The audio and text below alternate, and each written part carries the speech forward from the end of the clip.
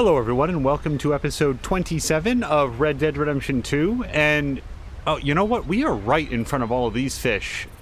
I wasn't expecting to start off with this way at all, but yeah, let's cast a line here, man. Look at all those fish. Can we? Yes. Sure, and then that's there.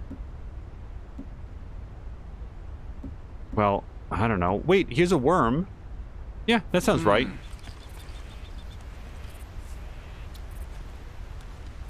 Fear, we haven't even taken a step yet. We can't have spooked the fish too badly.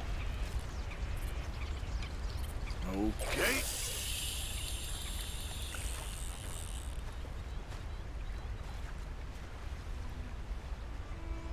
Now, I have no memory at all about how to fish. We did it once a long time ago. Hello to Grumpy.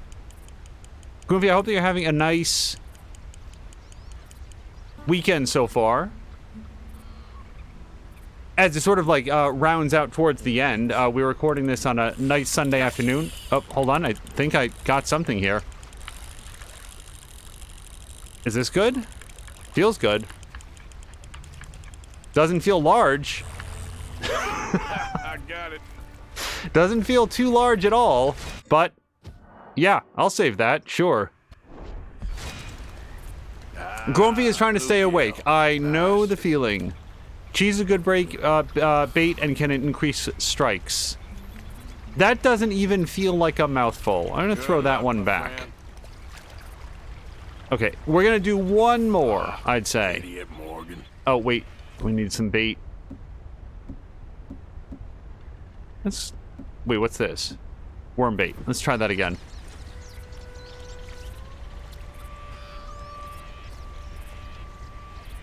All right, and go!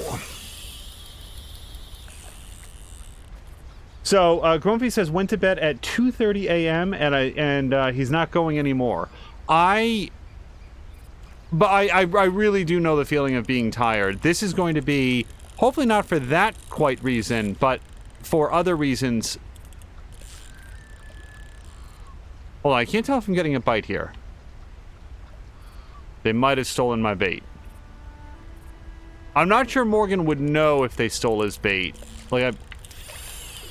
Okay, this seems positive.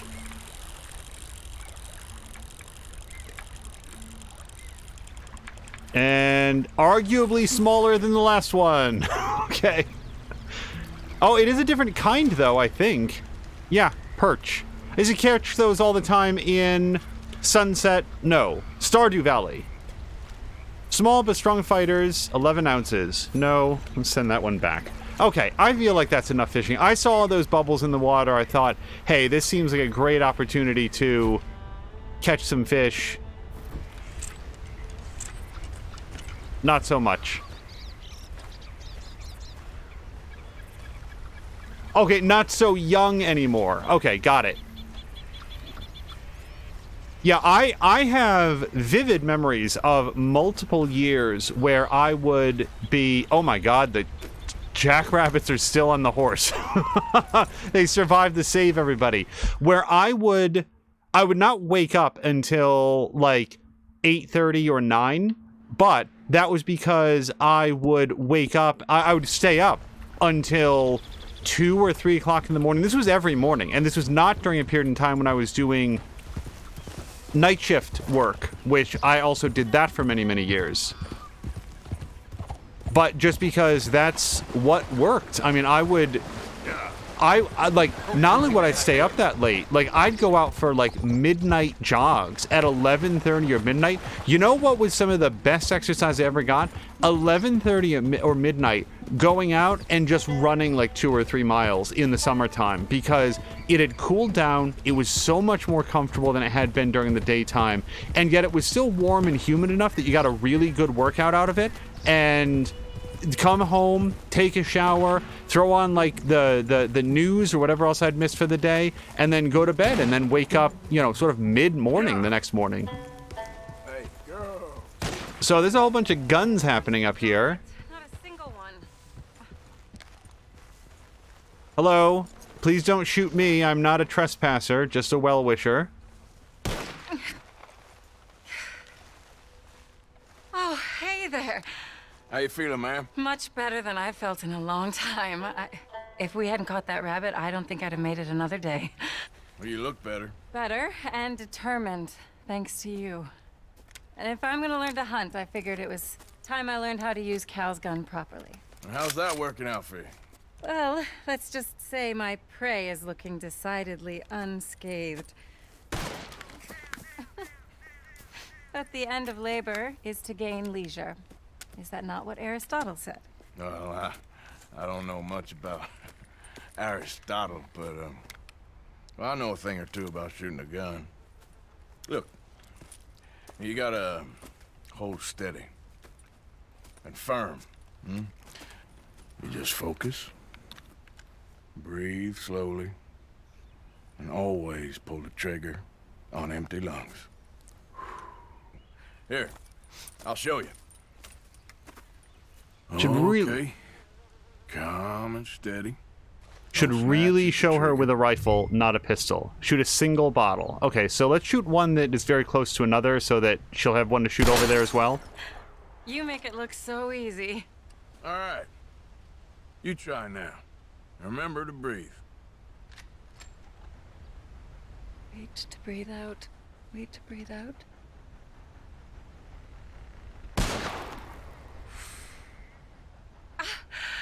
Would you look at that? I haven't hit one that close all day. Not bad. Focus on the inhale. Shoot on the exhale. My turn. I'll shoot a few more this time.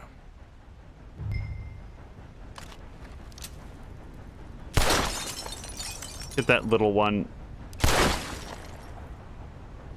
Oh no, that wretched rat is back. Over there, you see? It's been a thorn on my side ever since we moved here. Show off? All right, let me try again.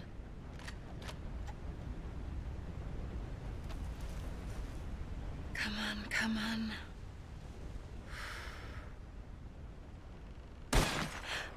Yes!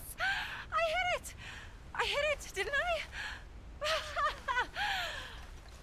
Looks so to me. What can I say? Thank you. I still have some of the rabbit left that I salted up. Would you join me for a meal? It's the least I can do. Oh, I got honor points for that. I only, like, showed her how to shoot a little bit. It really does feel like, why wouldn't you?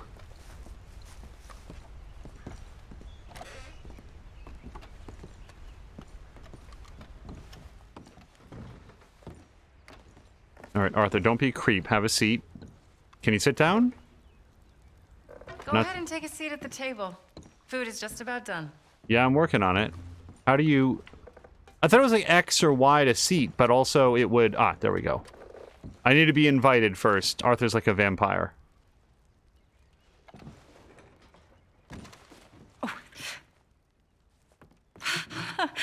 Well, it's good and hot. I hope you enjoy it. You helped me to catch it, after all. Bon appetit. Huh? Please enjoy. And thank you again for everything. I really am grateful. It was nothing. You're a good man. Oh, you don't really know me. I know enough. There's always more to find in ourselves. You helped me to see that. My husband, Cal, was such an optimist. I found that to be very contagious. But there's a fine line between optimism and naivete. And we were both born with a silver spoon. Banquets, butlers, valets.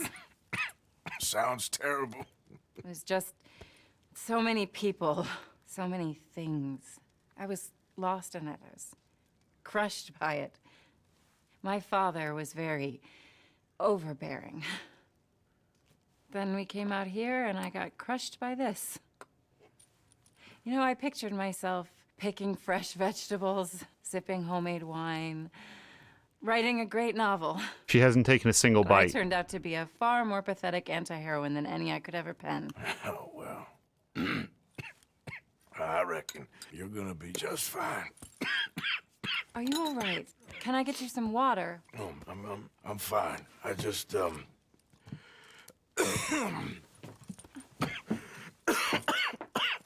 yeah, thank you for this. I think it's best if I make... Stay right there. It's gonna be okay.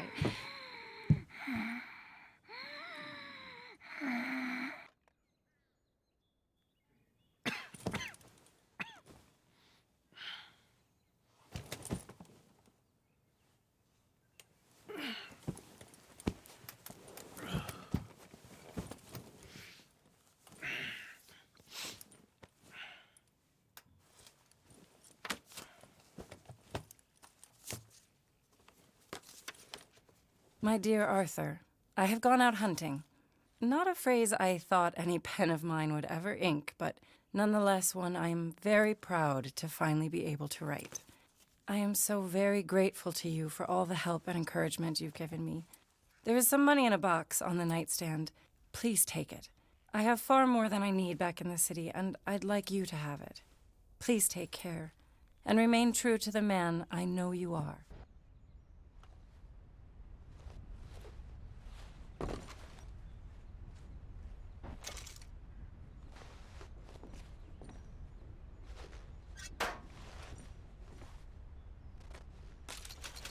Yeah, so the difference between here, like, I don't have as many qualms about taking money from her based on the fact that she has a lot of money. She's living here in the way that she does because it was a matter of choice and now to honor her husband, not because she's destitute and has no other options. All right, so I guess we're just going to leave. I'm not going to rip off this place. I feel like she had a lot of trust in Arthur and apparently took care of him when he was down. So here's what I was concerned about there.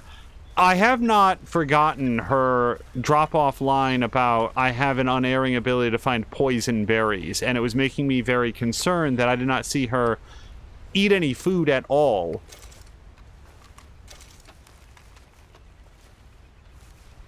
And I was thinking, oh no, has Arthur gotten miseried here? So we're going to have to circle through... Oops. No, it's this button. Yeah. There we go.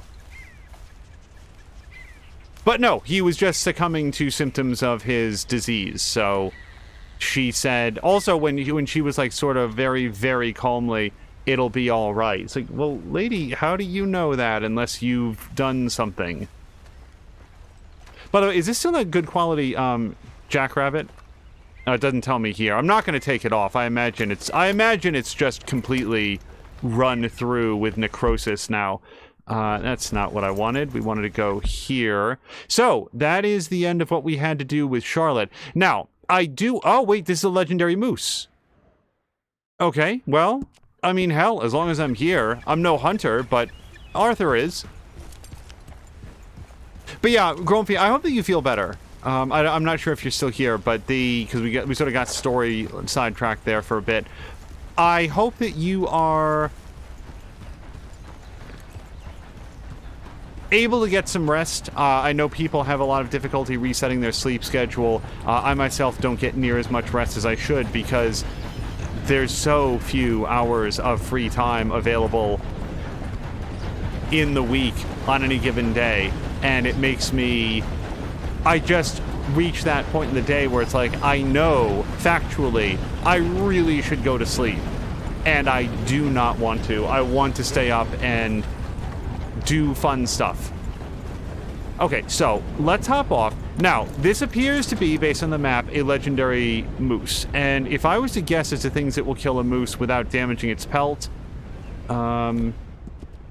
Oops. Bolt-action rifle is a good shout, and if I wanted something with a little bit more...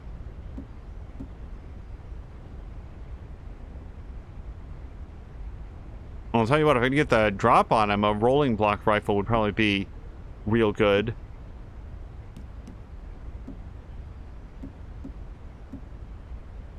I don't think the bow is going to be helpful for me in this situation at all. So let me just make sure about the rolling block rifle. That's the one that has the mandatory scope, doesn't it? Yep, I can aim up, but he will not look through the scope. So, here's the thing.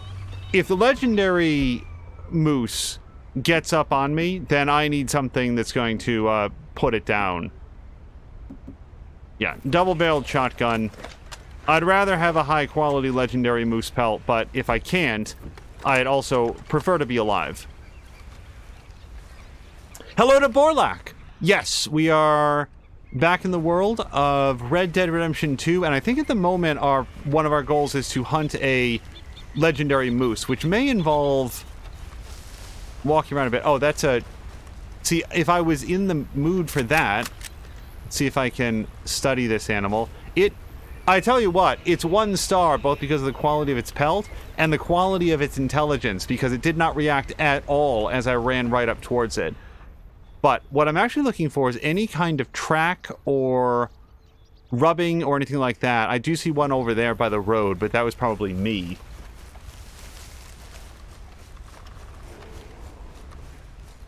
Yep. Okay, person on a horse. Okay, there is a track up there, it looks like. Arthur has some awesome eyes to be able to catch a track from way over here. Now, I do have another thing that I'm nominally supposed to be doing, which is tracking animals with the binoculars, and I do not know how to do that. Turns out you can't move. Really thought I saw a deer up there. Oh, yeah, there's one. Except he's perfectly behind the tree. Black bear. Yeah, I see it. So it's telling me down at the bottom left trigger. Okay, but that just puts the binoculars away. It doesn't help me to track him. Scrooge McDuck says, I don't believe the legendary animals have star levels. I believe they all stay as a legendary. I think you're right. Well, I mean, you know a lot more about it than I do. But that is also my understanding, because the legendary bear that Arthur hunted with... Oh, here's something to pick, I guess. What is this, wild cabbage? It's a mushroom. The wild bear that Arthur hunted with Hosea, I just shot it multiple times in the face with a shotgun and still got, like, a maximum level thing. But still, I'd like to, like, at least pretend that Arthur is a skilled hunter. Alright, let's take a quick look around. Oh, wait, there's something over here, too. I'm not yet looking for advice, but one of my soft goals is I would very much like to find some... Oh, I can't carry any more of this. I think it's oleander, because it's poisonous, and it's what I need to make poison-tipped arrows. And if I had poison-tipped arrows, that is what I would be hunting the legendary moose with. Alright, let's also check the map, because I want to make sure that I don't... Yeah, like, it's around here, but I think it could probably be in a pretty wide radius. It's not just going to be on top of that drawing.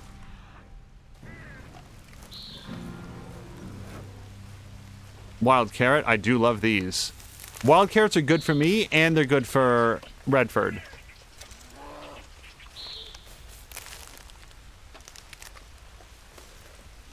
Hello to Azaric! So I'm just picking a wild carrot. Azaric says, good evening, Angel and Peace. Hope your Sunday is going good. Yeah, it's been a great Sunday. We got a chance to hang out with Tashir for Division Force.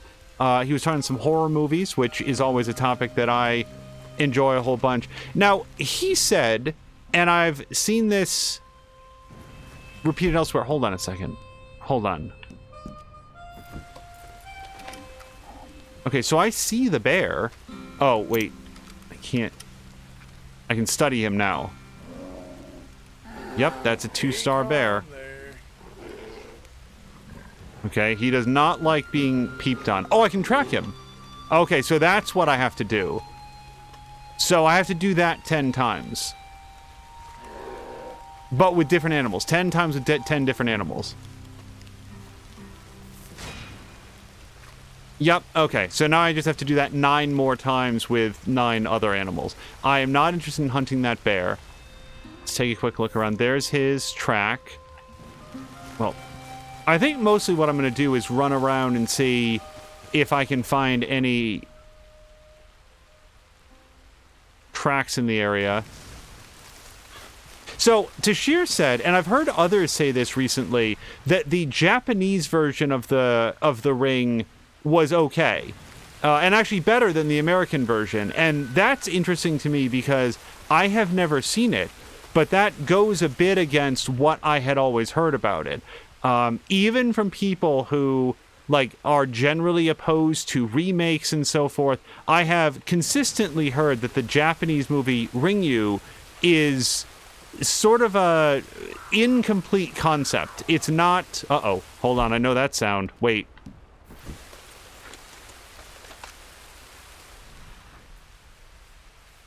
It's sort of like a cool idea that doesn't completely deliver on its concept, and the American version took that and ran with it well.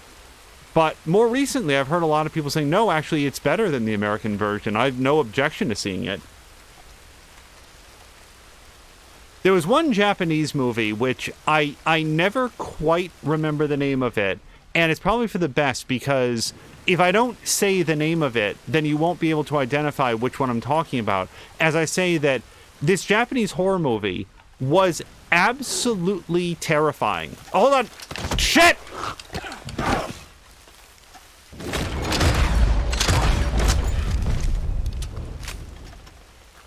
Damn it, I'm a sick man. Now I don't have a hat.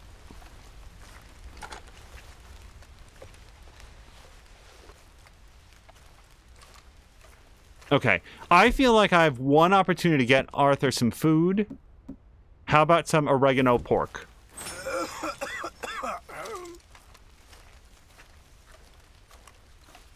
Yeah, this is not going to be a good quality pelt, but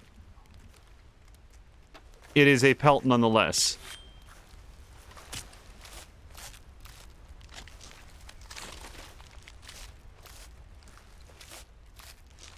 And I don't think I'm going to bother taking the carcass.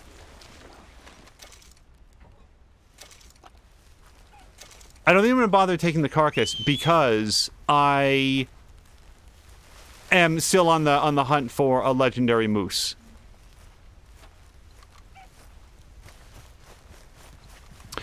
So the movie that I'm thinking of that I don't remember the name of it, it was... I was so on the edge of my seat. I was so nervous. And then sort of realized at the end that if I was ever to watch this particular movie a second time, it would lose a lot of that. Like, in terms of, like, tone and atmosphere, it's unmatched. It was so, so well made. But factually speaking, at the end of the movie, nothing had happened for, like, 95% of it. It was all tone and tension, and the fact that it was so gripping, yeah, I'm just gonna get on board because I do not know where the moose is. Okay, let's go down here a little bit. I'm not sure if the moose would hang out next to this bear, but we'll search at least on the other side of the tracks. Yep.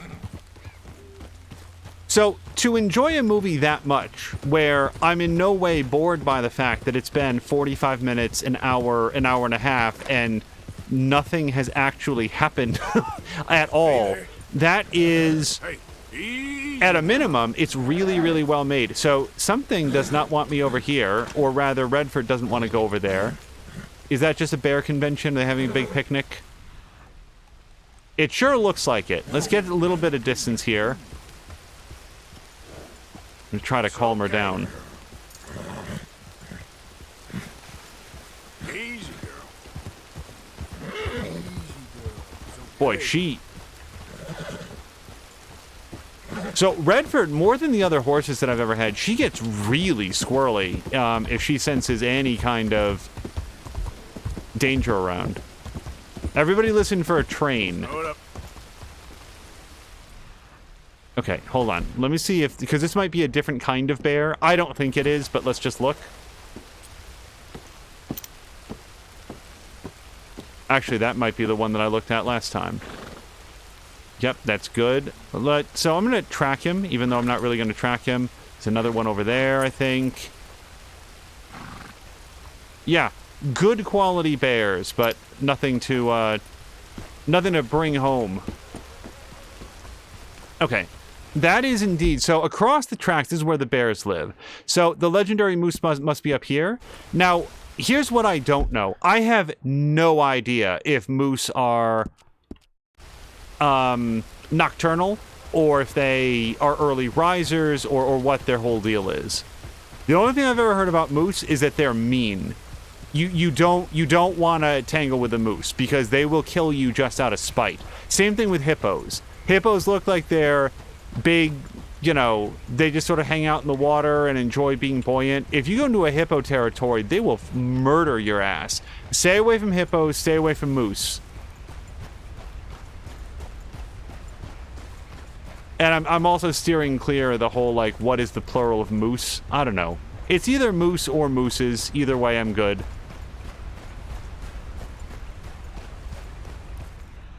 You get the sense for why this moose is legendary. He's also the predator.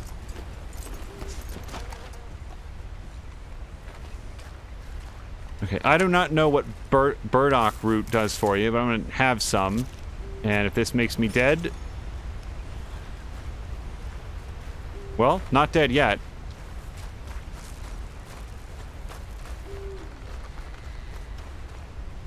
But yeah, I loved The Ring. I think that we've probably talked about this in the past. The Ring is one of my favorite favorite horror movies. I think that it is excellent. I think that it holds up to repeat viewings.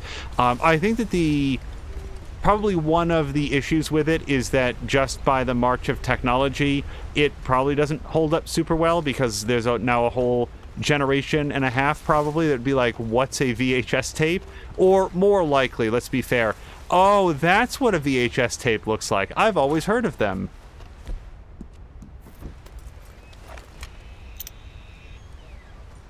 Maybe it's not a moose. Rocky Mountain bull elk. Well, that's a perfect one. Can I track that guy?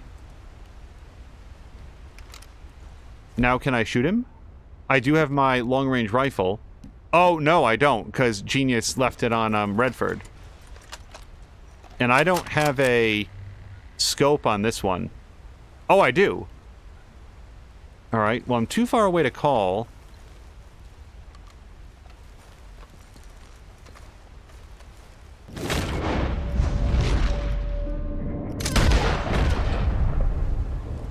I think I got him. Hey, if I can't have a legendary moose, I will take a 3-star elk in its place. What's that over there? Was that the moose? Wait, that could actually... No, that looks like another elk. Yep, it is a Rocky Mountain elk. Alright, well, I'm not carrying this guy all the way back to Redford. Redford's gonna have to come to me.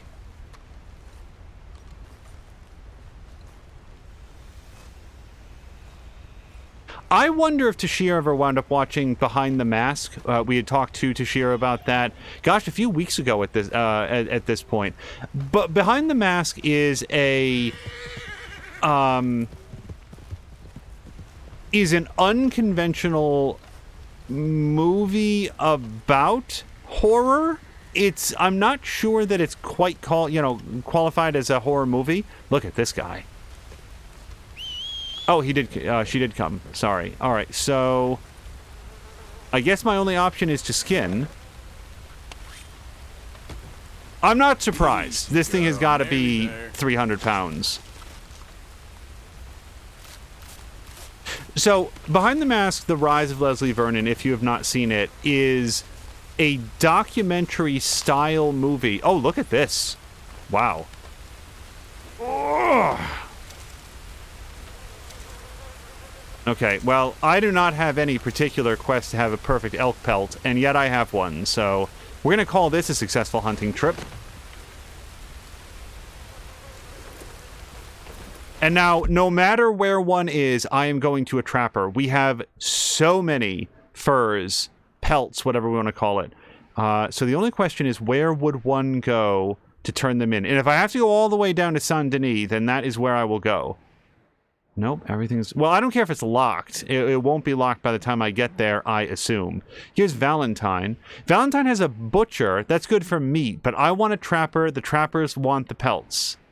I can go to like a general store. Yeah, see, here's... Look at this guy. Look at this guy all the way over in West Elizabeth. How are there no trappers hanging out in, like, the woodlands? You would think that that's where the trapping would be done, yeah? All right. I'm going to go down here. And yes, it shows that it's unavailable. But by the time we get there, I think the sun will have risen. I think The Rise of Leslie Vernon is sometimes mischaracterized as a found footage movie. It is a found footage movie in the same way that Lake Mungo is, which is to say, not at all. It is a documentary-style movie, which is very different. Whoa, what's this? Hold on. There's a question mark on the map. What am I questioning? Son of a bitch. This is where the elk hangs out. Okay, then. Oh, man, now I can't leave. I am honor-bound to hunt this thing. The game figured I was leaving and said, no, no, you don't. So. Is this it? I think it is.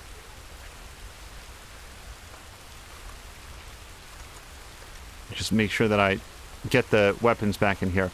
And, sorry, the documentary topic is, or subject, is a guy named Leslie Vernon who wants to be the next Fred Krueger, the next Michael Myers, the next Jason Voorhees. And this is not like my summation. He specifically says that these are direct inspirations for what he wants to do, and that Leslie Vernon lives in a world where all of those serial killers were actual people who are famous for having done killings. And it is a really interesting movie that I enjoy.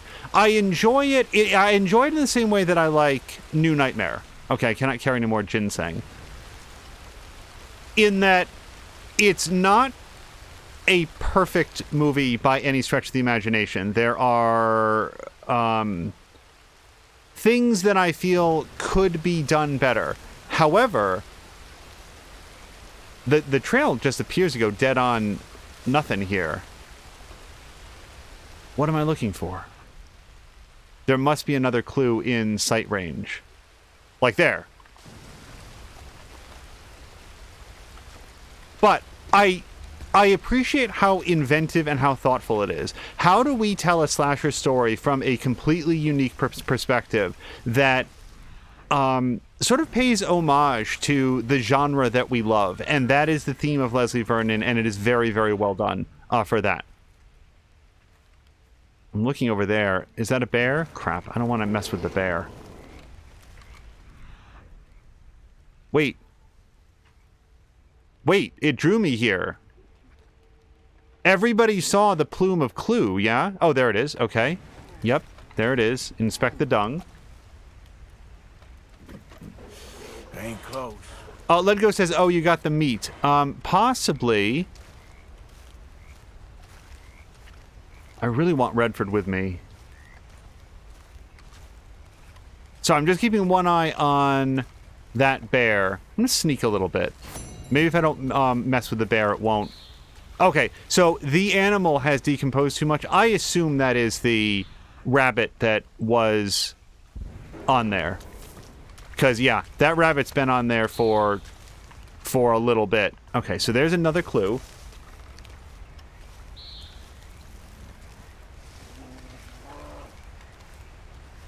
Is that a...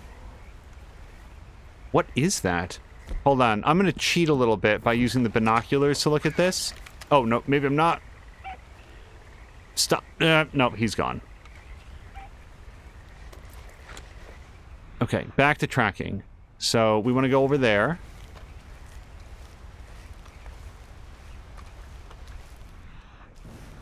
The track? Fur.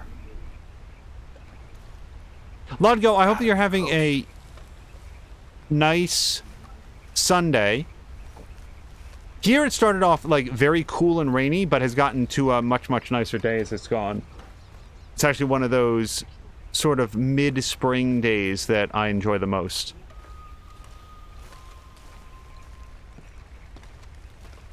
Oh, there it is. Hold on. Is that it? I think it is. Hold on. Oh, I can't study him. Wow, look at those antlers. This is a legendary animal. The bear was big, and whatever the other animal was also big, but that thing is... Look at that. You could make a hammock out of that. Track, yes. Now, I do not feel like any of the weapons that I have are suitable. This is a very, very large animal.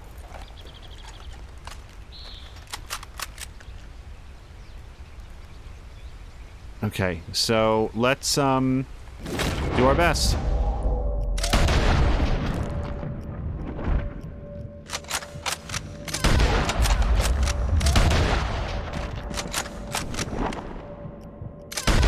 Be dead now. Is that it? Oh, down goes Fraser. We got him.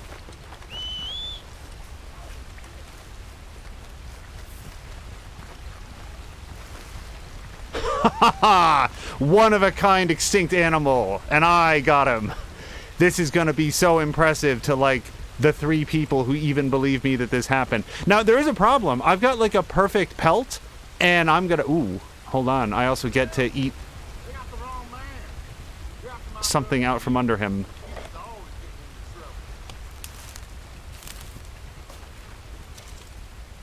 Also, I'm getting a tip about treasure chests. All right, Redford, you just hang tight, because this is going to take a few hours.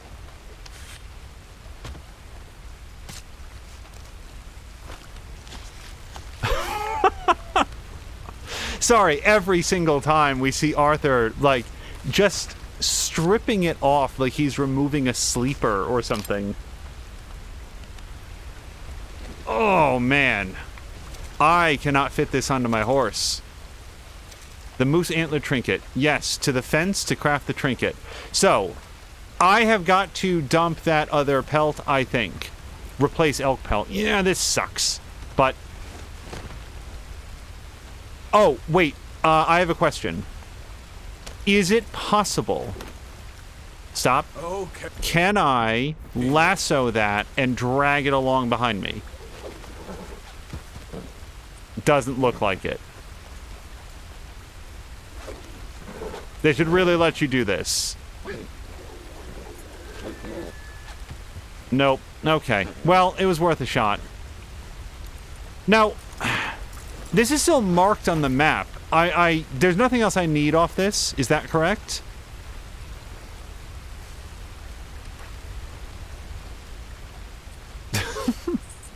Hold on, I'm gonna eat this common bulrush. Moosey. Okay, I do not see anything else that I can do with this animal, so now, again, not only am I going to a trapper, but also to a fence, because I want to craft whatever trinket that I get. If I was to guess, pure guess here, the moose trinket will increase Arthur's health, because the trinkets seem to confer some sort of permanent low-grade bonus, and what kind of human bonus would you think of from a large moose? I would say health upgrade. They are very, very strong. Kind of feel like that's where we're going with that.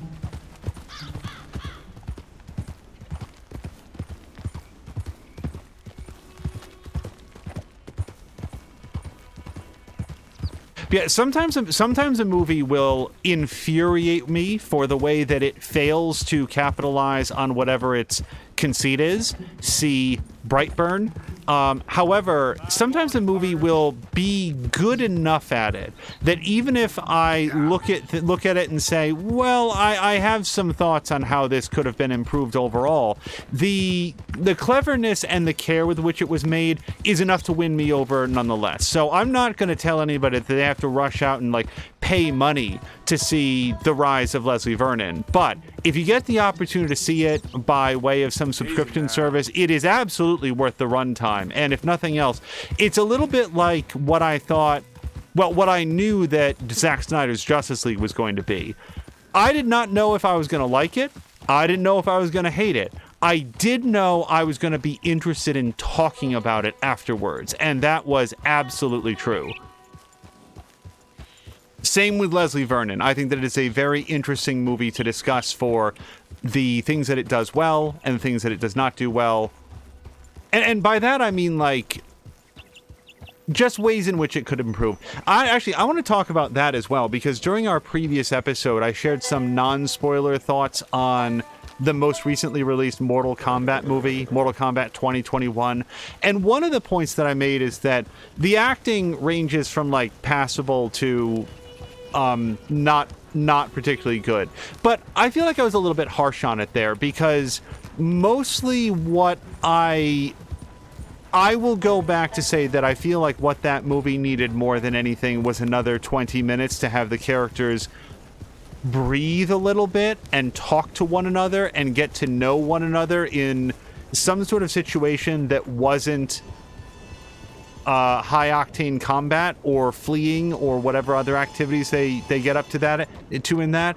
And like the main character, the guy who plays the main character is a guy named Cole. He did a good job. I thought that Kano did the best with the material that he had, and is probably... Sorry, what happened there is that I mentioned a character who's in the movie. He's in it from an early point, and I don't feel like it's going to be any sort of surprise to people who know Mortal Kombat or have seen a trailer. Nonetheless, I didn't know who was and wasn't in the movie, and I had sort of vowed internally that I was going to be very careful about talking about who, you know, who's in the movie. But then if I'm too careful, then I don't get to talk about the things that I thought were well done. To me, the biggest... the best performance in the movie, I thought, went to... Oh, gosh. And now I'm worried about mispronouncing his name or even not quite getting it right. Like not even close. But Mikad Brooks? Am I saying that correctly? Without giving away the character that he plays, here's someone who doesn't get like a disproportionate amount of screen time, but I thought did a really good job with the material that he had to work with.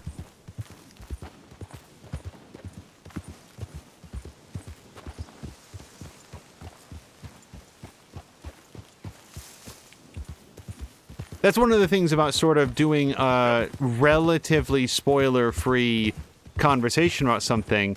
I want to make sure I don't talk about anything that happens in the plot. I want to make sure that I don't give away any big character reveals or anything like that. And it's always, I think, easier and a little bit more natural to talk about the things that I found wanting, to say, here's what I didn't think worked well, and here's how I might recommend improving them. But to talk about the elements that I did like, that I'm more hesitant to talk about that stuff for a specific reason. For people who haven't seen the movie, I want them to encounter that stuff completely organically, the way that I did. I never saw a single trailer. I don't know who's yelling. Uh-oh. Hold on. Okay, this is gonna be a thing. Okay, that's...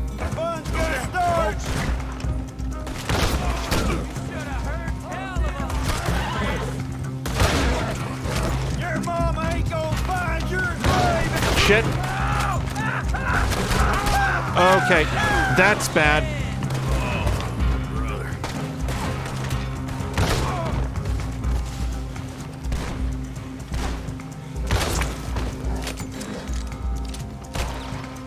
Don't die, Redford. I just need you to hold on.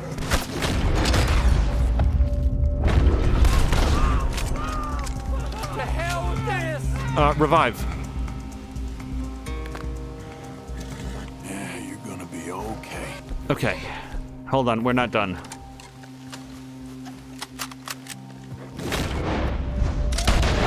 There we go. Now we're done.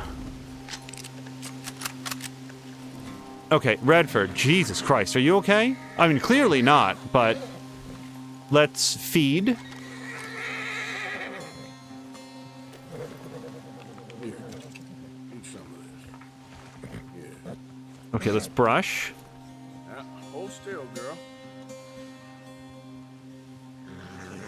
Okay, you good? Let's... Hold on, pick this up. Now, let's all make a pact that when I get to town, I'm going to remember to pick up some horse reviver, because I don't know how much I have on me.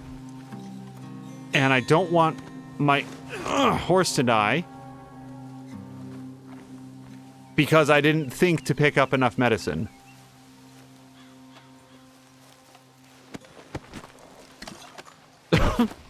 Sorry, I did not realize that that person had turned into one of the infected from The Last of Us.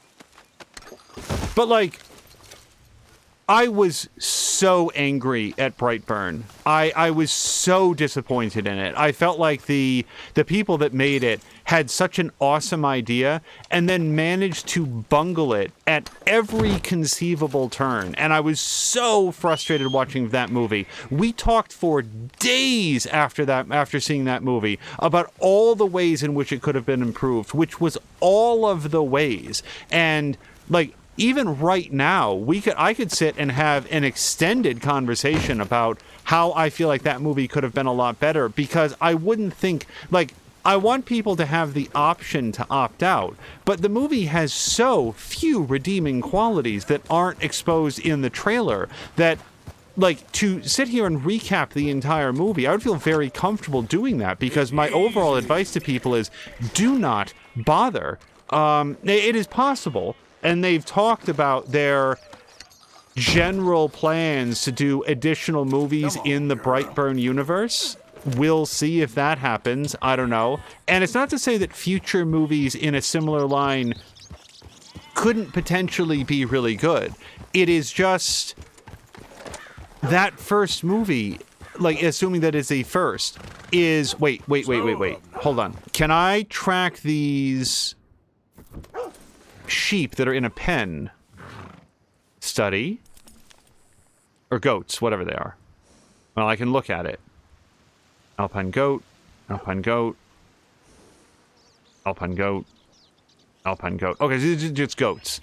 And there's a horse. I can look at that guy. But I cannot track these guys, so this doesn't count. Wait, who's Morgan? That horse is Morgan? Or am I Morgan? Horse? Horse. Wait, is a little horse named Morgan? I didn't know that.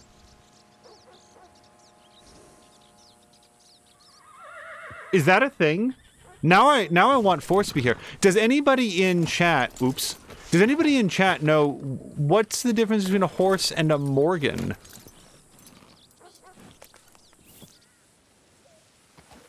Because I did not know that Morgan was a type of animal.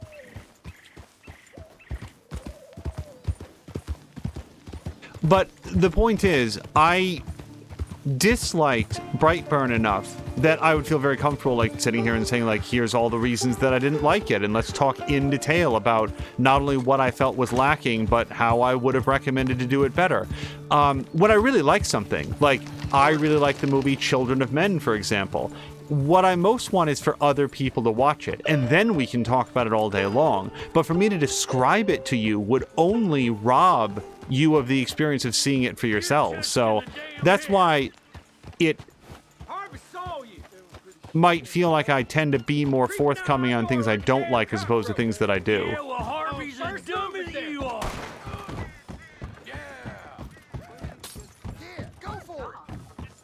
Sorry, just making sure that we don't wind up getting to be a part of that. So earlier today, twitch.tv/morethanamia did her own session of this, and it was frustratingly short, but for a good reason. She was going to go get her first shot of the COVID vaccine.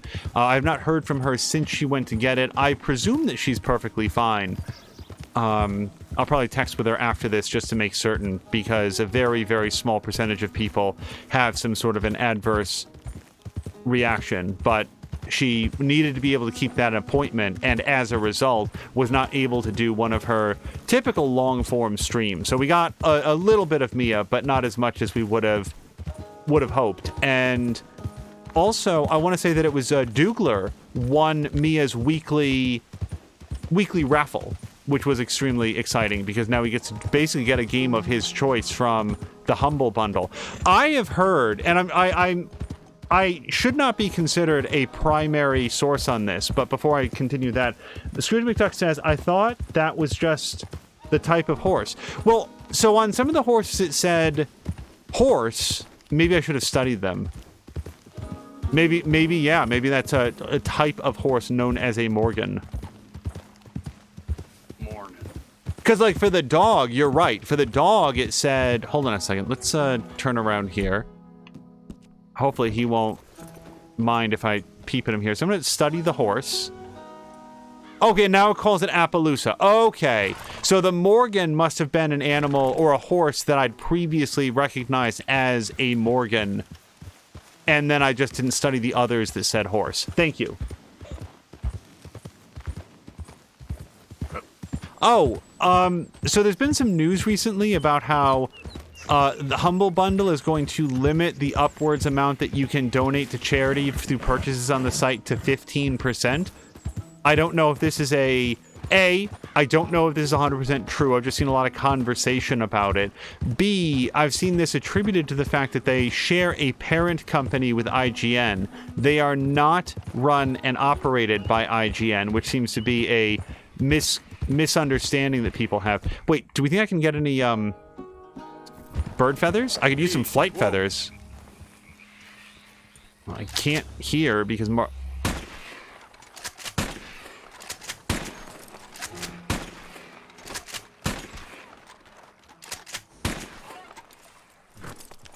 that's some birds.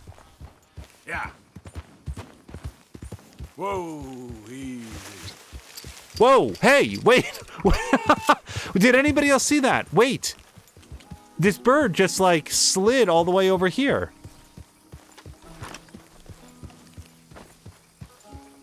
Easy there. On the map, yeah. Several of these birds are now just on the road. I wonder why that happened. I'm fine with it. Less distance to travel. So mostly I just want the flight feathers off these guys. I mean, if I get some, you know, breasts or whatever. Yeah, 3 flight feathers. That's 3,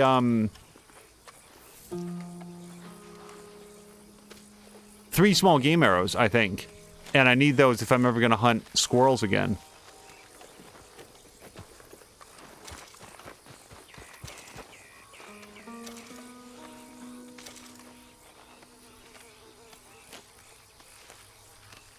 Yeah, so I am not a humble partner, but it might just be worthy of note that allegedly your options on how much of your purchases go towards the charity sound like it's going to be limited in some upcoming update to the Humble store.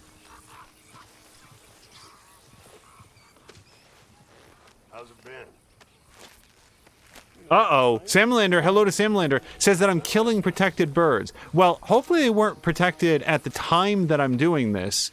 And also, maybe Arthur Morgan is the reason that they became protected, because he hunted them all to extinction during his short time on this earth. Yeah, so Samlander looks like he's confirming the maximum of 15% is going to be able to go to charity. Now, Samlander, do you know if that change has already taken place, or if that is something that is still in the works?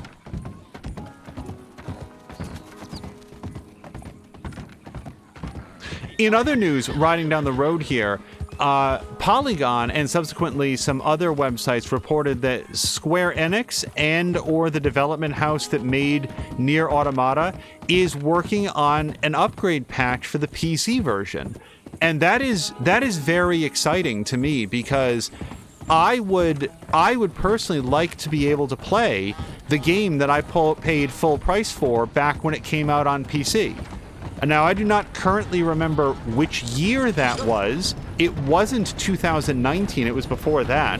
But speaking as an owner of Nier Automata, yes, I would like a patch for that game that renders it playable.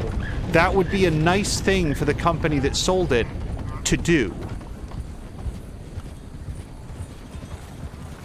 Now, here's the thing about Nier Automata. There is a patch that will make it playable. It's a fan patch. It's called the Fix Automata Resolution, I think. It's called the FAR patch, F-A-R, and I think it's like Fix...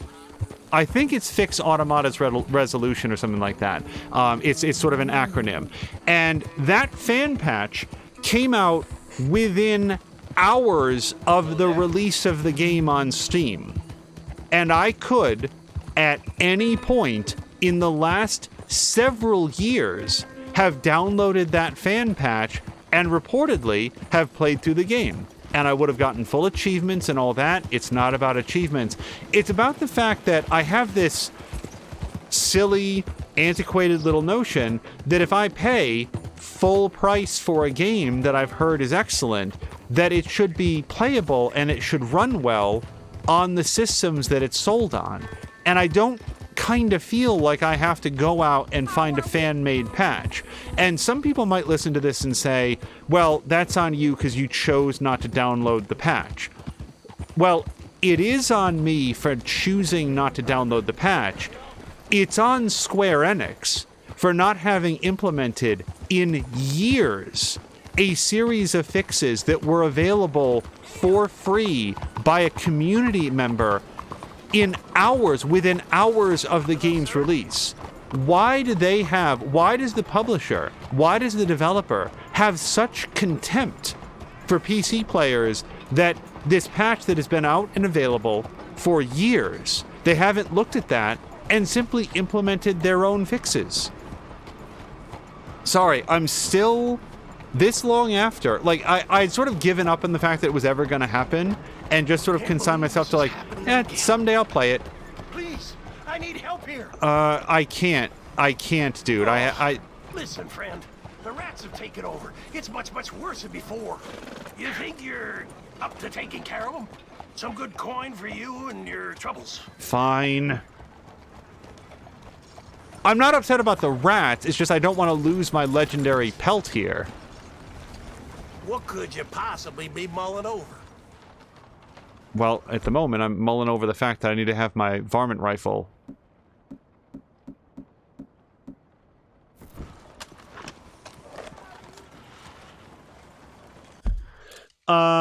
Oh dear. Hold on a second. Wait. There's, Sam Lane has posted several things, and I hadn't realized that there were multiple comments here. 1 second. So, the change on Humble Bundle has been announced, but not sure if it's been implemented. Sam Lander says, basically, Humble Bundle went from a way to generate hype and give to charity to a storefront that I guess has charities attached. And then Sam Lander says, depends on how old the game is to me. Also, GOG is amazing. That's good old games. Eesh, it's not even necessarily contempt for the PC players. Sometimes it's wariness for being sued for stealing the fan code. But the fan has no rights to the code that was changed. And apparently the changes... So here's what we're talking about very briefly, is the PC version of Nier Automata has some bizarre glitch in it that, as I understand it, and I may be off on some of the facts here, Nier Automata on the PC always renders like out to the edge of the horizon, even in cutscenes where those elements of the landscape are not visible.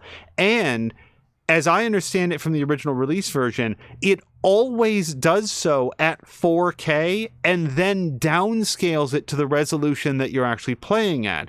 This has predictably some bizarre consequences for how the game actually performs. And as a result, it runs, or at least ran, very poorly on mid to low end systems that it should otherwise be able to run okay on, and suffers from all sorts of bizarre sort of frame rate hitching and other issues. I believe Digital Foundry had both their original video and a more recent one comparing the Xbox Store version of the game, where they do sort of a detailed technical breakdown, and it's been a while since I've seen it, so I may be off on that. The fan-made patch basically goes into the game and adjusts it so that it doesn't render the entire planet at 4K all of the time, which does a great deal to smooth out the frame rate and make the system perform properly. From there, my understanding understand is that it does some other sort of like line code tweaks. And the thing is, for a fan-made patch like that, either in the EULA or it should be patched into the EULA, if you modify the code for a game that you bought, that does not give you ownership rights over the changes that you made. This person did not add a new chapter to the game. There's no original writing. They corrected a series of bugs, and it would be... I'm no lawyer on this, but it would be... It feels very unlikely that because a fan wrote a patch, that the company that made the product is then unable to implement those same fixes for fear of being sued by the developer. Now, again, I really want to stress, not a lawyer. I don't know what I'm talking about. But if somehow that was the logic, like I guess the end result of that would be that we should be mad at Kaladin, I think that's the guy's name, for having patched it. But I'm not mad at him. I'm desperately happy that there does exist a fix, even if it's not one from the company. Sam Lander says, if that's the cause, it's some amazingly bad optimization. Yes, it is. And so let me pause here, because if you don't know me, if you detect any ire, any sarcasm, anything, this is in absolutely no way angled at Sam Lander or anybody else in chat. All of my ire is directed towards the developer of the game, because if I had bought a game on sale, I'd be like, wow, that's kind of garbage. But I wanted to support this game because I had played the demo on PlayStation 4. I thought it seemed super neat and a lot of fun. I thought that the action and the various genres were very, very neat. And it has a lot of different play styles from what I saw in that demo. And I thought, oh man, this is really cool.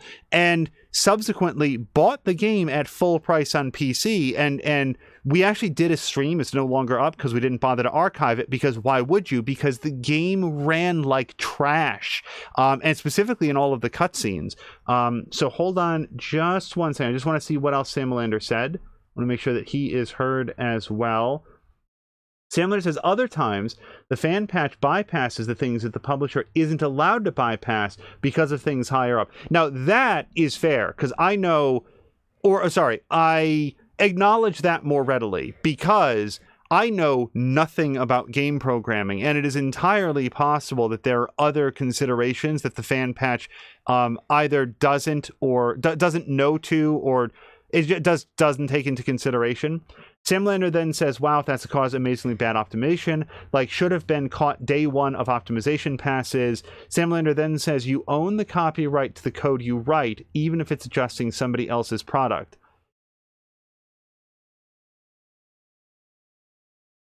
So, like, let's... Hello to Brian. Let's game that out a little bit. Aliens Colonial Marines. A bug was detected or found years after that game came out that, like, it's like a little typo in one of the INI files or something like that, that because it's misspelled, the aliens in the game don't understand how to use vents or climb to the ceiling or do a number of other things that they should technically be able to do, but there's a single typo in there. So when somebody detected it or found it, they went in, they fixed the typo, and then was able to provide documented evidence that suddenly the game runs or not runs properly, but that the AI is much more savvy than it was beforehand. For fixing that one, like transposed letter, does that fan now have a copyright on the fix that they found? Because if that's the case, and I think that we all know this, copyright law is really messed up, but if that's the case, that seems wholly inappropriate. Yes, I'm so whoa, wait. Oops. Well, I guess that's the end of that. Whoops. Well, I'm not trying to scare anyone, so I gotta get out of town. Fuck. I would jokingly blame Samalander for this, just because, but no, this is, on multiple occasions, I have found ways to accidentally draw a weapon on someone that I didn't intend to. Okay, let's try to go this way. Just get off the road. Balls. God damn it! Here. You're okay. You done good, girl. Oh, God damn it. Yeah. All I wanted was to turn in my stupid pal. I should have just kept riding. I shouldn't have stopped to help him with his rat problem. Just let me go, will you? We need Caroluna here. We'd blame him. Hashtag blame Caroluna. He's not even here. Jump. Okay, jump this too. Okay. I had nothing to do with this. Do their horses also have jumping technology? I feel like they do. Keep going. Come on, we can get out of here.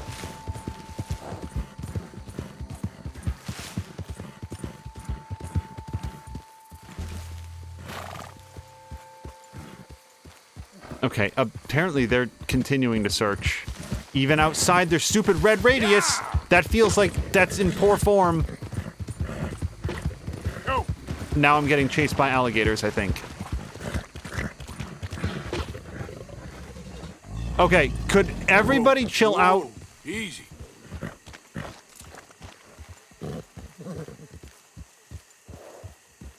Jesus.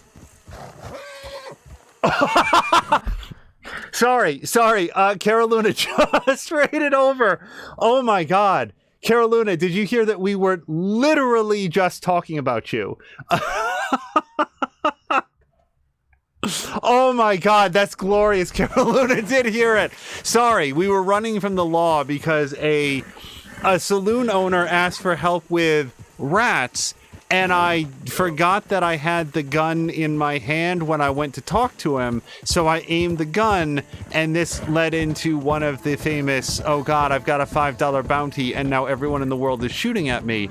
And this was because we were having a short conversation about Nier Automata and the ridiculous performance on the PC that now, in the year of our Lord 2021, they are finally talking about patching as like an actual legitimate patch. And the conversation was such that I just got involved in that, and now we were running away.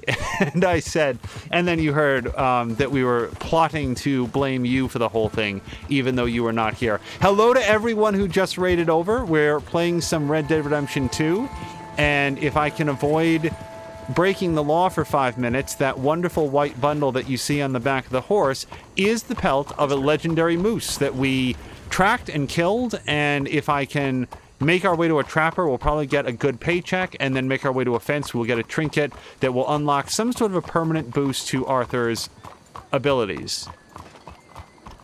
I do see him. He's right there, but I'm hoping that if I keep riding and keep my head up and my eyes down, he won't come after me.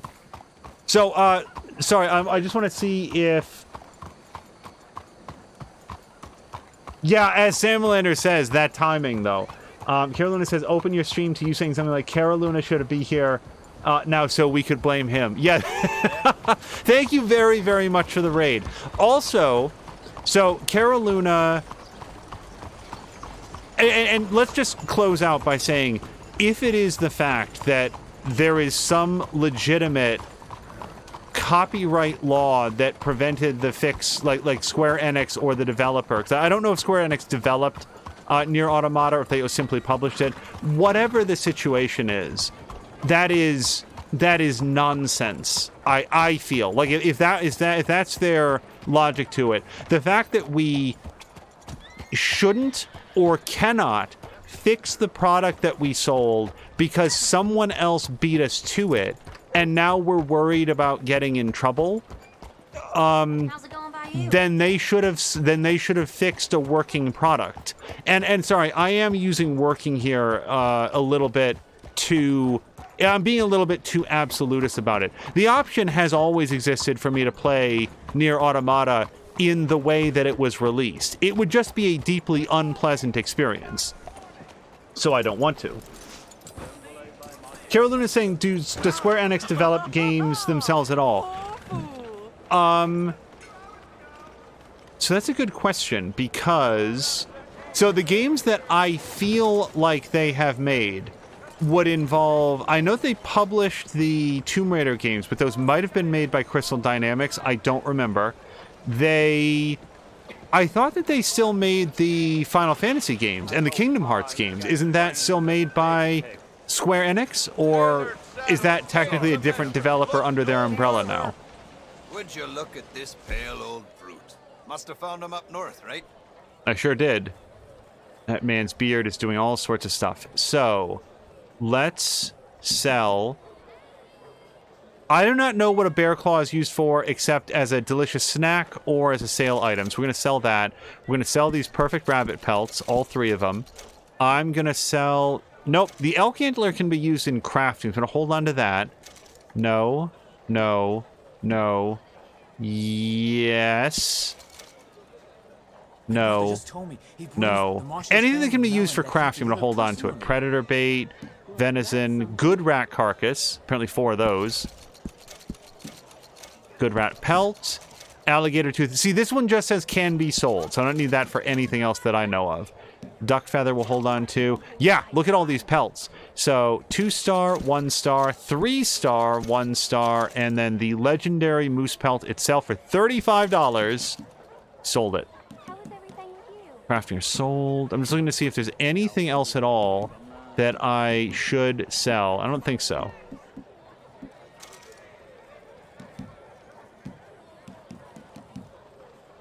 Okay. Glad to see you again, sir.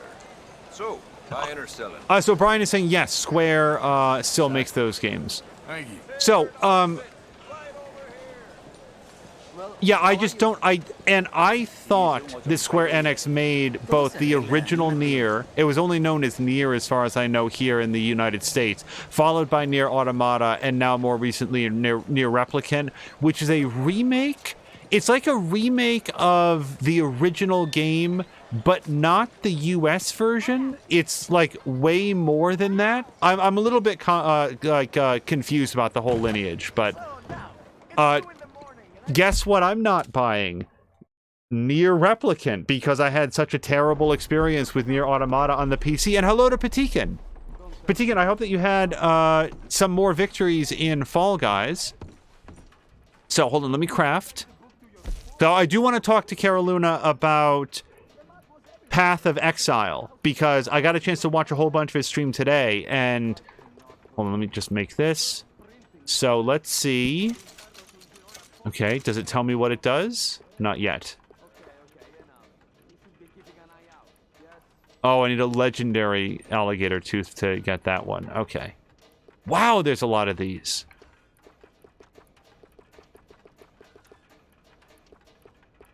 I didn't know that there were this many legendary animals. Okay, now, can I look at that? Hold for details. I just want to see what it does. Permanently increases the player's health experience bonus. Oh, wait, health experience bonus. That's different. That's not health. I thought it was going to be health by 10%. No, it's health experience bonus by 10%. Okay, so I also want to sell whatever goods that I have. Probably don't have that many, but let's just take a quick look through. I want to hold that. I want to hold that. Okay, I don't have too much to sell now. So Patikin only got 2 victories total.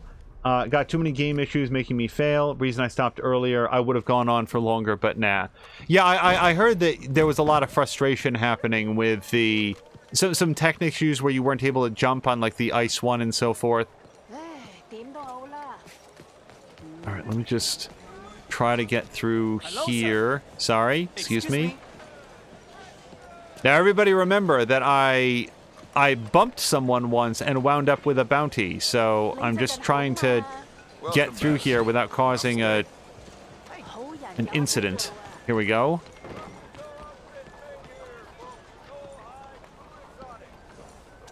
And speaking of incidents, let's see if I can go pay my bail. Or bounty, whatever it's called. Also might want to check by the general store. Yeah, well, then again, you know what? Let's just go. See if there's any foodstuffs I can buy.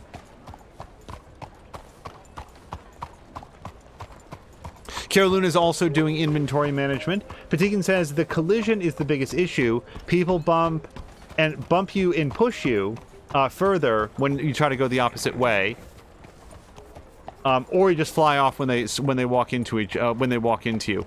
Okay, so there's a lawman here, and I don't know how long it's going to take him to recognize that I am not welcome here. So maybe I will go pay the bounty first.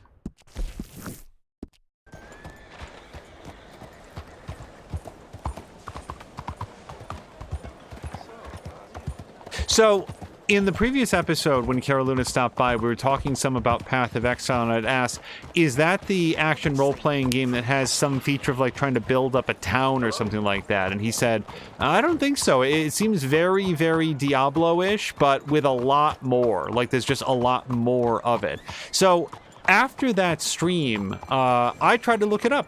And then I had my producer try to look it up, and, like, what the hell game am I thinking of? And we weren't able to find it. I'm thinking that it might have been like Odin's Curse or something like that.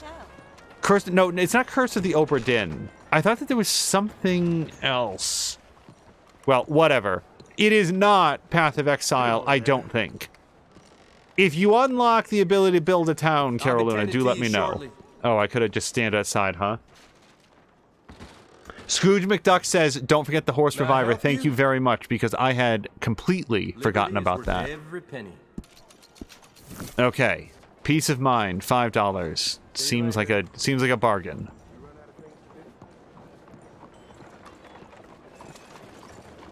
Patikin says, overall not a great day, really, playing or stream since half the stream with silent chat. Well, to an extent, Patikin, well, like we were in there and lurking for a good long time, but that was because we were...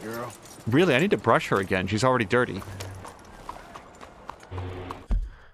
We were doing something else in the background, but it was a lot of fun to have on, as was Samalander. So we're going to go here, and I might also stop by the gunsmith, just make sure that I have enough gun oil and so forth.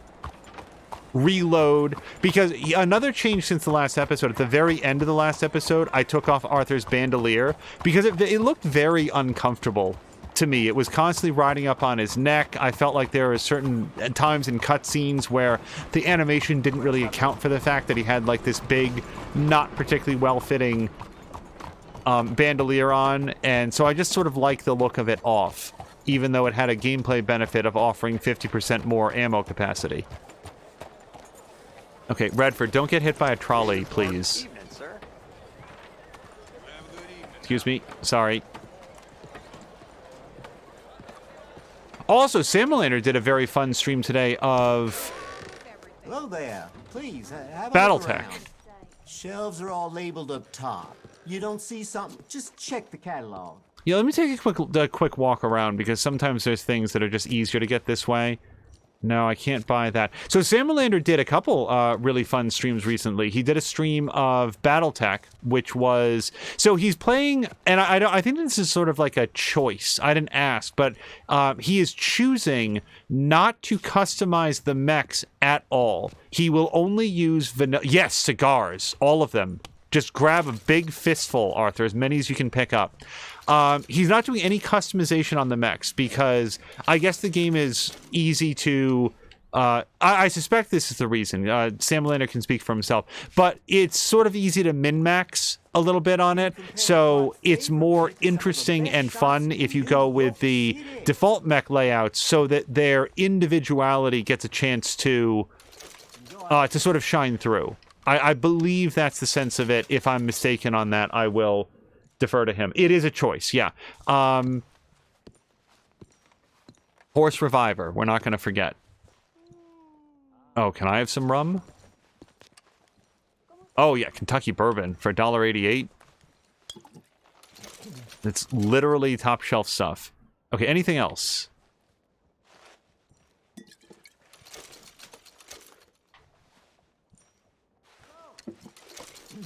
Okay. Okay, everything else I'm full on. Okay, so we need some horse reviver. You look like you've lost some weight there. A little, maybe. Well, stock up then. Need to get you fed.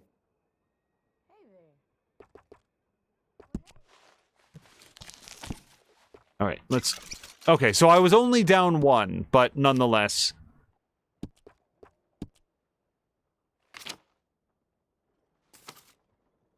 Live crickets. Well, if I go fishing again, it'd probably be pretty good. Can't carry any more. Live worms. I don't know why I'd buy a pocket watch and take it off of everybody that I kill. Nothing there. Yeah, so let's just fill up completely on whatever ammo I might need.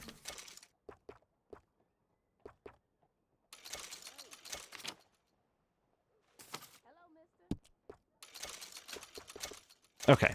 I feel like that's enough.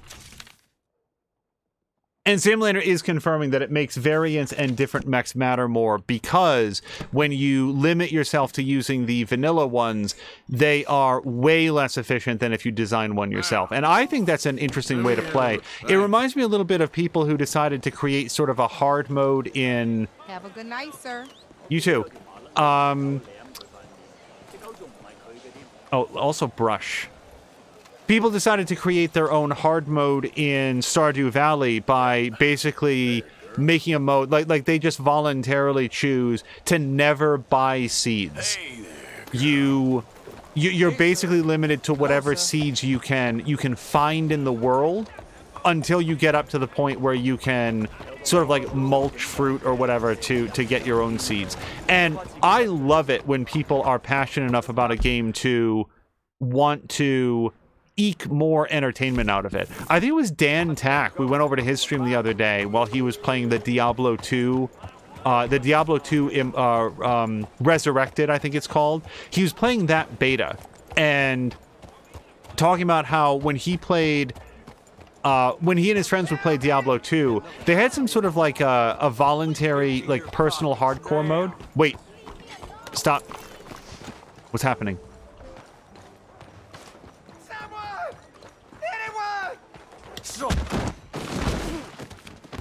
You out of your head? I owe you my life. You okay? Here, it's the least I can do. Please. Decline. Keep it. Stay out of dark alleys, huh? I owe you. Shan't forget it. All right. Oh, hello to Bomb First. So, before I forget, let me just pause because I just want to make sure. So, Bomb First, we were talking here. Have you done something new with your face cam? Because, oh my God.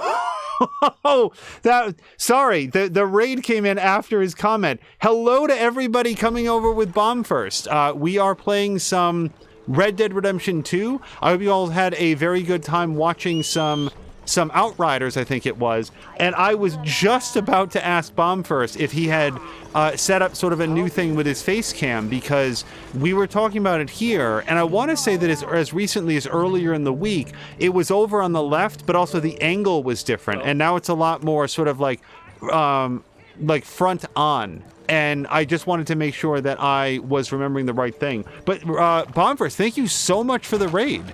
We are open again in the morning. Do you need any assistance? Well, I was hoping to How are you, sir? clean a You don't gun look so or good. two. Is that how you Specifically treat all your customers? the... No, Hold on sorry. 1 second. Can I help you? Yeah, this guy does not want me here. I think... wasn't it the pump-action shotgun or the double-barreled shotgun? Well, we'll clean this off, too. Bomb First is still working on the camera thing. No, I was going to say, I think it looks great. I think the first thing is, does the green screen look correct? Like, is that the way that it should be? It's not like sort of glitching or anything like that. Green screen looks perfect. And then from there, I just thought that it was a super, like, good-looking, high-resolution camera. I thought it looked great. Also, can I put a wrap on this? Yeah, hold on a second. Styles, or is it components? Wrap. Yeah, we need to get this on here. 1 leather wrap, please. And I don't know how to customize the way that it looks.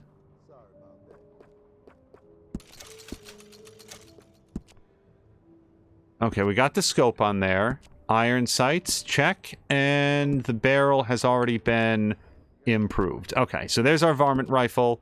Looks good. Styles, that must be it. So if we go to the leather...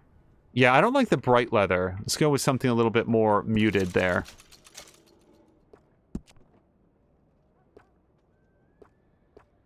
Sure, let's put a nice carving on there underneath the wrap so we can't see it. It seems like a good expenditure of cash. Okay, anything else? I don't think so. I feel like we already upgraded all of this. I think. Oh, no, I didn't. Okay, let's get that in there. The rifling. No, I didn't do this either. I don't know where I got this that I didn't improve it, but let's do all of the improvements for it right now. Yeah, let's go with that. And that is...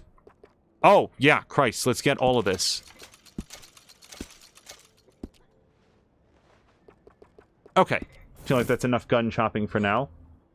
Bumper says the stream was fun. Right. How's Red I'll Dead stay 2 open so if far you're today? definitely buying Adventurous. So we successfully hunted and killed a legendary moose. So we got a cool trinket from that. That happened just before you came in. Wait, no. What? No. What? Stop it. I'm not doing this. No way! No way! God damn it. So, Bombers, this is how it's going today. That's me, but so, just so everybody knows, that's what happens when you press Y to get on the horse. Just choke out a random person. Could everybody please... Okay, I just need a few moments to explain myself. God damn it, Arthur. No, don't hit any more people. Okay, dude, you need to get out of the road.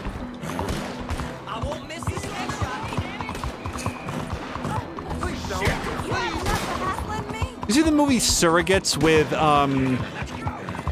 Bruce Willis? That's what this is like. My surrogate, Arthur Morgan, has malfunctioned, and he just choked out someone for no goddamn reason. I really want everybody to see how few bullets I am returning. Ugh.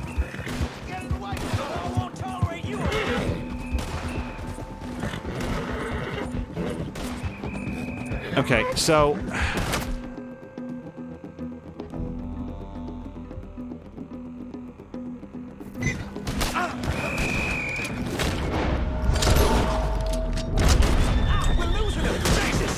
Okay, you'll be fine. The horse won't.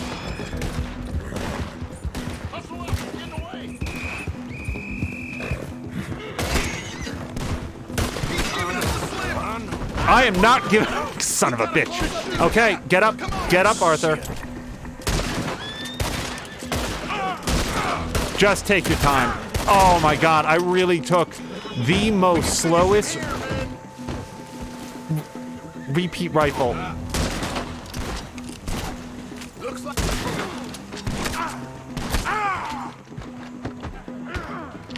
Still think you're tough?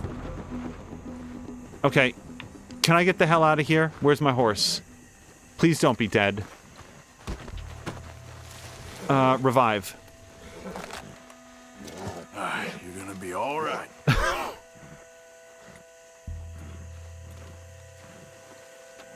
I cannot overstate how unplanned any of that was, and also how representative it is of answering the question that Bomb asked, how's it going?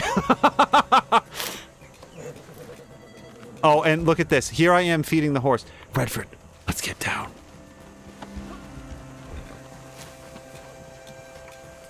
They'll never see me. You all right, girl? They saw me. Shit! God damn it. Yeah, no, I don't know why I thought that if I just crouched down in the bush, they wouldn't see me. It's because they didn't see me when I was coming up. On the positive side, did I really get up to 5 stars? And hello to 87 Steven as well. And also Shadow Fire X. Ink is asking, is there co-op in this? So there's not co-op for the story mode, but there is co-op for the online mode. where you can get together in, I think it's called the Posse, and go and do challenges, whether it's herbalism challenges or the Rum Runner. If Patikin's still here, I think Patikin's played. Patikin, have you played a bunch of the online? I think that you have. And if you want a much more thorough answer to that, More Than a Mia has played hundreds of hours of the online, so she would know it front and back. I need a hat back. There we go. Okay, so all I wanted to do was get back on my horse. Oh, I think we probably have a bounty too. Let's go pay this off. So Patikin, he has played a lot of online. Can you characterize for folks in chat the co-op options? Do you guys, because I've never played it, do you go on missions with one another, or is it about seeking out challenges, or, if you want to do, the bounty hunting stuff, what is that like exactly?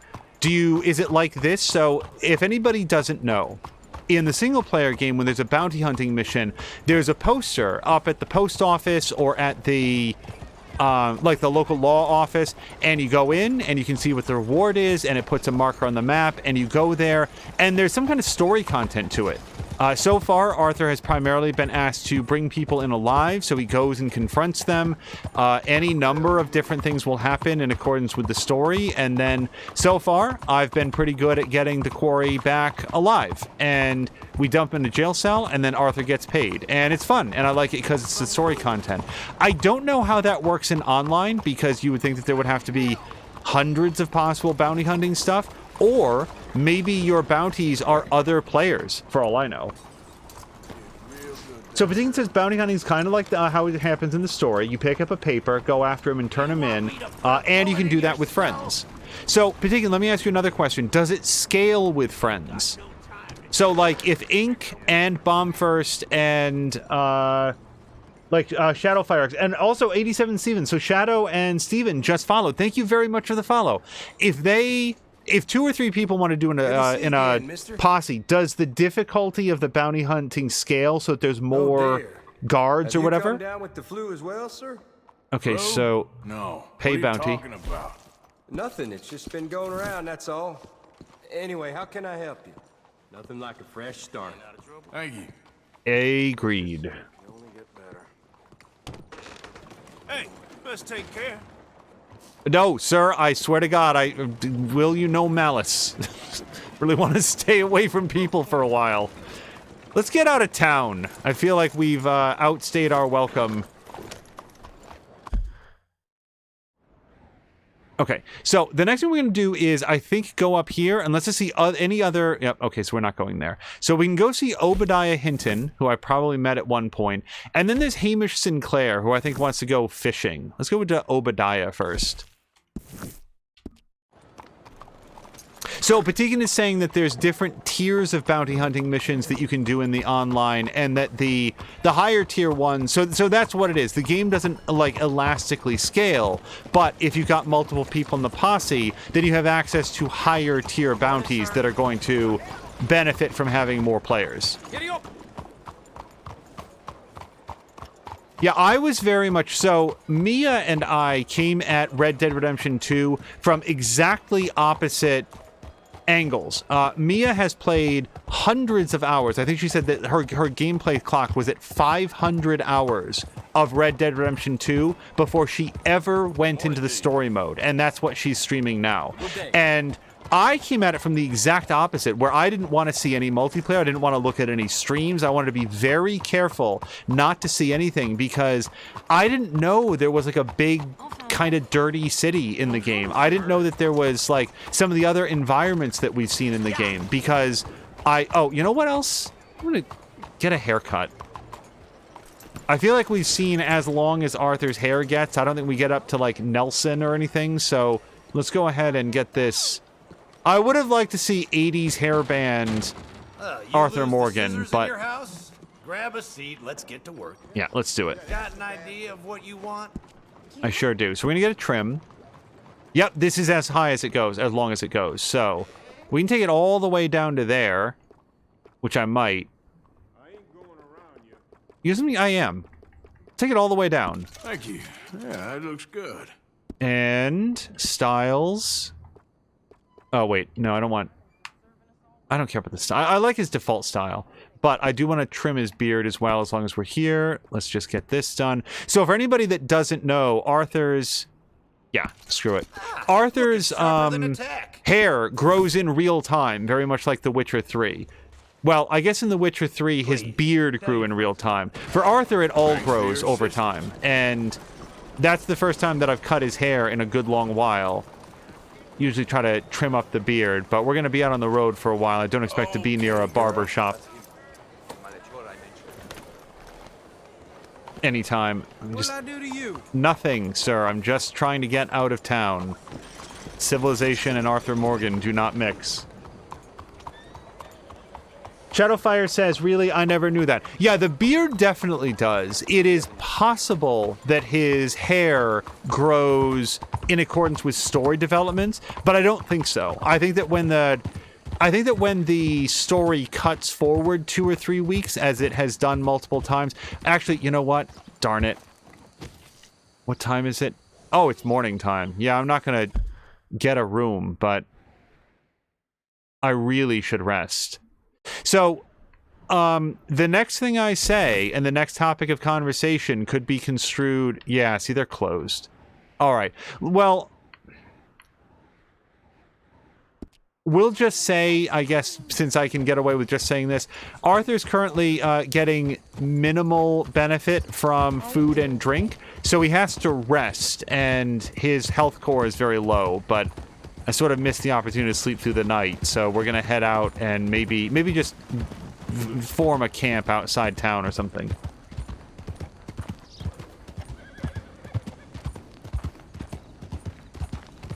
Yeah, I suspect very strongly that his hair grows in real time because you get the chance to cut it shorter, but not cut it longer. He doesn't... The barbers in this game don't have that wonderful Grand Theft Auto 5 ability of taking a bald person and just having them suddenly have hair all the way down the back of their neck.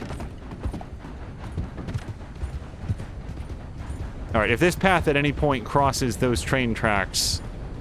Got to figure that out before we run afoul of that locomotive that I hear. Patikin says it's annoying to do that to eat to get weight up. Well, at the moment, I can't keep the weight on. He's not doing well.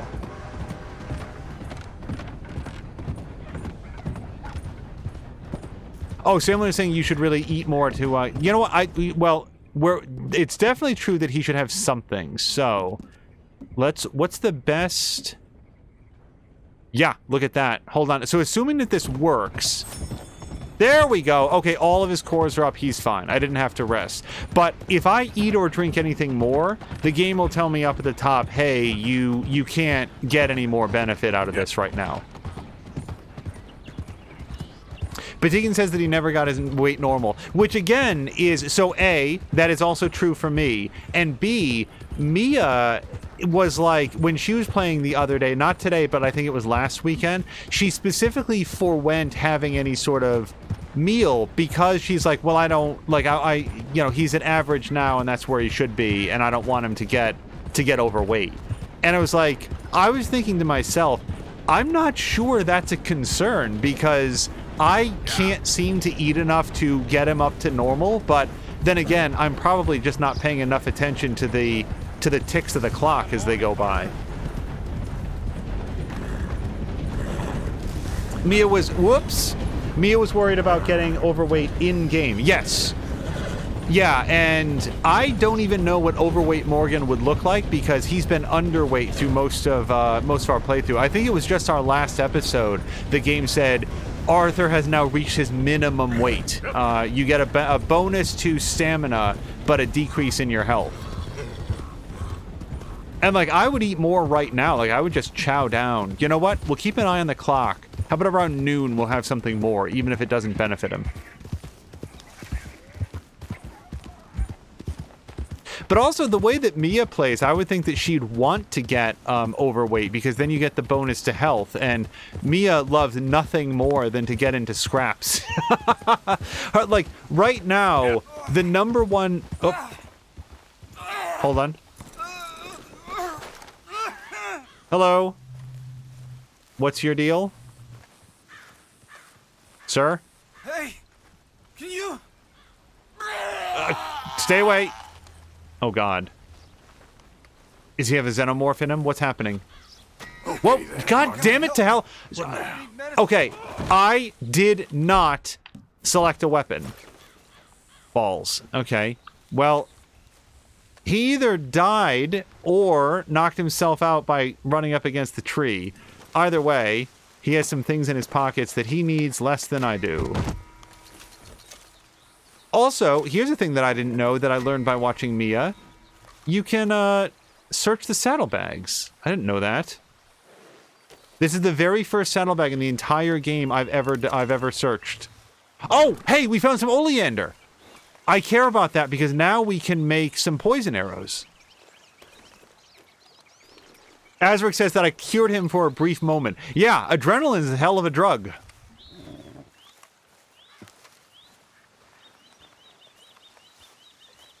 Shadow was laughing at that man. Well, so he had like a yellow stain on his shirt, and at first I thought that he got sprayed by a skunk or something, but then he started like retching and falling over. Is there more oleander here? Is this oleander? It is! Yes! A poisonous herb. Use it in crafting to apply poison to weapons like throwing knives and arrows. Is there more of it? Oh, not that I see. So I'll never know what that man's deal was because Arthur decided to draw on him. And I like right now, if I left trigger, he looks at things, right? But if you left bumper, then he takes out a... So wait, why did he have his gun out? Because I have the lasso selected. I don't know, you guys. Oops. Simulator says that he must have gotten sick from the poison that he was carrying. So I do not know anything at all about oleander. Do you have to ingest it, or is it enough to, like, if you just get enough of it on your skin, like you pick it with bare hands and you get sick?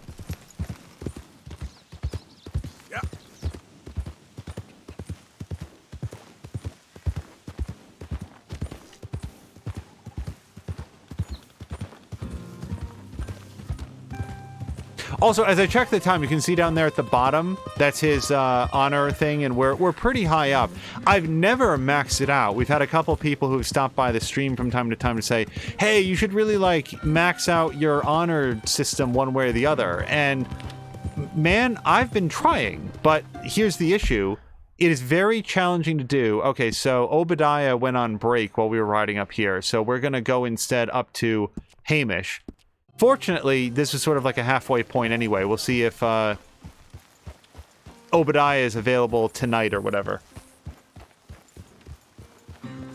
So Sam Lander's thinking that it's an ingested poison, but if that guy ate it, thinking that it was a different herb. So do we think that the yellow stain on his shirt was like puke? Did he like vomit on himself?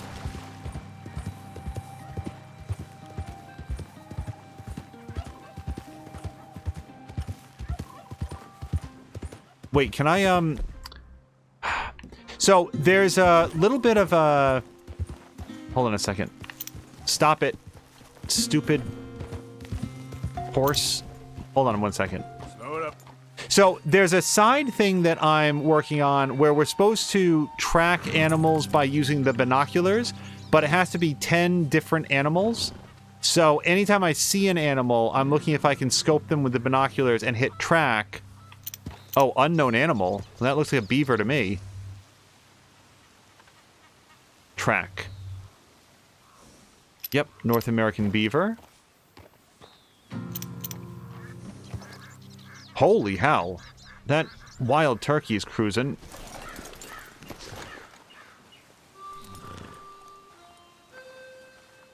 Okay, let me pause for 1 second. I just want to see if my quest has been updated. It really wants me to learn about the North American beaver. So Patikin's saying, so Sam Laner does think that it looked like vomit, and Patikin's saying that's one of the things that he never went for. Mallard duck. What do you think's good for killing a beaver? Probably a varmint rifle, but I don't have that on me. I'm gonna leave that beaver alone. So I hit track on at least a few of those animals. Let's see if I got any progress towards that at all. So go to progress. Go to, not story, sorry. Go to challenges. And then we're looking for Master Hunter.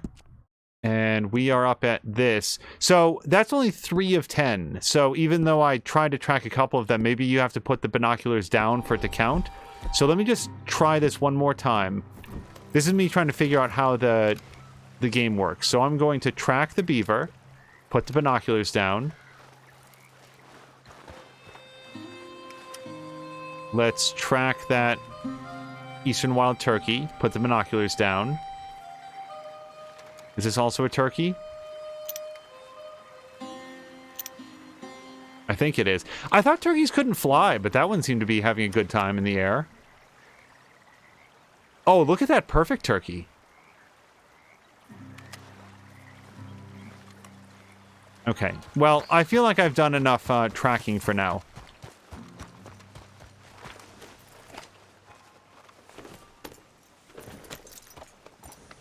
Patigan says, if I ever replay story on PC, then I'll get the challenges done and collectible stuff too. Same with camp decorations. Yeah, I have no camp decorations. I mean, I have the ones that you can just sort of like get without any sort of special crafting materials, but I do not have any of the, like, I don't know, have 8 perfect elk antlers and then you can build this one over here. JT Maxon, hello to you, says use binoculars, track animal, then untrack, use binoculars and track again, rinse and repeat. I do know that it has to be 10 different animals, but maybe, you know what? Because I did just track at least 2 more. Let me just look very quickly. I do not know a faster way to get here. Not horseman. Hold on a second. Master Hunter. Yeah, that didn't work at all. Huh. The game knows that I'm trying to cheat the system.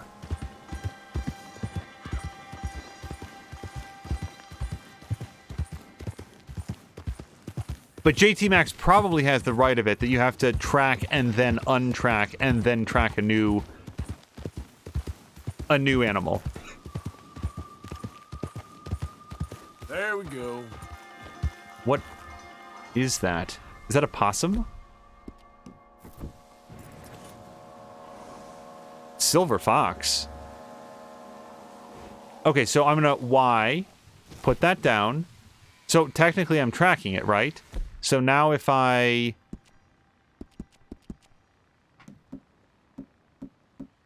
I don't really know what kind of weapon is best. Although I could check, I guess, in the compendium.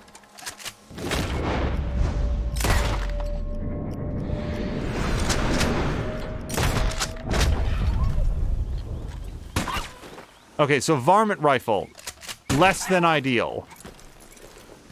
Check. We learned not to use the varmint rifle next time. So, I tracked that animal, and I know for a fact I haven't tracked that one before, so does that count?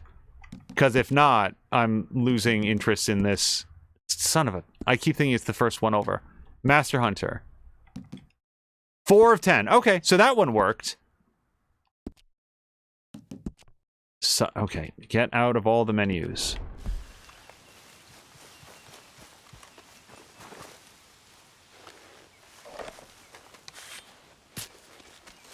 I think the first game that I can remember having any sort of a skinning animation was Far Cry 3. I really, really enjoyed Far Cry 3. I enjoyed Far Cry 3 a lot more than Far Cry 4, personally. And I didn't play Primal, so I don't have any opinion on that one.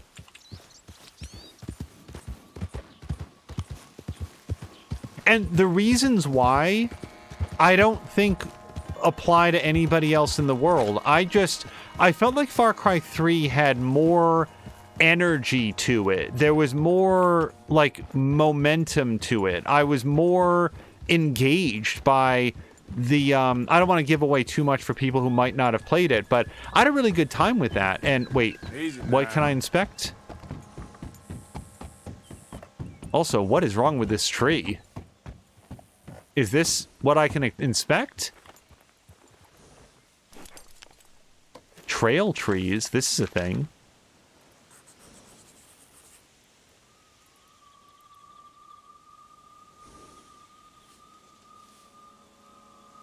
So JT Max is saying track the same animal at least twice, then find a new animal should complete your challenge. I actually feel stupid because I could have finished my master challenges as Arthur, but the last one threw me off. Interesting. So, question for chat, and maybe like Samalander. Sorry, I want to be careful not to make Samalander feel like he is beholden to know everything in the world. I do not know why that happened.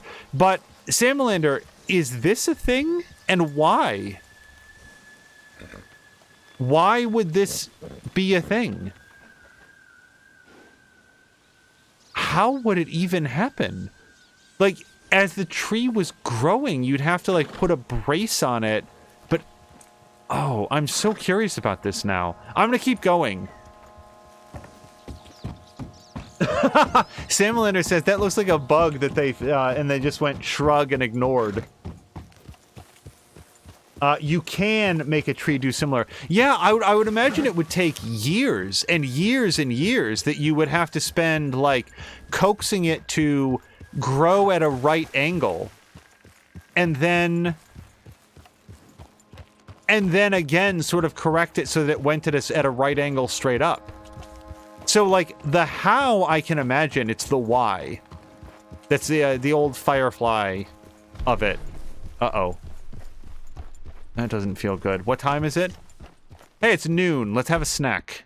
Try to get his weight up a little bit. Do you have any, chocolate? Oh, you know what? Hey, canned strawberries. That's gotta be good for you. Gotta have some calories in there. But Deacon says there were, yeah, I saw it on the way up. That was like straight up, but then also had a fork off on the side. Unless there was a third that I also missed.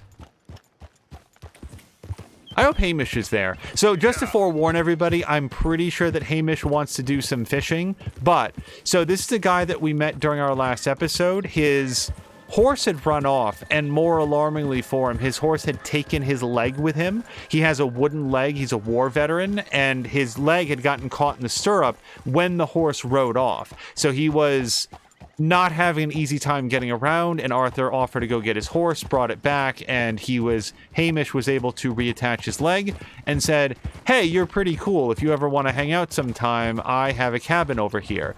And he seemed nice enough, so we're going to go over and interact with him. I will make a note that if he's a war veteran, he's likely to be a Civil War veteran based on the fact that this takes place in 1899. And as Arthur Morgan, I have a low opinion of people who, let's say, fought for the losing side during the Civil War. We haven't worked out for sure. He seems okay, but then again, Arthur Morgan has run across some other people who seemed okay at first, and then once we got to know a little bit more about them, realized that no, they're hideous tool bags and we don't want to have anything to do with them. JT Max says Hamish is so cool, so we will reach up here, we'll meet up and form our own opinion, but hopefully it'll all be okay. There is some sort of animal over there. I'm going to see if I can binocular him real quick, and nope, he's gone. Alright, so you know what's really great for injured lungs?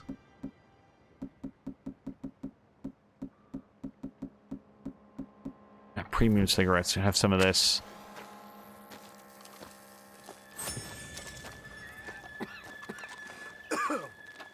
So whatever happens here, I don't need a varmint rifle. Let's just put this away.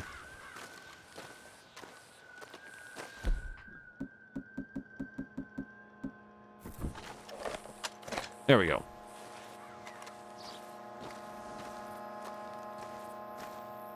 All right, let's visit with Hamish. He might be around front.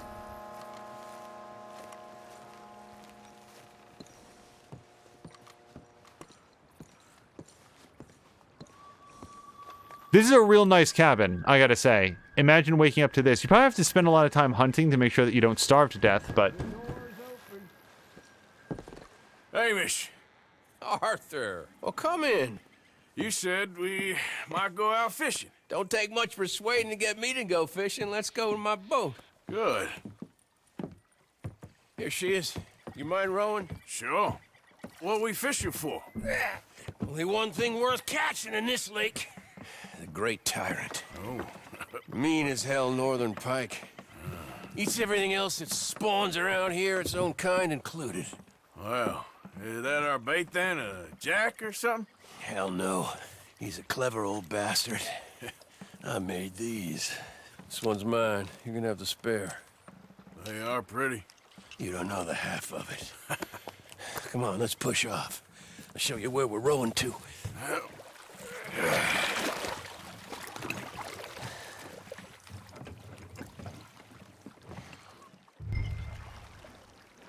Take us over there to the right. We'll set up 10 yards or so offshore. He don't keep far away from me, the tyrant. Wants me to know whose lake it is. We'll show him who's boss. Ha ha! The optimism of youth. Right here. We'll cast off towards the island. Okay. You got that lure I gave you? Yes. Oh, wait, this is bait. Okay, hold on. Special lake You're lure. out. I spent years working on that. Finding the right combination of feathers, twine, and glimmer. Making them, losing them, getting them right. I tried coins, shell casings, even a medal. Finally found something he seems to like. And now I hear you can buy him in a shop. Well, it wouldn't be quite so satisfying. Getting them with something shop bought. Easy for you to say. But maybe I'm inclined to agree.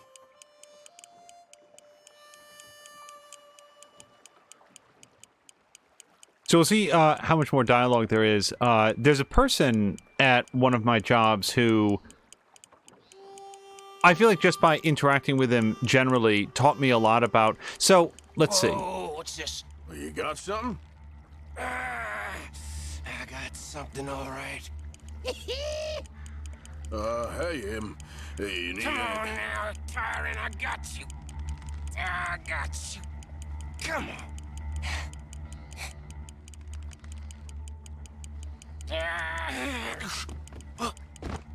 Went on slack. Went on slack. Come back. Oh, it's a drop back. Whoa! What? Whoa! Whoa! Hamish! Get him! Rhoda Hamish. He's got jaws. How do you do this? I'm throwing out to you. Real quick. Yeah, I'm working on it. Bastard just bumped me. Look how far out he got dragged. What are you hunting, a sperm whale? Oh, go, Arthur. Get over there. Okay, don't hit him. I'm over here.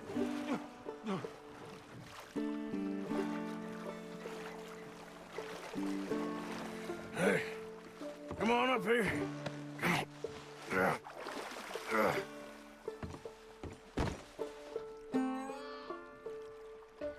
You lost anything? Just my rod. Would've gotten my toes, too. They weren't wooden. You want another go at him? I still got my lure. Nah. He's your fish now. Cast away.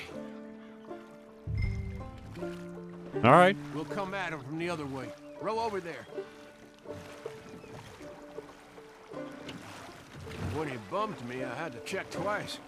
Thought I'd find a chunk of me missing. Man-eating pike? That would be a first. I'm not so sure.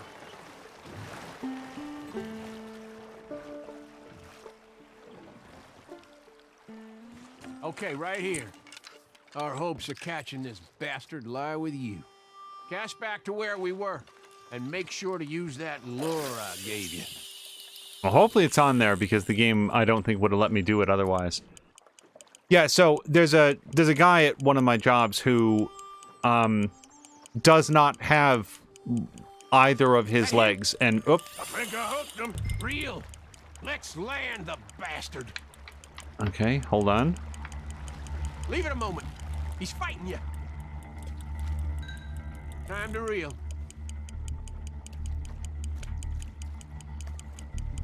Strong, ain't he? Okay, let it relax.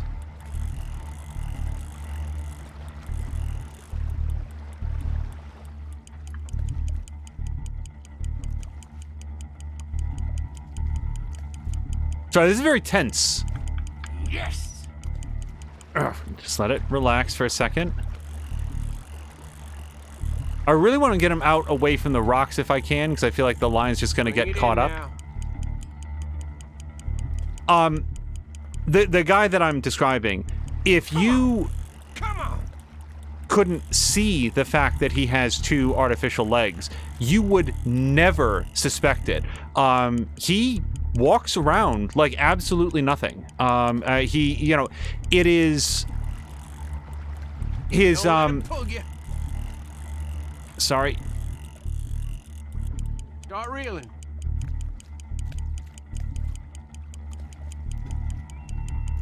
There was a character in the television series Grey's Anatomy who at one point lost a limb and... Sorry, lost a leg. And later on got an artificial leg and was just like walking around. And you understand intellectually that the actor did not lose a limb. So it's kind of like, wow, like, isn't it... Like, there's absolutely no change in mobility for this character at all. But... based on my real-world experience with this person, I'm here to tell you that, like, yeah, if he wore, like, longer pant legs or whatever, you absolutely would not know. Nonetheless, I am just personally very concerned about, like, I don't know. I wouldn't want to bump him or cause him to lose his balance. Like, I would feel very, very, very concerned about that, so... You're doing good. Am I? Because he doesn't seem to be getting any closer. Beulah's asking PC or console. This is PC.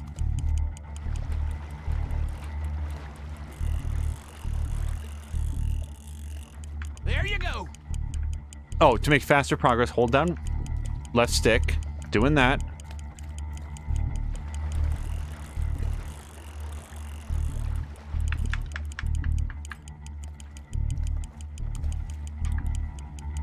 I'm doing the old Mario Party trick where you like do the right stick with your palm.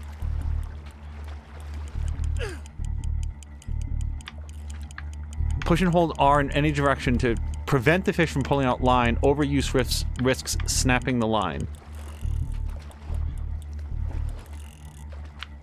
God damn it.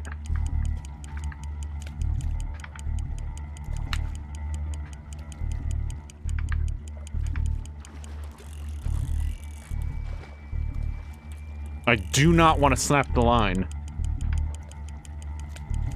Modern prosthetics are really good, says Jab. Hello to Jab, by the way. It also makes a difference whether it's above or below the knee. Yeah, and I haven't looked or asked any questions about it. Here's my general takeaway. Even if there's things that people don't mind talking about, I feel like people generally, this is just sort of a general feeling, they want to be recognized for who they are rather than being defined in some way for, like, what they are, if that makes sense. So, the gentleman that I'm describing, he might not think anything at all about, like, answering questions and so forth, but, I'd rather work with him as a coworker and not delve into other topics that are, I mean, really none of my business. So, I've always been hesitant to, ask any questions, but yeah, my most takeaway is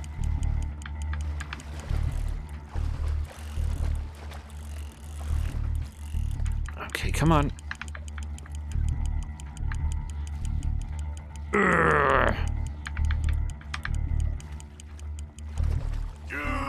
Come on.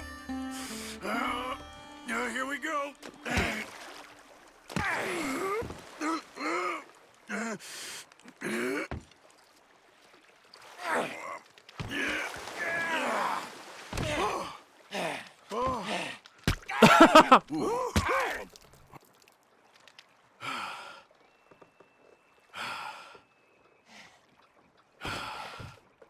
Simulator, thank you very much for the Jeremy. I'm sorry. What are you sorry for? You caught him.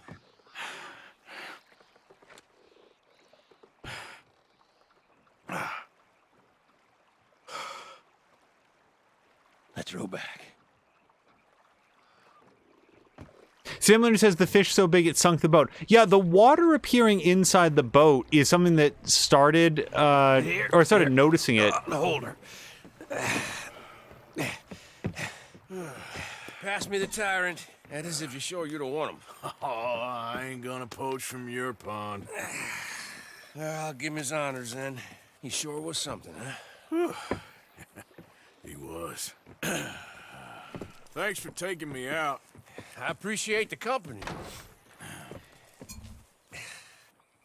That's one hell of a fish. Ain't he something? So long.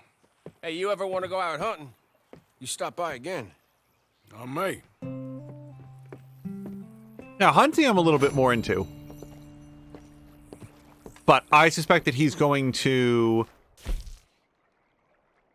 Yep. I suspect that he's going to be busy for a while, so we will go busy ourselves also. Wow, just 5 hours to catch that fish, huh? Oh, and I very much need... I need a smoke is what I need.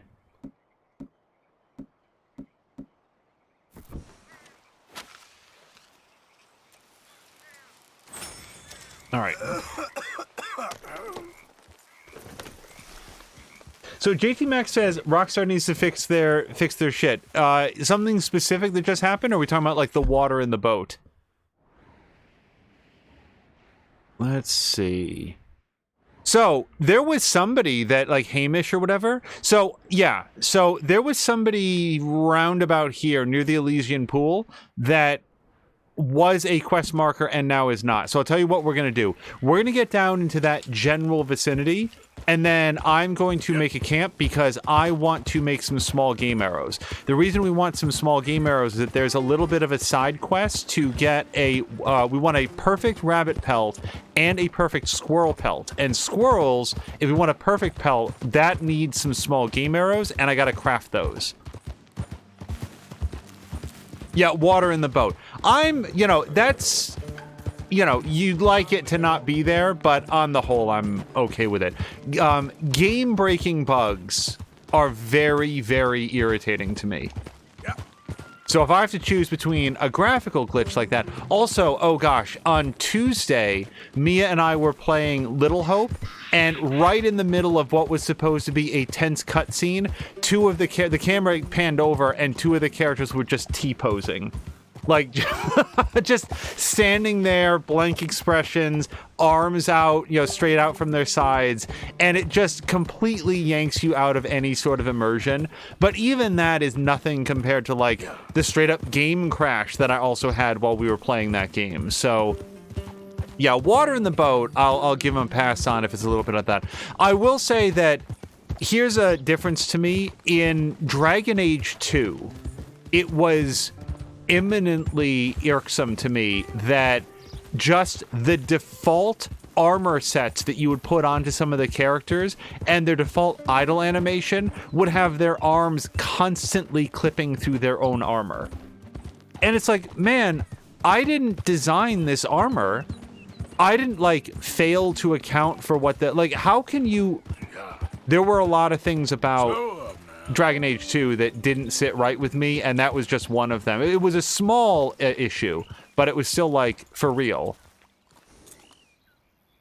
I didn't realize that we could sketch this one, too.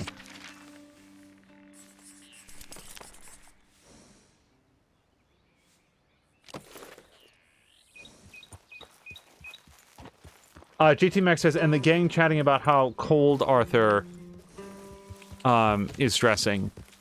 Well, here he's well dressed, but yeah, sometimes if he's not dressed appropriately, they will be like, "Oh my God, you must be sweltering."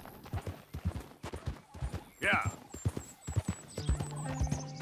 I don't know if there's a bug associated with that, but usually I've appreciated the reminder that he mustn't be very comfortable.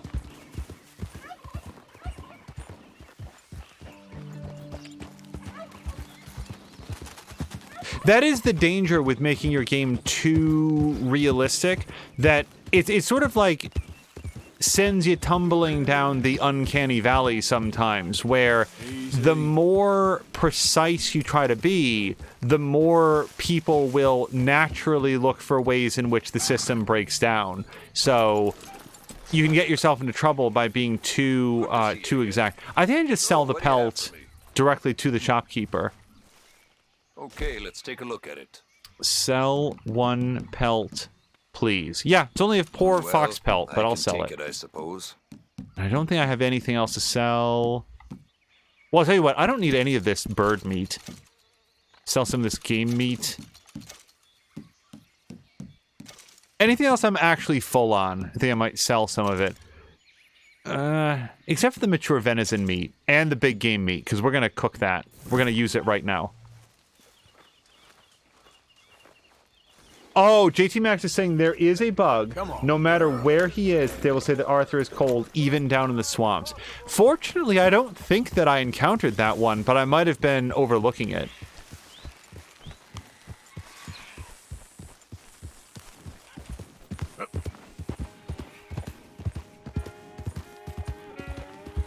In other words, they might have said it to him, and I just blanked out on it. Okay, it is 7 p.m. This is more or less where I wanted to camp. Let's hop off. And I think that I can go here. Crafting camp or crafting tools? Well, crafting camp is what I'm thinking.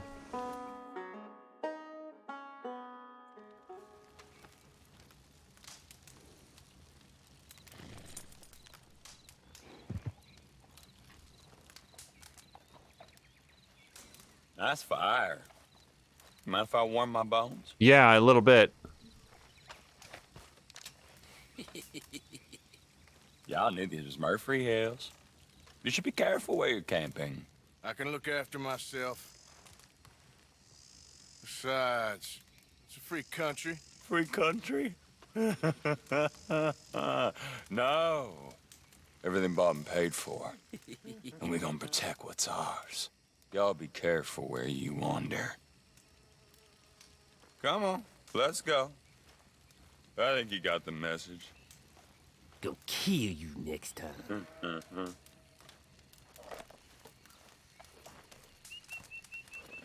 I am pushing directions.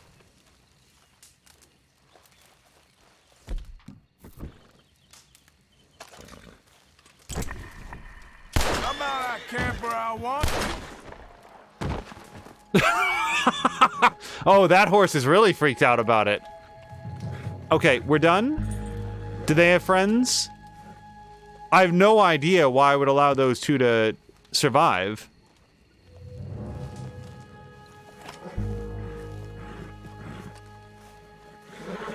Okay, relax, Tennessee Walker.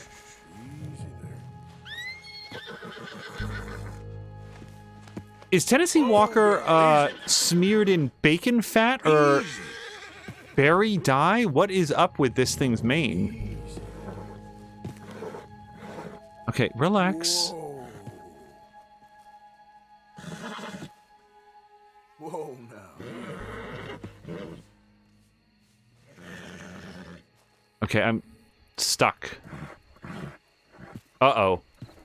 Wait, I'm really stuck. I can't move. There we go. Ugh. Okay. Hypothetically, if I don't want to do either of those things, can I move now? Okay. I think we might have entered the glitch zone. Crap.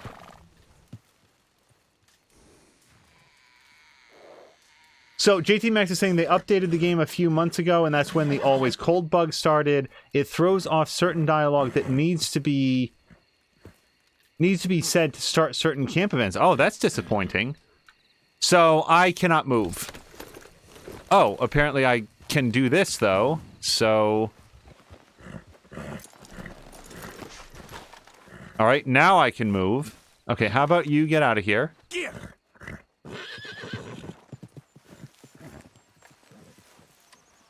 I'm not going to try to deal with this. So...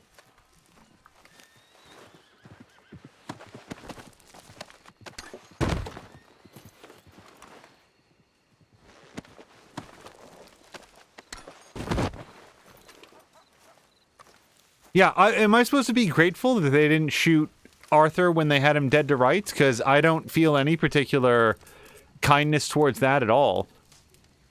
Okay, so what I wanted to do was craft and cook.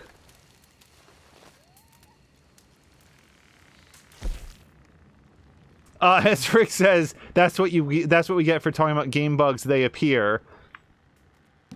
And that he almost choked on his water. So, I want to make some minty big game.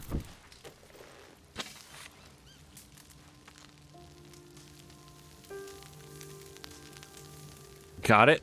I'm just going to stow that for now. I'll probably have it in the morning. Let's cook another. I'm going to cook as many as I can. Probably have something light tonight. Trying to get the Deadeye core back up. Oh yeah, man, as many of these as you can make. Because this is the best meal that Arthur knows how to cook. As far as I know. Alright. So, next up, you can do plain big game. Can I do anything else with that? So, plain stringy meat kind of sucks. Plain game bird, I think, gives us a little bit more Deadeye. So, I think this is going to be what he actually eats for tonight.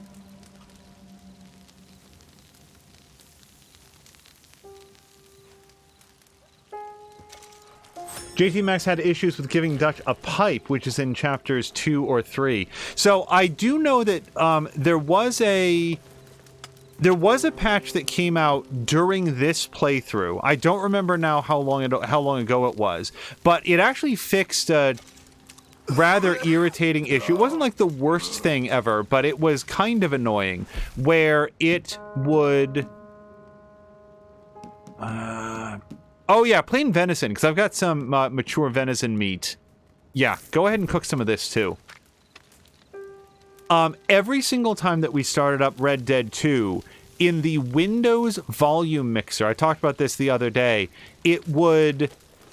Like, everything else was at 100%, except for Red Dead Redemption 2, which was inexplicably at, like, 5%. And it would reset that every single time you started the game. So every time that we started, what we'd have to do is start the game, get up to the menu, Alt-Tab out, go into the sound control panel, go into volume mixer, and then turn it up to be at the same volume as the rest of the game. And then we could start to stream and start to play it. I hope this meat doesn't go bad. We're going to cook all this.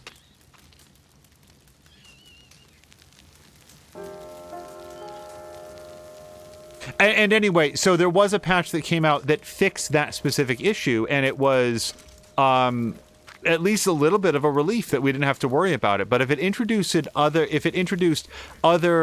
semi-progression bugs, yeah, it would be nice if they fixed that up. Stow. All right, anything else that I want to cook? Plain game? Yeah. So I don't want to spend hours and hours cooking here, but I figure that if we cook this meat, then I'll be able to pick up more raw meat, and we'll also have more stuff that Arthur can eat as one of the... Uh-oh, I hear horns. Is that like the orcs in Lord of the Rings? Now the Murfrees are going to come out. They're all getting motivated to cut down the trees and bang the war drums. Grumpy says, bugs work like that. Reading my code at work, I discover a 5-year-old bug that never triggered. I'm like, 5 years? I can wait for the next release. Next day, the bug shows up everywhere. Okay, that is enough of that. So... Ooh, Special Miracle Tonic looks like a good time. But here's where I want to get started. So, ammo, weapons, and hunting.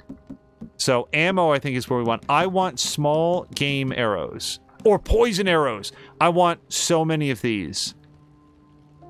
Also improved arrows. Those seem nice. So, I need small game arrows. So, we're going to make many of them.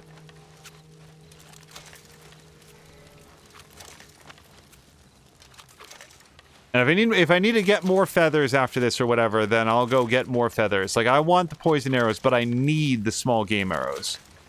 I can't hit I can't hit the ground when I'm shooting with the bow. So I want to make sure that I have as many chances as possible. Now that that's done, can I also... Yeah, so that took care of all my feathers. I don't have any more of those. However, we can make some other interesting things like explosive repeater cartridges. That sounds like a good time.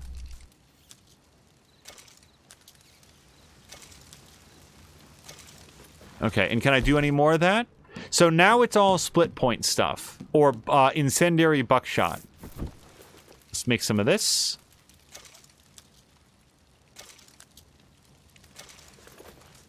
And...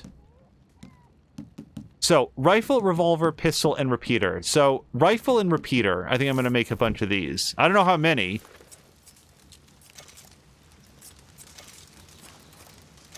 I don't know that we can set an amount. I'm just sort of tapping A, and he's cutting that up. Okay, let's not go wild. And now, so that's rifle cartridges. And now I want to get some repeater cartridges as well.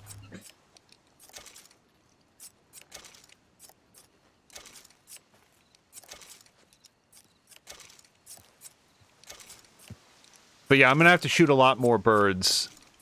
By the way, Mia finds... I compare this playthrough a lot to Mia because she's just started playing through the story. But she's coming at it with, like, all of that...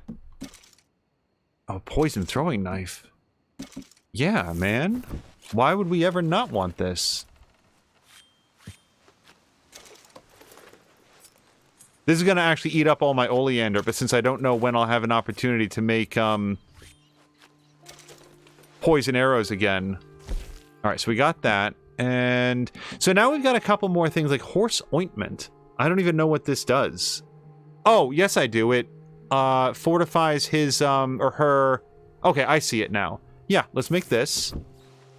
I'm not going to make a lot of these, but we'll get some horse ointment.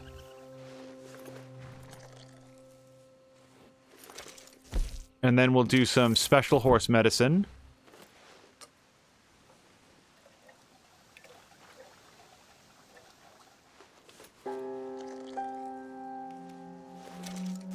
And then special horse stimulant. We'll just get at least one of each. Figure out what we like using, if any of them. Okay. There we go. Done. And I think to just put us to sleep, I'm going to have maybe some plain stringy meat. I think that we had a little bit of a meal, but again, he's very, very underweight, so we're going to eat even if we aren't that hungry about it. And we'll just eat that. And that's enough. Go back. Back. Sleep. Yeah, I guess until morning. I don't know what time What's-His-Face is available.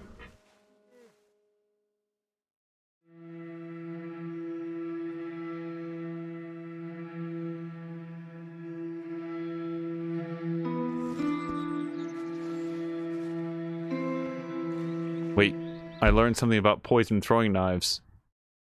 By coating the blade of a knife with the extract of a poisonous herb, you can make this silent killer even more lethal. The poison effect will cause additional damage to the target over time, perfect for taking down guards or large animals. If I'm taking down an animal with a poison throwing knife, I feel like that presumes a level of skill that I have not evinced at any point. This upgraded weapon can be crafted by a regular throwing knife and oleander sage.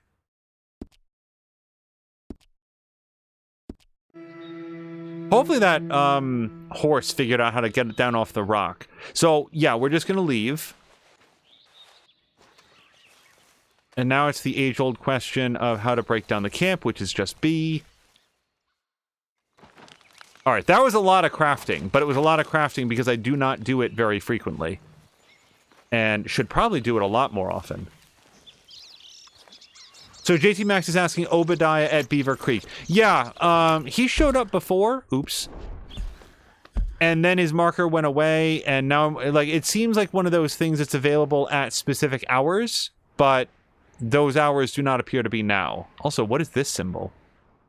Sawbone clearing. I do not know what that... Oh, that's an E. Whoops. It's Roanoke Ridge. Okay, I thought it was like a map symbol. All right, well, I will go check in with Obadiah later then. I'm not going to wait around my whole life to see when he feels like talking. JT Max says the missions appear at night. All right, well, we'll maybe come back tomorrow or whatever.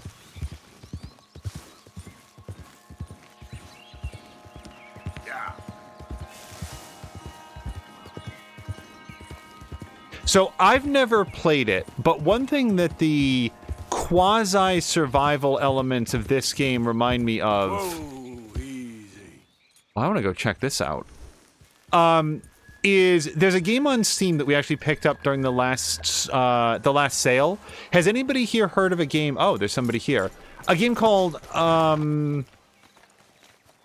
Outward, I think it's called. And it's sort of like described as being an RPG, but with a lot of survival elements where you have to eat and so forth. Good morning. All right. Well, he's not bothering me, so. You know what? I'm feeling good today. All right.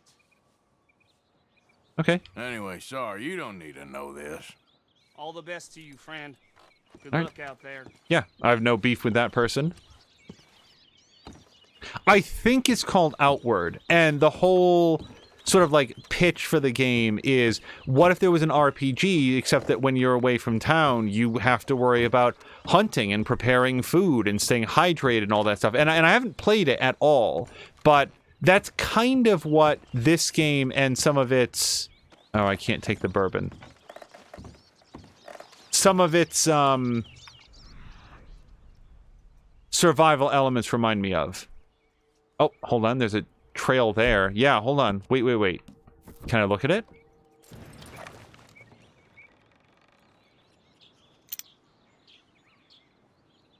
Oh, it's a perfect squirrel. Oh, I do see it. And me without my varmint rifle. Nuts! Why did I come up here without any guns? Because I need a perfect squirrel. That's what, that's like, actually not gun. I need the small game arrow for that.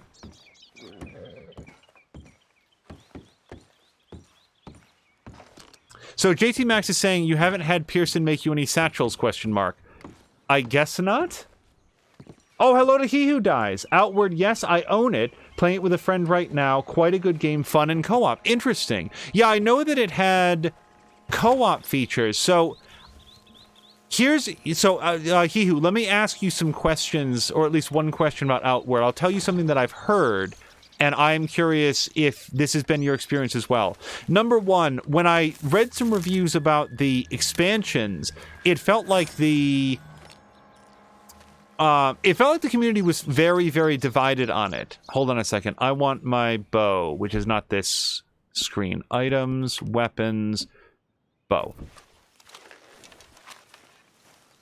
From what I saw of the reviews of the expansions, we decided to take a pass on that specifically because it felt like the read on that was it's sort of like a lot of mid or late game content that people didn't find as engaging as the core stuff. And like I actually read reviews, like user reviews that were like, this game is great, this expansion is not.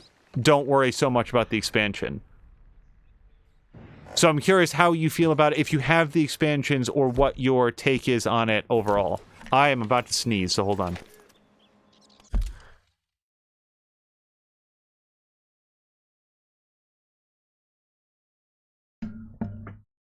Oh, and so JT Max, tell me more about the satchels, because I haven't been intentionally American Red Squirrel, but I don't see it. Arthur sees it. Does anybody see a squirrel in this frame? Apparently it's up there-ish. I see nothing. I see grass. Oh, I do see him. Oh, I do see him back there. Okay. I do not think that I can hit that with a bow, but let's try. Switch to small game. I got 13 arrows. Arthur, are you kidding? I don't see anything at all. Okay.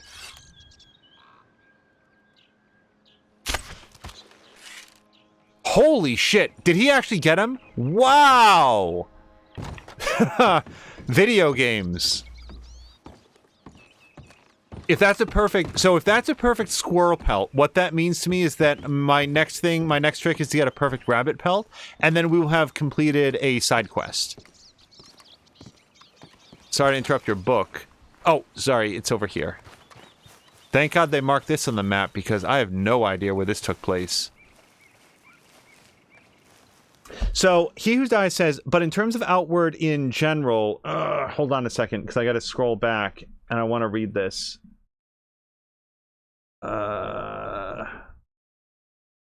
Oh, that's way too far. I haven't touched the expansions yet, but I spoke to a friend, and the major problem is that the crafting and such changes, so your progress from before isn't useful. And that's in the expansions, I guess, specifically. I think I read that as well. Something about, like, how the crafting is handled. But in terms of Outward in general, it's a beautiful game. Very much an adventure life sim, which was what appealed to us about it. You have to watch foods, poisonings, illness, temperature. If you learn magic, it changes how you play, etc. Quite a great diverse game. Multiple outcomes depending on choices too. Everything you were describing sounds very appealing. And just in case we lose you, because I do also want to read what JT Maxx is saying about satchels. Yes. Okay. So, I need a perfect rabbit pelt. So, new plan. So, a couple things. A, I want to go where the rabbits live, and they're often marked on the map now, because we have done some exploration. Here's some rabbits. Okay, so let's head down here, and we'll see if we can find any rabbits on the path. B, let me get ready with the varmint rifle, so that we're ready to shoot a rabbit when we see one. C, just because sometimes people get, like, called away for, like, food or family or whatever else. So as long as we have He Who here, He Who, just so that you can hear it from me, best of luck in the job interview that I know is coming up. As I said to you in chat the other day, I think that the fact that they reached out to you is a very, very good sign. You already know everything I'm about to say on this, so I'm just, like, sharing so that you can hear it from another person. Take nothing for granted, but feel very optimistic. Go in, be your best self. I think you've got this one in the bag, and best of luck to you. I really, really mean it. As we go forward then... So JT Maxx is saying, bring Pearson the materials he asked for. This is Pearson. And the last one is Satchel of the East allows you to hold, like, 99 items. So I, at one point, saw that that was an option and that I needed, like, some leather working tools and, like, the leather working tools. But, like, at the current camp, I'm not even sure where Pearson hangs out. The last couple of camps that we've been staying at with the group seem very, very bare bones compared to, like, Overlook and some of the others where people were sitting around and playing cards and, like, you could chop wood. The last couple of camps seem to have, like, a bed for Arthur and nothing for anyone else. Hi! Let's go! Hey, that's a nice-looking horse you have there. It sure is. It's also a great-looking gun. Ariel's my pride and joy. Okay. I'm gonna race to Van Horn, the trading post. Okay. Racing I will do. You? Sure, let's race. All right, let's race! Okay, I guess we're doing this now. So, the question is the camp in Lakay? Possibly? Okay, I need to juice this horse up. How do you do that? Horse? Horse stimulant? Potent horse stimulant. Let's do it. Oh, he cheats! Look, he goes off-road. So, not technically cheating, because now I'm going to do that too, but... I thought this guy was going to try to rob me, because usually people try to rob me. Where'd you come from? Don't get wet now! Oh, I testosterone the hell out of this horse, buddy. You have no chance. Hold on, I will catch up on chat after we humiliate this guy and his favorite horse.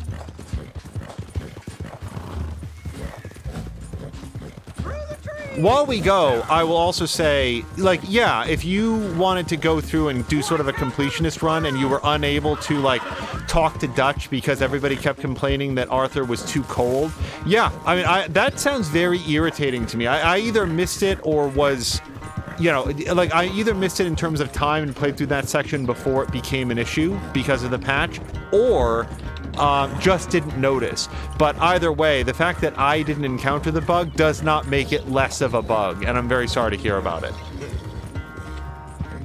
Look at that. A 1. Whoa! What happened to you? Huh? All that stamina training for nothing. Ugh. Ugh. Okay, is that it? Bye Not now. a bad race. Okay, Maybe bye. another time. Next time, friend. Next time we'll get you. You can write that down. Okay, sorry, let me scroll back, and then we got to open up like the larger chat because this is challenging. So bring them here. So that was JT Max. He who says, I appreciate it. The market here has been so unstable. I'm just glad that they're reaching out first. I'm only hoping for the best. Yeah, I think there's a lot of reason to be optimistic, and I am looking forward to it. And that was when JT Max asked, is your camp in LeCay? So let me try to answer that by looking at the map, because it's way up here. So Annisburg, Beaver Hollow is where it is currently. And as you can see, like basically there's a... Like, when we go there, there's not a lot of amenities. A remote cave in the hills of Roanoke Ridge, previously occupied by a feral gang called the Murphy Brood. Many people have disappeared without a trace in this area, and everybody stays well away from it these days. So maybe those options will open up again as we go. It's probably my fault for not having checked in with Pearson more frequently. I would always go to Pearson to, like, trade away meat or pelts or whatever else, but... I did sort of forget to look into his crafting options after a while. Null, hello to Null, is asking where's the reward for the race. I think pride is what the reward is. I think that's like in fairness, we did not shake hands on any particular bet. I don't get the pink slip to his horse, unfortunately.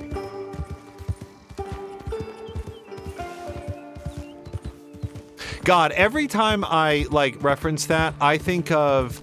Well, it was called Need for Speed Most Wanted. It was a launch title on the Xbox 360. Does everybody remember that game? Rarely have I tried so hard and for so long to make progress in a game, and I couldn't do it.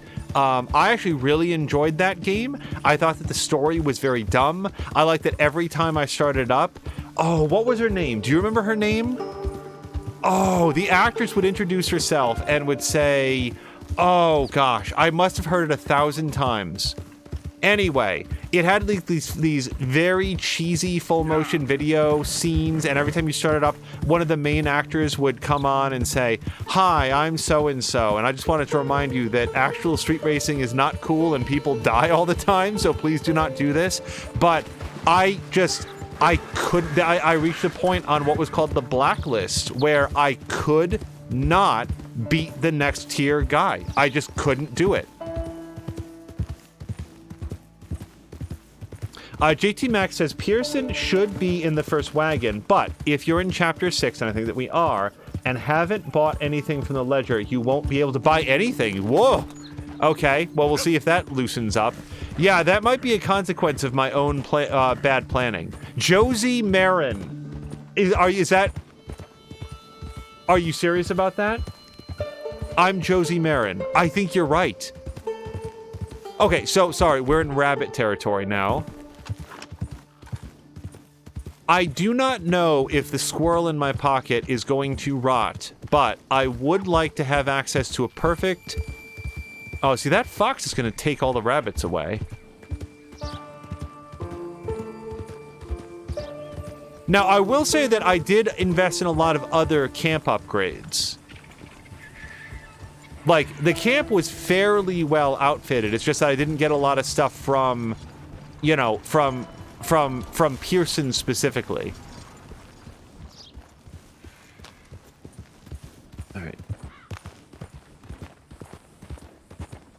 I actually feel like one thing that this Master Hunter challenge has taught me is that the binoculars are pretty useful for scouting out potential... There's some kind of track over here. Yep. How did anyone not kill you already? Kill me or kill the person in there? Well, I don't care about the person in there. Alright, let's take a look at some of these tracks and see if anything looks rabbity. Well, this is not a very large track, very large footprint.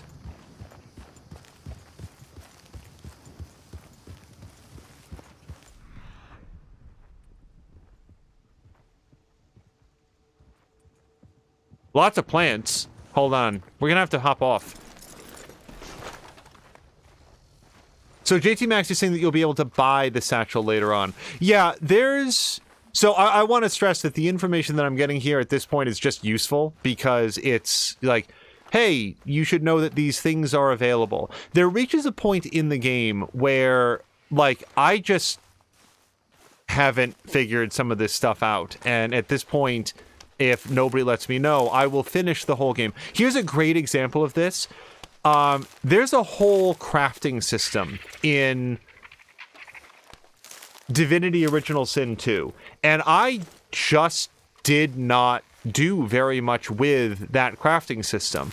And then afterwards, after the whole game was over, I took a look at some of the things that you can craft.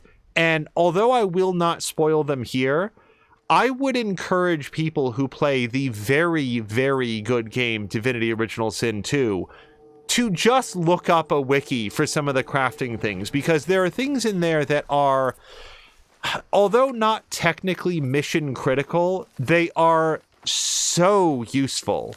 They are so important. It really is a good idea to do that. And the fact that I successfully played through the whole game without doing that is both a source of, like, pride, but also a source of shame. Like, I should have just looked some of that stuff up. And that's how I feel about, like, the satchel stuff. Like, I don't want to know story beats for sure, but I would like to know, like, hey, you may have forgotten to interact with Pearson. He has some interesting and important things that you really want to have access to, and maybe check in with him from time to time. Golden Current. I don't even know what this does, but I'll have a snack, sure.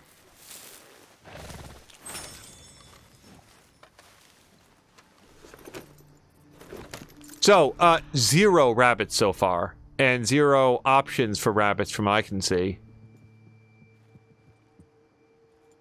There's something over here.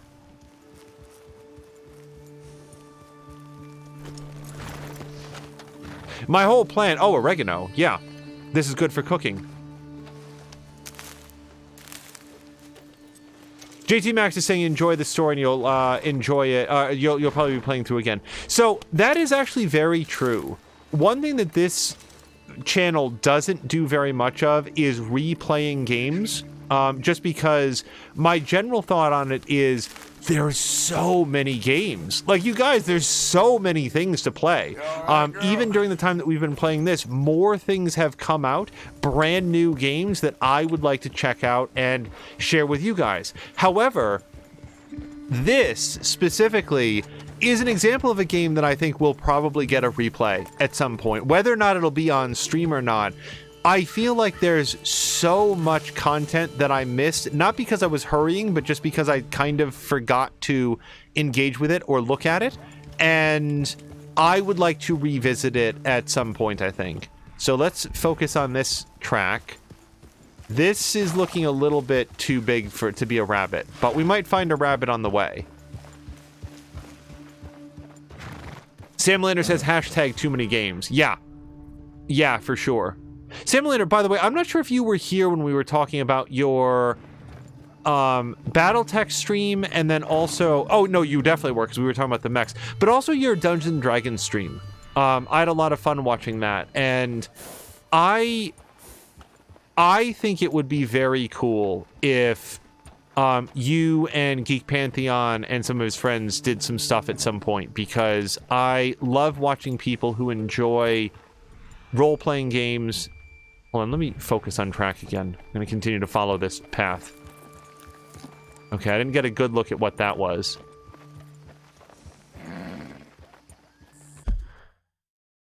I gotta say, very few rabbits here in Rabbiton. I'm gonna go back up here.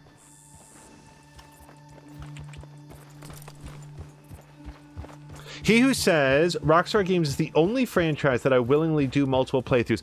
Also, so, can we talk very obliquely about, so, back in the day, by which I mean, like, I don't know, 3 months ago, he who had mentioned in passing, and, like, what I'm about to say, I earnestly, legitimately do not believe to be a spoiler in any way. Like, really in any way. However, if you are particularly sensitive to knowing anything at all about Grand Theft Auto 5, maybe mute for just, maybe 60 seconds or so. I'll give you a second to do that now if you want to. Okay, so a few months ago, He Who Dies had mentioned very much in passing that there were multiple endings, like 3 separate possible endings to Grand Theft Auto 5. And I had no memory of this and thought it was really interesting. And I think that, like, there was some concern from others that this somehow, like, represented a potential spoiler. And I just wanted to acknowledge to He Who, not only was that, like, in my opinion, this is just me, not a spoiler at the time, but then when Mia reached the end of the game, there's very plainly an option A, option B, or option C, and I had totally, completely forgotten that that was presented. So not only is it not a spoiler, but, like, A, knowing that there's a potential for that is, because now I think we might be beyond the 60 seconds, I don't really see how that ever could be a spoiler. And also, when you reach it, it's not like the choice is hidden. It's very much in your face, and I just completely forgot ever having made it. I am looking for rabbits, by the way. So, yeah, that, and I would say that anybody that reaches that point, I think, would also acknowledge, okay, so that's not a spoiler. I am as sensitive as anyone to... Oh, hold on, wait, we might be able to track that pig. Or boar, whatever. Study? Track. God damn it! Oh, get back on the horse, Arthur. Go. Yep. What's this stupid binoculars? Where'd he go? Oh, all I need... There he is. Hold on, I see him. No, that's a turkey. Easy. Whoa. Boo! I didn't track the pig, and now the pig got away. Well, I learned something about the pig, so now I'll be able to hunt the pig more efficiently later in life. He who says, I find if you say multiple endings without specifying, it's more adding the option of a person to go find out. Well, I can envision certain circumstances in which it would be more of a spoiler. I just don't think that that is an example where it is.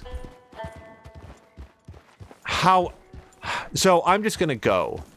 I'm going to go on the path to the next thing that I want to do because we will have additional options to find a rabbit. Rabbits are one of those examples of an animal where every time I'm looking for one, I cannot find one. And then as soon as I'm on the path to something that is like, this is important and I want to do it, that's when rabbits are just like lousy across all the roads. And everywhere I go, there's more rabbits. Like, I'm going to say something about The Witcher 2 now.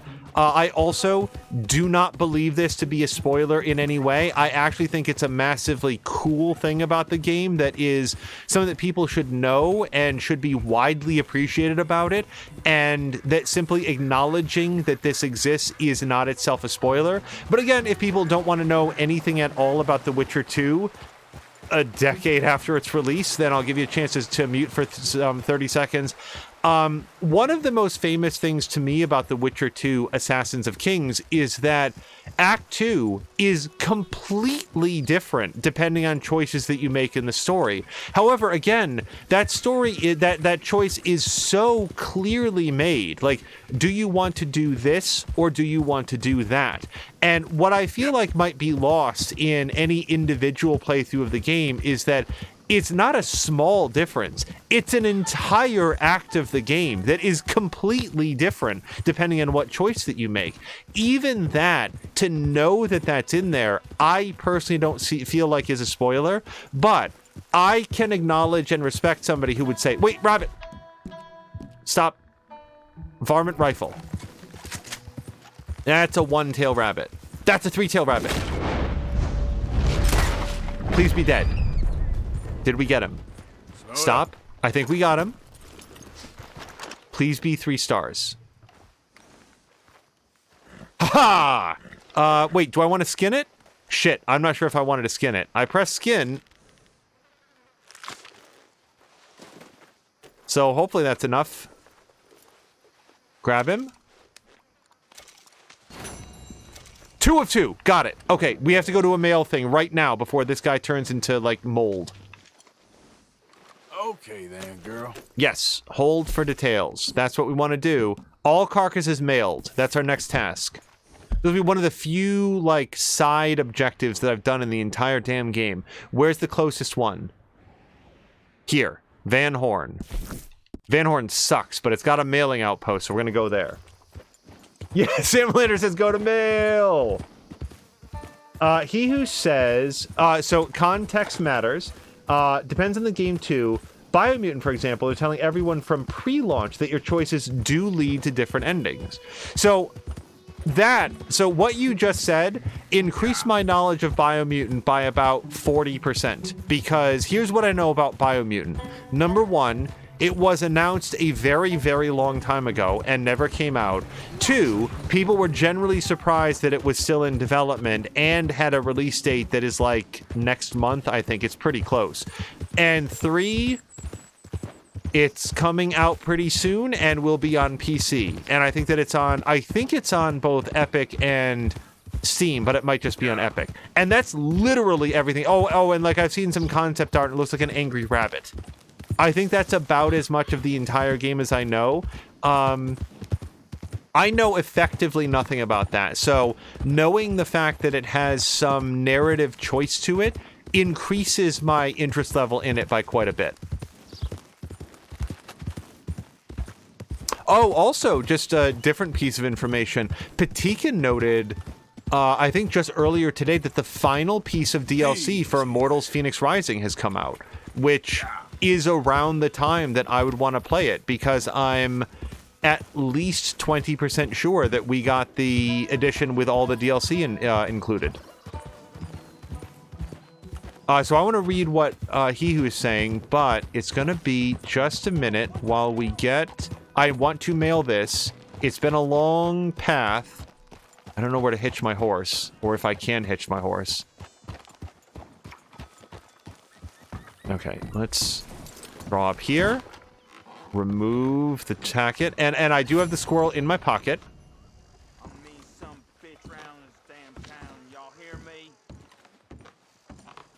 I hope for their wildlife exhibit, they're cool with having a rabbit with no skin. Hello again. Hello. Send mail, please. What's going out then? A list of animal parts required by Ms. Hobbs. Send. It'll be on its way soon. So, for real, and this is not me making a joke, are we supposed to infer anything about this man's health by the fact that he appears very, very ashen? Like, I would make jokes here, except for all I know, he is... Like, if this is a real-world condition and he's, like, actually an albino or something, it looks like a lighting bug to me. But then again, maybe we're to understand that this man has some sort of, like, blood poisoning or something. He's... Like, I don't know. So I don't want to be funny about it. So, he who says... Wait, did I do it? I think I did. Yeah. That's it. Maybe we'll get some sort of an update later on. He who says, I got to speak with Biomutant Community Director. What was said is why I pre-ordered it. They announced it in 2017, showed it in 2018 E3, pulled the original release date because the game wasn't going to be ready. After 2 years of silence, they started releasing trailers last year, and the game comes out May 25th. And hello to Ricardinho. Ricardinho, I hope that you're also having a great Sunday. So, one of the laws of our playthrough is that every single stream we definitely do a story quest, and I think that we are there, unless it is close enough to nightfall that we might go... Pardon me. That we might go interact with what's her face. So it's 4:04. Arthur does need frequent rest. I'll tell you what. Let's... Wait, no, the lodging is over here. What am I doing?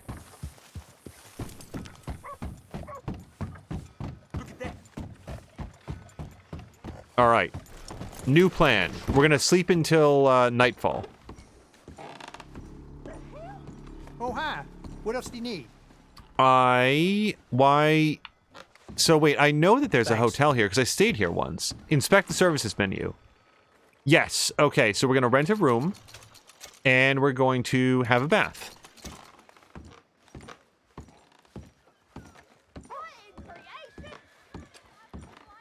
Ricardo says, whoops.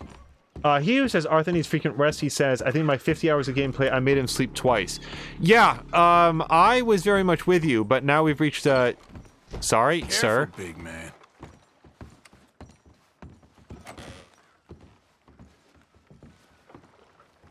That guy looks way too long into this, bathroom.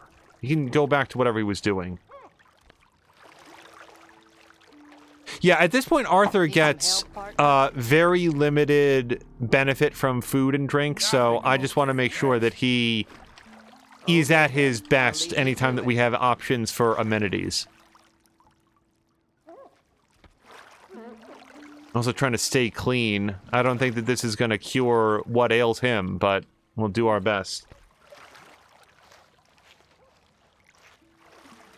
So, Caroluna is saying... Oh, wait, and I wanted to read what Ricardo said as well. Ricardo is saying, be right back, inventory... Oh, sorry, inventory cleaned. I now have RSI. I do not know what RSI is in that context.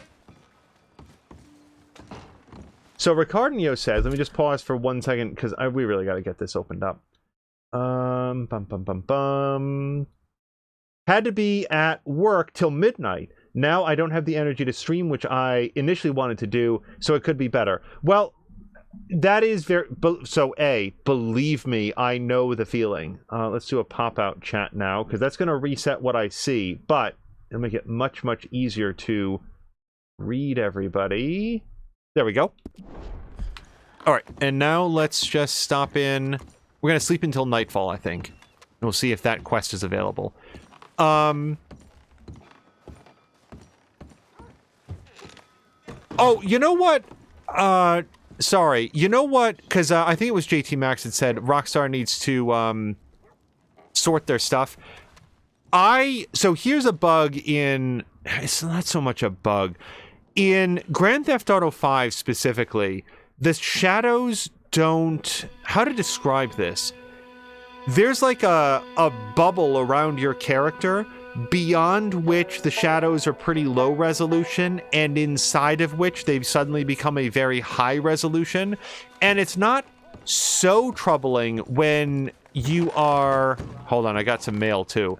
It's not so troubling when you're just like walking around, but especially when you're like driving and you can see all of the shadows like snap into high definition. Get gone while you still can. Along like a very hard dividing line right in front of you. It's like... Oh, there's something wrong with you, ain't that right? There's literally nothing wrong with me. I was walking down the stairs. Back off. Fool. I swear to God, dude, you don't want to have any part of me right now.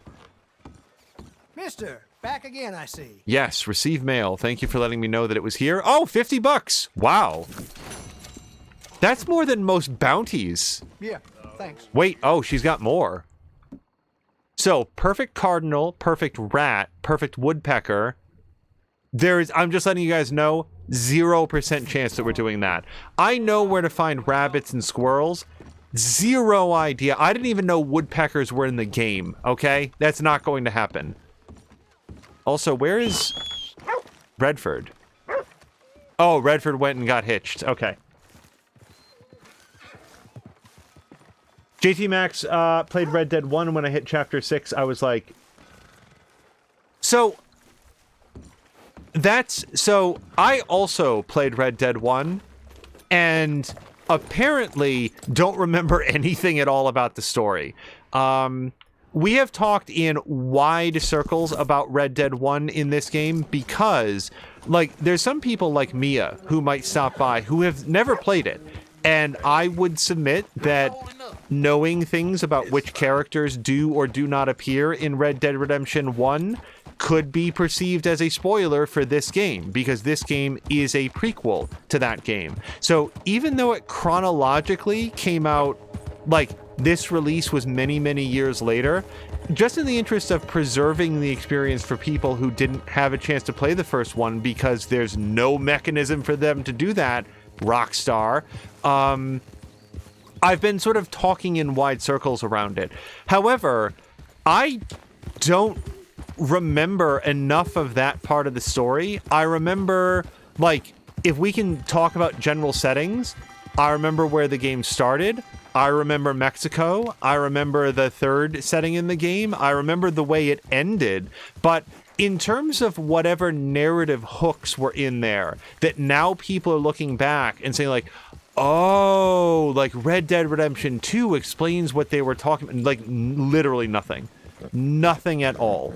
I mean, there's actually maybe one thing, but it's so broad and general that anybody would have picked up on it. So, yeah, I don't know what's the deal with, like, Chapter 6 or whatever. Caroluna says, been a while since I clicked that much in a short time. Oh, with all the inventory cleanup. So, yeah, so we never did get a chance to talk very much in depth with Caroluna about the work that, or the play that he's been doing in not Pillars of Eternity, it's Path of Exile. Actually, Hihu, can you clarify one thing for us? Is there or is there not an action RPG that plays like Diablo, but that involves some sort of like city or town development?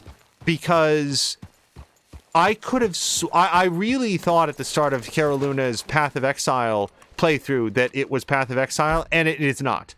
So my question is, do we know, well, I did not put these guns onto Arthur. I'm kind of okay with them. Okay. Yeah, we'll, keep those guns on, and now we're going to go see what this person has to say.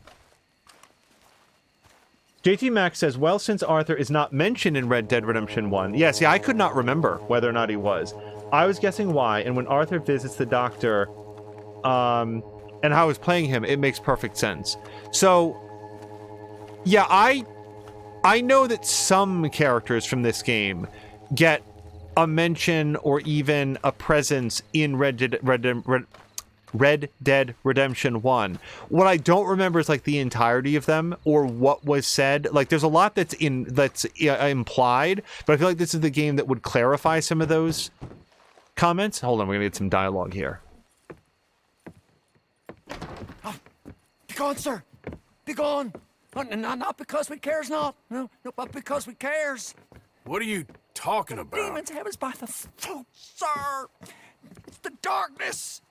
The darkness, it's everywhere. He was right. What are you talking about? They come in darkness. They're coming.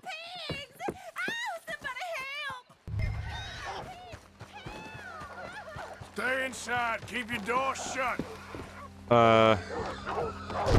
Okay. Easy. What the hell? Wait, am I supposed to kill this dog? I don't really want to do that. Get away from me. Ugh, I'm going to, though. Yuck. Ma'am, safe now. See if there's any more of them. Shit, there's more, all right. Okay, I need something with, So here's the thing. Investigate the barking. If you're gonna kill an animal, especially like a dog or something that's suffering, make it quick. Don't let him suffer. Shot to the head.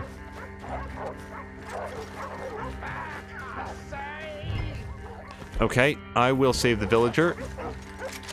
Now. Hey, back up! Stay back! They's got Kane. They's got Brother Kane. Where? Over there! All right, I'll handle this. Come on!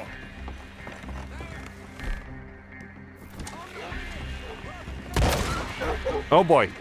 Kane, hold still. That's the way it goes, boy. You two, back to the village. I'll keep these dogs at bay.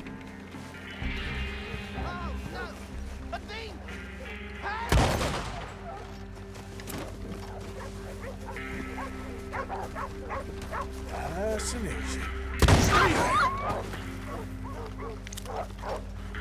Not enjoying the dog dying sounds. Oh boy. Ow. Oh, Lordy Lord. He sent us salvation. Yo, what's your Not deal? demons. It's just dogs gone crazy. Ain't nice. Get yourselves home. No. He said they would come in many forms. And he said his protection would come in many forms. What are you talking about? It's just sick dogs. Hydrophobia or some other poison. He said we were not to doubt him.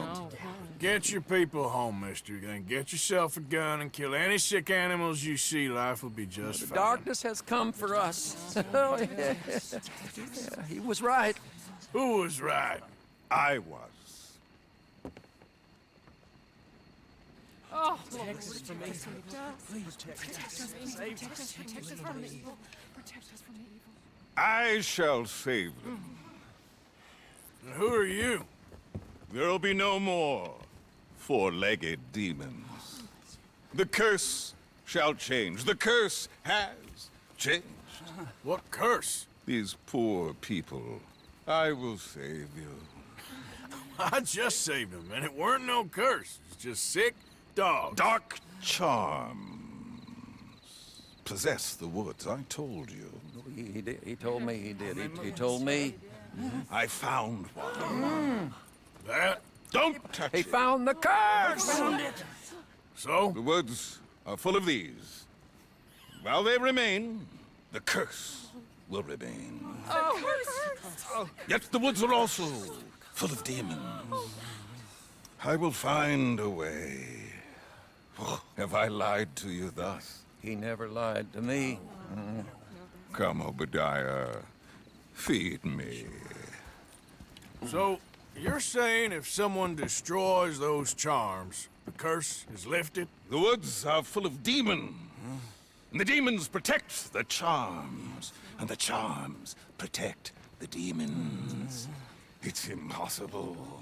I can see that. It's impossible. There ain't no demons. Don't disturb the woods. I told you. He would come, and he would help, and he would laugh. Yeah, you told us.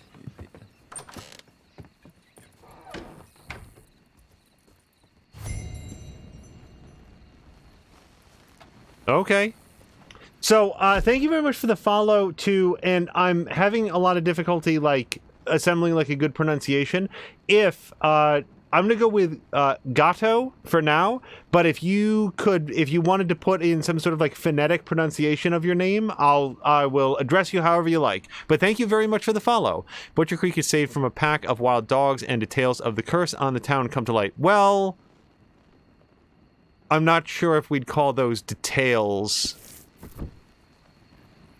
So, nope, that's still the wrong button. Let's go here, and...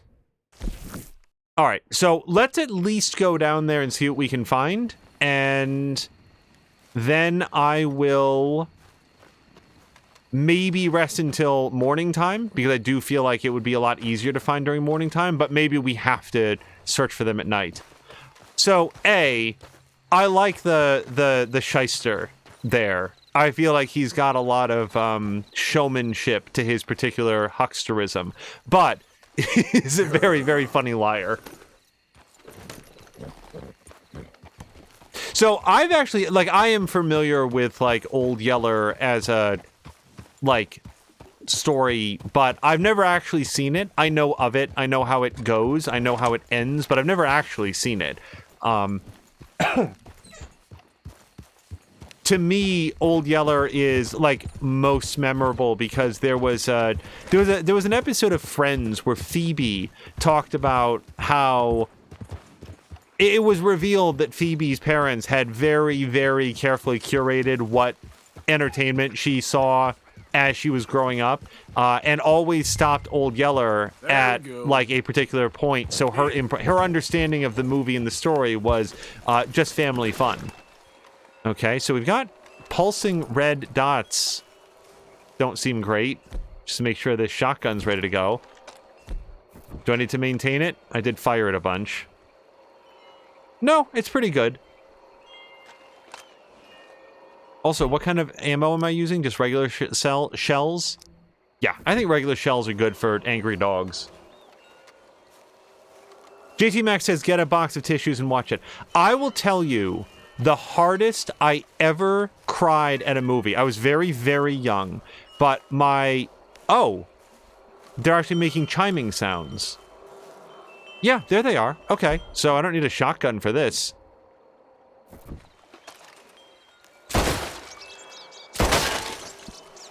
One of 13. Well, at least they make chiming sounds. When I was very young, my mom brought home a movie called Benji the Hunted, which sounds more dire than it is. I think that was the name of it. And the storyline was about Benji the dog. I guarantee you, she thought, oh, family fun. The storyline was about Benji, as I recall, Benji the dog, getting lost in the woods or spending a lot of time in the woods and taking ownership or custodianship over some like wildcat pups. They might have been like mountain lions or bobcats or whatever, but they were just like little like balls of fur. And some of them started getting like picked off, and I want to say that one of them in particular got snapped up by like a bird of prey, by like an eagle or something. And I was bawling my eyes out. And I remember going to my mom, and I think she like came home from work after we were like watching it, and like tears streaming down my face. Why did you bring that? Why did you show that to us? Like, and it was, I've actually talked to her about it in the years since then to make it clear that like, even at the time, this is actually true. Even at the time, I didn't blame her. But I just, more the question that I was trying to ask was, why would anyone make something so hateful as this snuff film? Like, I was so distraught over it.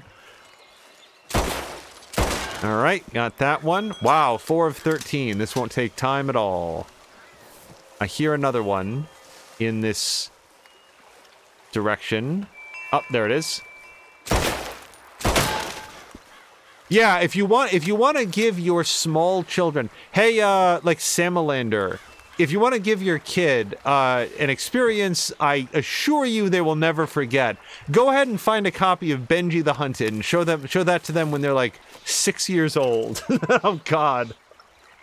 Samalander says thanks, all passed. Yeah, I was so like, and like what I just described, I am describing to you a movie I watched exactly one time, not all the way through, when I was in single digits, and I still remember at least that much of it. I still hear something out here. Yep, see it.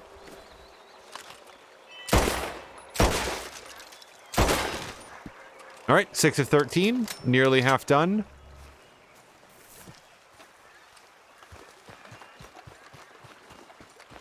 So we'll probably look on the other side of the river as well. But wait, there was something here I could pick, which indicates that I wasn't full of it.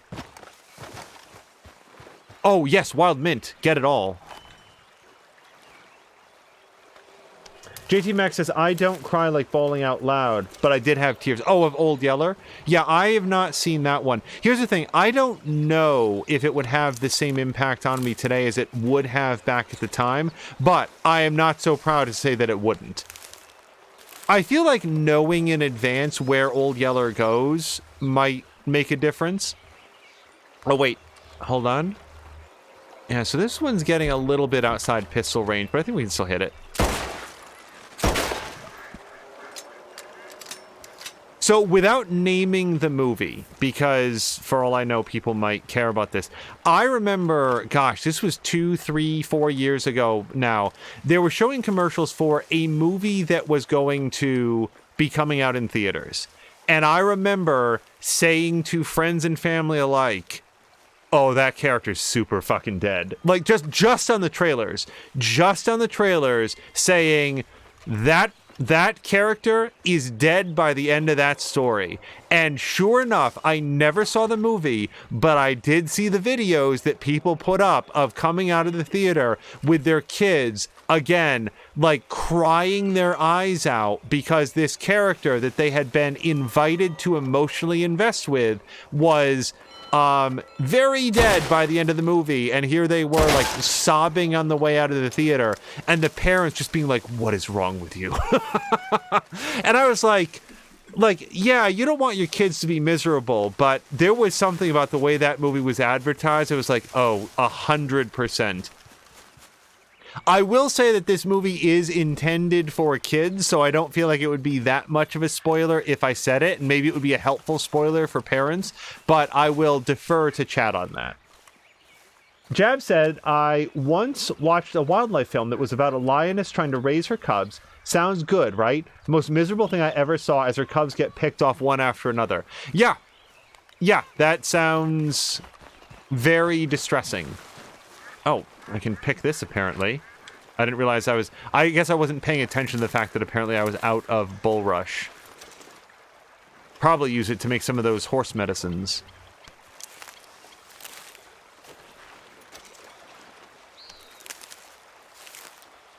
So I think it's time to go across the river. I want to look very carefully, see if there's any other red dots or chiming sounds on this side. Also, the wind might have died down, so we might not get as much chiming. I don't know how important that is to the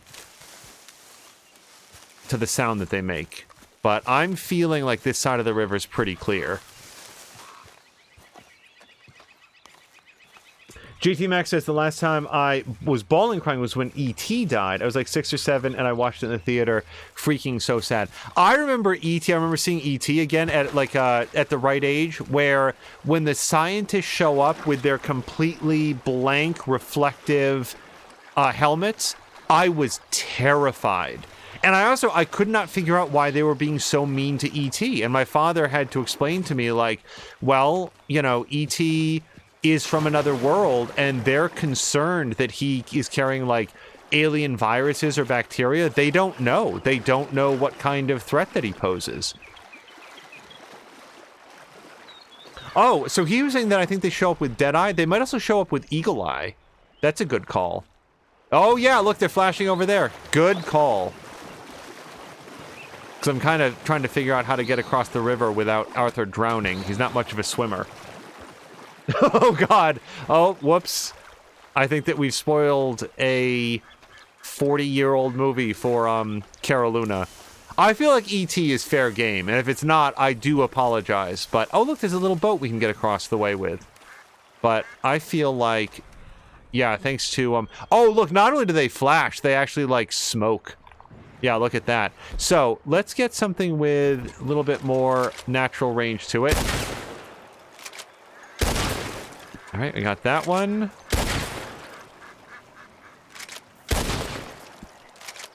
Ten of 13. I bet the others are going to be up there somewhere. Oh, you know what else? I can probably binocular them.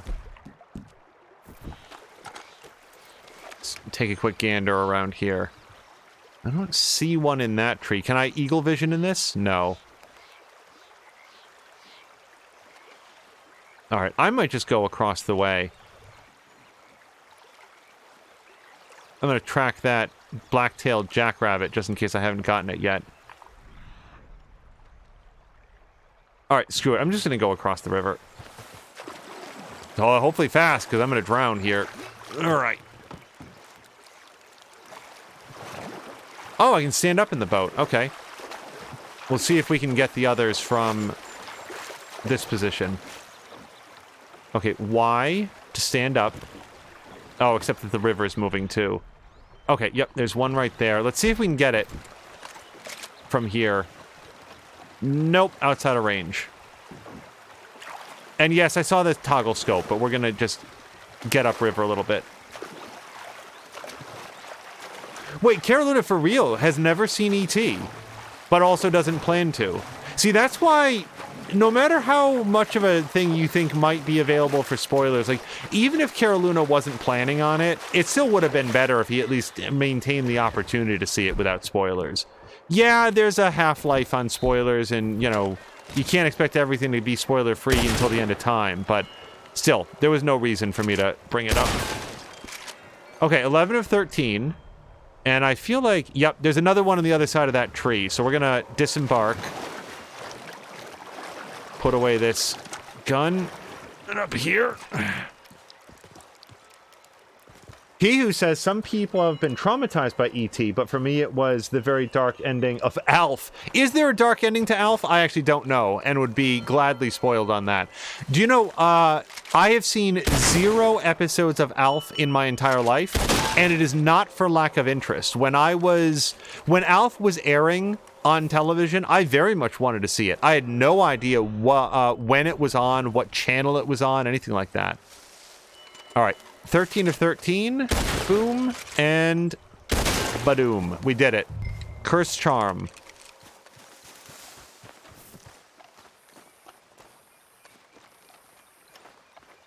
JT Max is saying E.T. is an awesome movie. Yes, I mean, E.T. is a very, very good movie. Like, what, you know, whether or not it would hold up to somebody seeing it for the very first time, I'm not sure, like, how much of it is nostalgia, but, you know, yeah, I really like that movie.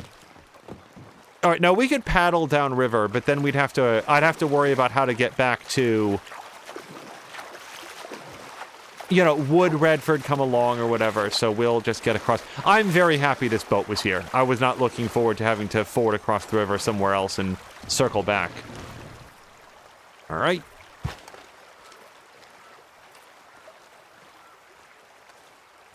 Oh, thank you very much to the follow for Racer3013.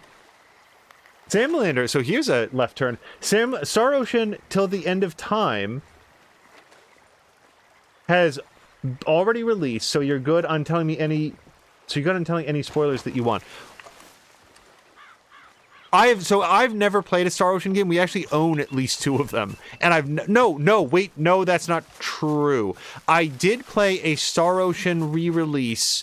They did a remake of the first and second Star Ocean games on the PSP, and I tried to play the first one and was very, very bored. Okay, my girl. Like, I played it multiple times over multiple days. I don't know why I just said I'd never played one, because I think partially I was trying to blank it out of my memory, but it was like the first something and then the second story or whatever, and I did not care for it.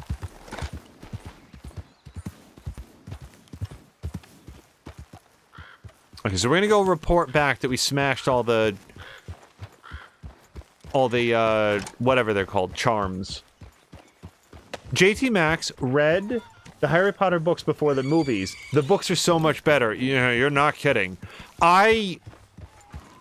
So I have watched the first, second, and I think the third Harry Potter movies. I think. And it was either the third or the fourth that I got about halfway through. And I said, I can't watch this anymore. It's cool if you want to keep watching it. I'm out. I just can't. And on that track, I will say that I do legitimately think that the second Harry Potter movie is good.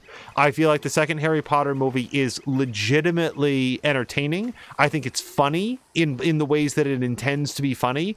The performances, particularly from those like Rupert Grint, I did not hate as much as I disliked them in other movies. I thought the second Harry Potter movie was pretty good.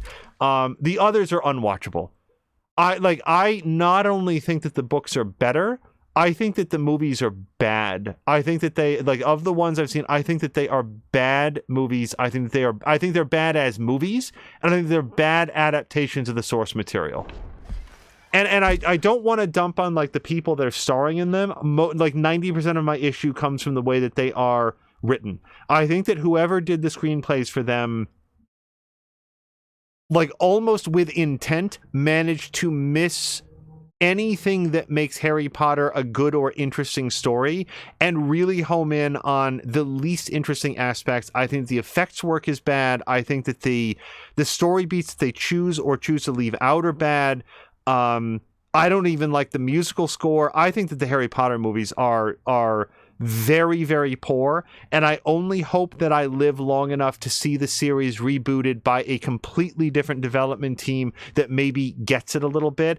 And this, I want to say, is wholly independent of anything else about the books or the person who writes the books or anything else. This is purely an examination of the movies as an adaptation of those books, and I think they're awful. So that is my take on that. Remember me? I helped with those dogs. I've been seeing about this curse of yours. Welcome, brother. It's a dark omen. Those charms out in the woods, they all been broken. All of them? So I guess that's it for your suffering. Ah! It's a miracle. We're saved. The darkness lifted. Not saved. Huh? Cursed. He broke the charms. The spirits are set loose. We're doomed then? Hold on. You said the charms was protecting the curse. I said it was a dark omen. I said he had the demon's tongue. Now, I need some light here. Now, I don't know what to think. Hey, look at me. Yeah? I think something's going on in this holler, and it ain't a curse. And whatever else it ain't, this fella don't want you to know. Liar! I told you he would lie and dissemble. Something's up. I really this like his one voice. wouldn't be so quick with ideas he didn't have some clue of it. I have the gift. My ancestor. I got a gift right here. I'm going to commune with the spirits. Dark omens! Dark spirits! What is he hiding? He always spoke truthful to us.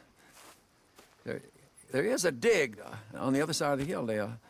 There was a dig anyway. It's closed now. A dig? He always said something about not going over there. Well, maybe I'll take a look at that dig. See if I can see something. All right. Okay, mine. That's a noun. Thank you. So he who says, I never read the books. Okay, so pause 1 second. Jab says, would you rather see them as a TV show like Game of Thrones? Yeah, actually, Jab, I think that's a very smart call. That's way better than doing a remake of the movies. Yes, remake the Harry... What are you doing? Get out of that boat. That's not for horses. Yes. Jab, I think that's actually a really great idea. I would love to see if they made... Boy, that's a great idea. I'd never thought of this. If they remade the Harry Potter movies as television seasons that averaged, like, I don't know, 10 to 13 episodes, maybe less. They could probably do them in about 8 episodes apiece. Whatever was good for pacing. And I think that some of the later books would need a little bit more time to breathe. I think that would be way better. Like, way better than trying to fit some of those books into movies. JT Max, so he who had said something that I... Oh, hold on. These seem like Murphy boys.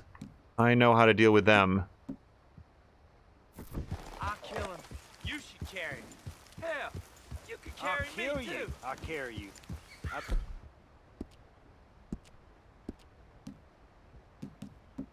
About that. Well, look. We're being watched. Yep. Jeez, so clever. Here, big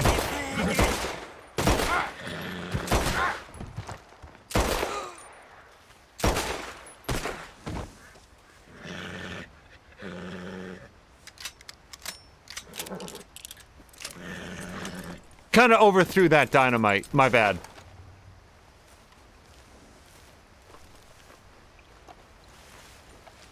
So, just 30 seconds here. So, he was saying, I never read the books, the Harry Potter books, but I saw all of the movies because I was forced to. Didn't enjoy them as much as many people. Too many plot holes and lack of logic.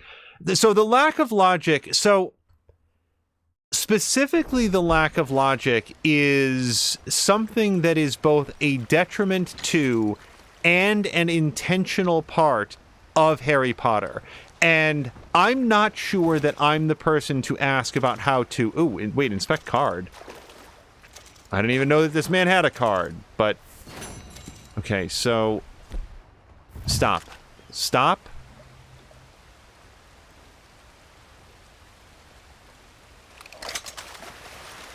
What am I doing with my life? Hold on a second. Which gun do I have? Is it my gun? No. Okay, give me my gun. High roller revolver. Okay. I now have my gun. That is correct. I don't actually care about looting these guys, but I'd like to if it's possible. Okay. No. No. Hat, no. No. Okay. So, the thing about Harry Potter is the books are very whimsical, and there's all sorts of things in there that were... Why do I get negative points for... I did not kill that man. Whatever. Especially in the first book, there's so much like world building that's done in the first book in terms of like how does wizard currency work, and how does the Quidditch game with the flying brooms, like how do all of those things function? What are the rules? And they were so clearly made to be silly and to just sort of be like, wow, that's sort of like so wacky. But then as the series became popular and people wanted to make like video games, or like there were more books that came after that first one, and you know, now Quidditch is going to feature prominently, and the fact that the rules make absolutely no sense is something that they just sort of like decided to own and just keep going with it. So I don't know if... Like, my personal take would be, if you're going to do a remake of Harry Potter, and you're going to choose things that you're going to, like, give and take out of the story, why not just change the rules of Quidditch to something that makes sense? Like, if you're going to do an adaptation, why not fix things that are clearly kind of broken and they get in the way of the story and the storytelling, and you can just make them better by changing them? It's fine. You know, it's okay to do that. So that's my sort of take on it. But yeah, a lack of logic is... It's actually an intentional part of it, because it originally started out as like a children's story, so it can be sort of whimsical and fun, and also magic is involved, so you don't have to worry about it adhering strictly to the way that the real world works. And unfortunately, as fans of the series have grown up, they're now looking back at it and saying like, wow, parts of this are very stupid and stuff. So I would, if I was to do an adaptation of it, I would sort of clean up some of those things, not in a way that fundamentally ruins the tone of the story, but just invites less scrutiny and makes more sense narratively and in the universe. So it's sort of like a take of mine. I don't feel super strongly about it. It's fine if Quidditch is a stupid game that doesn't make sense, but wouldn't it... Here's my take. We can keep Quidditch the same. We can do that. That's what the movies did. What if we didn't do that, though, and instead we changed the rules to something that makes like an actual sport that people would play, wizards or not? How about that? So, let me just pause here. So, He Who Dies was saying, really, they fixed up all of the plot holes, which was what JT Maxx had said. Can I ask about one? Because this one plot hole for me undoes all the work of the movie and makes it ridiculous. JT Max was saying bad horse for having gotten into the canoe. Is asking about a specific Harry Potter related question, considered spoiler stuff. So I would say, so here's the rule with spoilers. Like, we're allowed to talk about stuff, I think, as long as we give people the opportunity to duck out. So if you are, if you are concerned about Harry Potter, like you haven't seen the movies or read the books, I recommend the books over the movies for sure. And even then, I have some notes. But let's give people who might be averse to Harry Potter spoilers or even Harry Potter criticism a chance to sort of duck out or mute for a few minutes and, have a chance to miss the conversation if they so choose. Carol Luna says, so apparently there is at least some kind of building and construction in Path of Exile. One will be creating a hideout. No idea how advanced it is, though. So that's very interesting, Carol Luna. I really want to know more about that. He Who Dies says, so Sam Lander says, because if you fix things, the fans will hate you, and bad word from them will knock down the online ratings, which may hurt actual sales. My response to that, and it is easy for me to say, but my response to that is, fuck 'em. I am not interested in what, so this is just me, and I have because I'm not in charge of the project, so I get to say this, and I understand why in the real world they may not have that ability to do that. However, I think that it's okay to modify a product to fix problems with it. Like nobody enjoys it if they take their favorite thing and see it smoothed and mainstreamed and have its identity stripped away in order to quote unquote appeal to mainline audiences. That's a bad thing, and I don't like that either. However, This is the dig. The dig. Okay. I actually thought it was nothing, but we did walk up and look at it. Okay. Oh, yep, tap it. The thing is, the way that Quidditch works, like, Quidditch is a plot device. It's a means to an end all of the time. And if you want that end to make sense, fix the means. If the rules of Quidditch, here's what's important about Quidditch. I'll try to play and walk down this mine shaft at the same time. Number one, it has to be on brooms, I think, because that's what makes it a wizard sport. And it's like wizards and witches fly around on brooms, and that's cool. And if they can do that, why wouldn't they have a professional sport about it? That's neat. I think that's important. They should hold on to that. Number two, Harry Potter needs to be good at it. And I am 100% comfortable with that because when he gets to Hogwarts, Harry Potter is completely out of his depth. He's super bad at it. And it turns out that there's one thing that he's an actual legitimate savant at. And I think that that's important for the character. And I think that that's important for the story. And it's a platform on which a lot of the rest of the story is based. After that, and it's got to be a team sport. It can't be like, I don't know, running hurdles or whatever. After that, everything is up in the air. They can completely turn that entire game totally upside down and rewrite the rules from scratch. And as long as the main story beats survive, it's fine. Now, that said, I don't object to snitches, blodgers, budgers, the Seekers, I think I already said Seekers, the Golden Snitch, all of that is fine. But the point structure needs to be completely rebuilt to something that makes even a little bit of sense. Thanks for coming to my Red Dead Redemption 2 stream in which we break down the rules of Quidditch.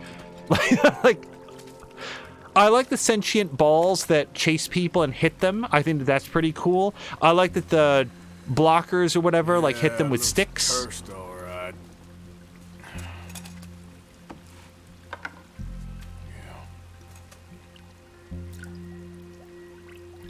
Oh, is it poison water or whatever?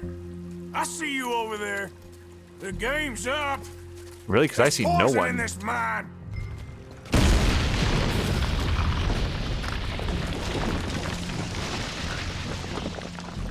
God damn you! I'm getting out of here! Okay, so this is only part of a phobia of mine. The rest of it would involve this being me in actuality, because otherwise this is... Okay, so we gotta get out of here. Fumes are choking. Yep, get out. Come on.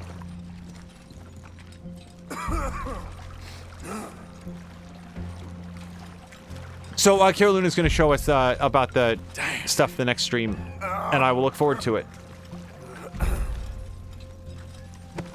I do not know if I have time for this, but it might be evidence. Also, this really looks like something. What is here? Nothing? Oh, really? I lost honor points for that? Fuck off. Okay, this looks a lot like a dead end, but let's go look. Yep, okay. Climb.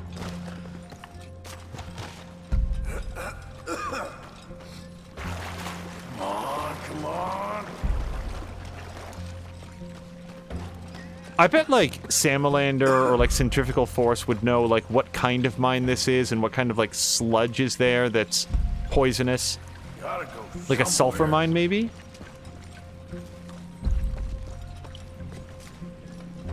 Okay, well, I'm not taking damage. Whoa! Hee hee! Come on.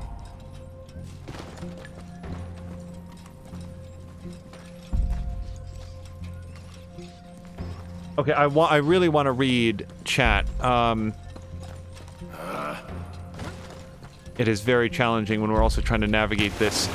Oh, I bet a contact with the water is gonna make him miserable. Let's try to get out of here. I'm also gonna go on the assumption that there are no... So, are these graphical glitches, or is this like iridium down here?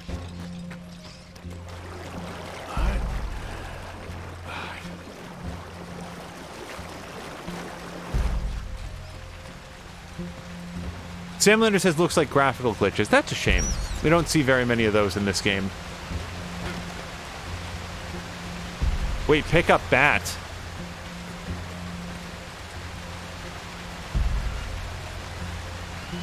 Sure, this is probably highly poisonous.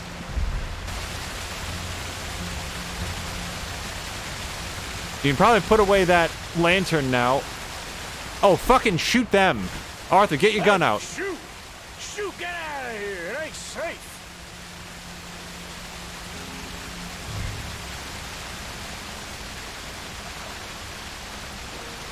Samlander says you got a gold nugget, it's probably a gold mine. Did I get a gold nugget? I was not...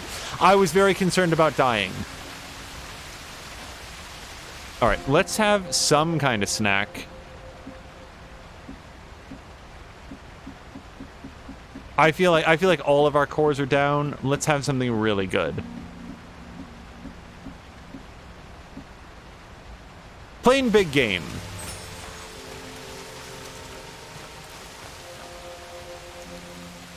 So, 3 guesses as to who collapsed that mine.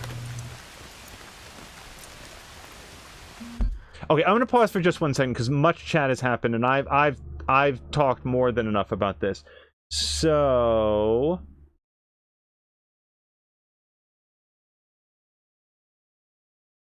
Okay, so Cara Luna had... Okay, so I didn't get a chance to read what Null had said, because I did see it. Null had said 9 to 12 hours as movies versus 100+ hours as a series. The thing is, I do feel like the series could... I feel like a television series could fill that out. Like, I really do. JT Max says the other thing about the movies felt rushed because of the actors aging. He who says the lack of logic doesn't help when you have time travel device to allow everything to happen and allow everything to happen. Yeah, that was another thing that just doesn't make a lot of sense. So apparently, okay, and that was when Carolina said that about Path of Exile, because if you fix things, the fans will hate you, says Samalander. He who says, I say remove time travel and I can suspend reality and logic for everything else. Null asks, there's that Harry Potter RPG coming out. So is it an RPG? I don't even know what genre that game is. JT Max says the money in Harry Potter makes no sense since everyone can conjure everything with magic.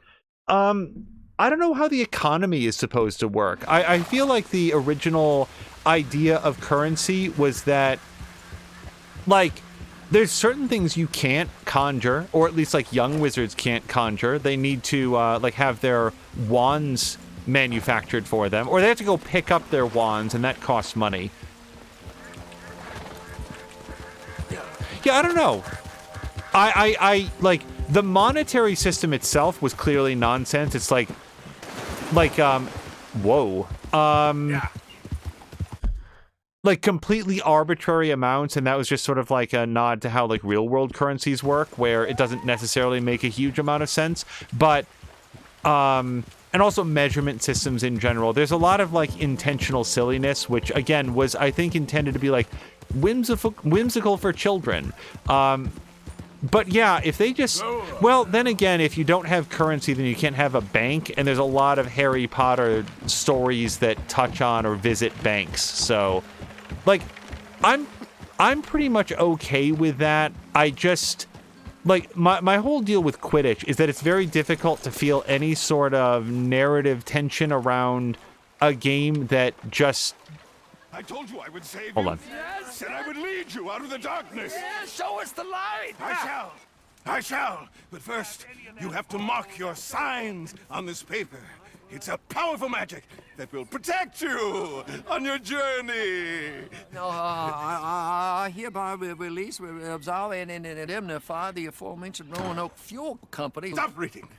You didn't tell me you could read. What kind of trick you pulling now? Oh, you're back! We thought the curse had got you. Nope, but he nearly did. Don't you go nowhere. I was down that old dig, and I found this, leaking all the way into the lake. You've been poisoned. No, we were warned not to heed what you say. Right. Well, let him tell you then. What's this? It's nothing. Nothing? Oh, then you won't mind taking a drink. Hey! Please, hey! No! Oh, you've killed me. I'm poisoned. Poison now, is it? Oh, the dig. All they found was arsenic and lead. I dug down into the cave system and spread. I was meant to get you all to go. Now you heard it. It's taken me. Oh, dear. Dear God, there's no arguing. It's clear as day. We're cursed. Oh, shit. What are you talking about?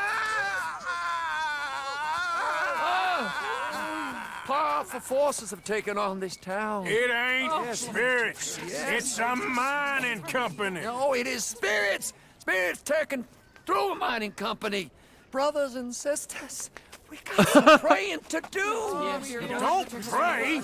Do something. You'll die, or worse. Just go. It's our curse. It's ours to deal with. Now, the medicine man left some money there. Just take it if you want it.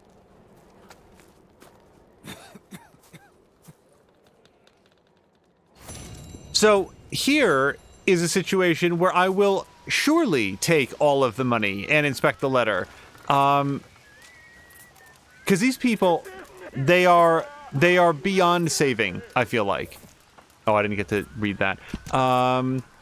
Roanoke Fuel Company of Annisburg, New Hanover, second party the citizens of Butcher Creek. Subject to the terms and conditions of this agreement, the second party formally declares the following, concluding the matter henceforth.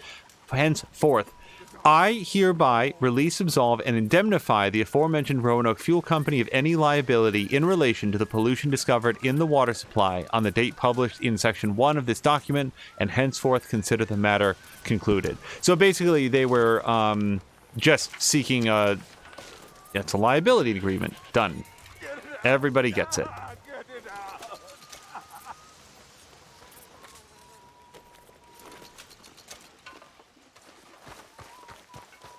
All right, I didn't realize that he'd made quite so much progress.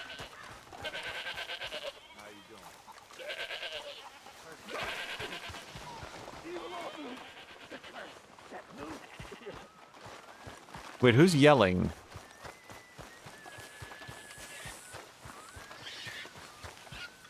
Not that guy. He's just whittling. Nothing? Okay.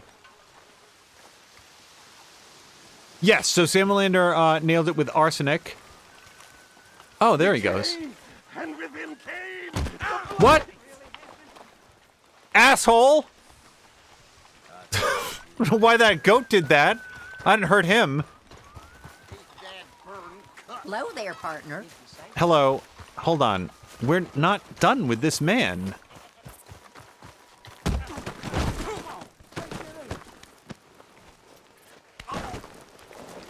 Oh, gotta hold it. All right. There we go. Okay. Really? He's who you want to stand up for?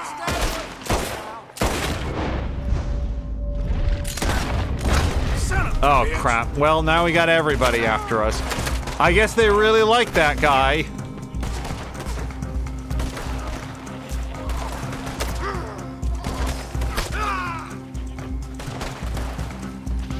I didn't want to take on the entire town. I just wanted to make sure that that guy didn't get away with what he was trying to do, because he would have tried again. And these people are powerfully stupid.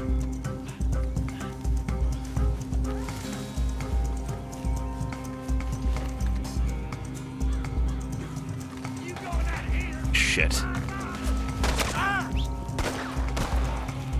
Hey, Redford, I would not mind if you hurried your horse ass up.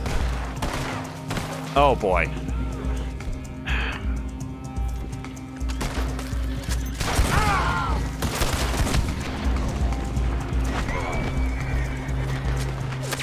Christ!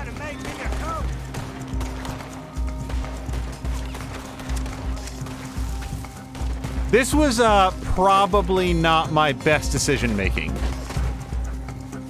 Not my worst. Probably not the best. Redford, you stupid asshole, get back here. I know, but you gotta trust me, and we're gonna do this together. All right.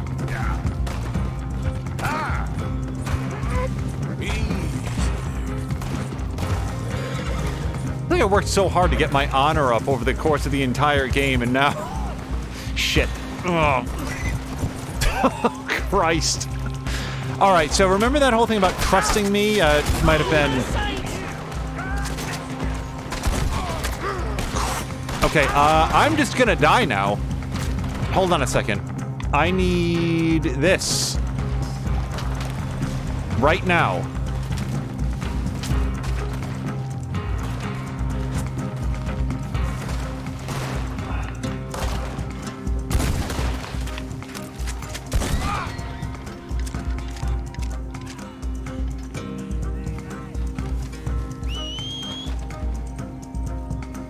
I think I'm gonna have to kill every single one of them.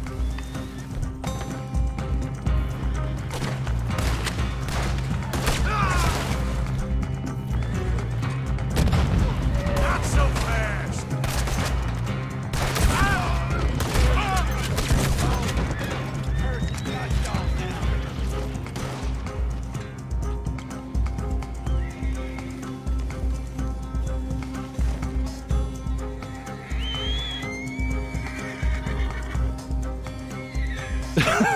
What are you yelling at me about? Get over here. Oh, god damn it, he sucks so hard. She sucks. Come on. Let's get out of here. Yeah. Hey, girl. Who knew they had so many horses?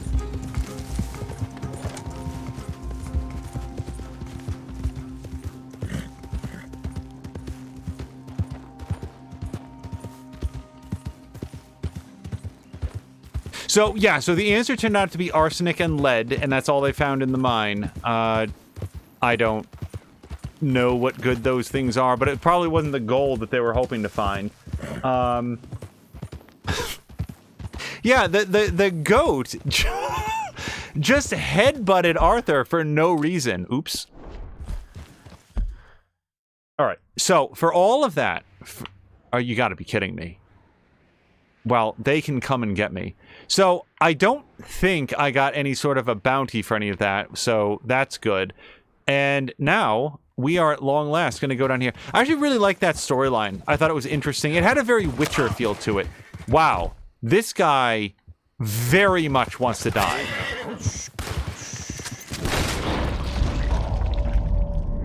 Sure, no problem.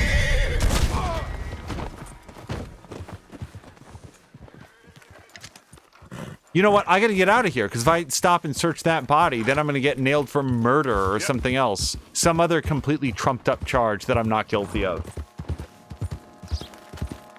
So Samlander, see, I didn't know this. Samlander says, I mean, arsenic is good for pulling gold out of ore and killing people. And lead is useful for making bullets and killing people. Well, I mean, I guess I knew that about lead. It's more about, like, I didn't know that arsenic was good for pulling gold out of ore.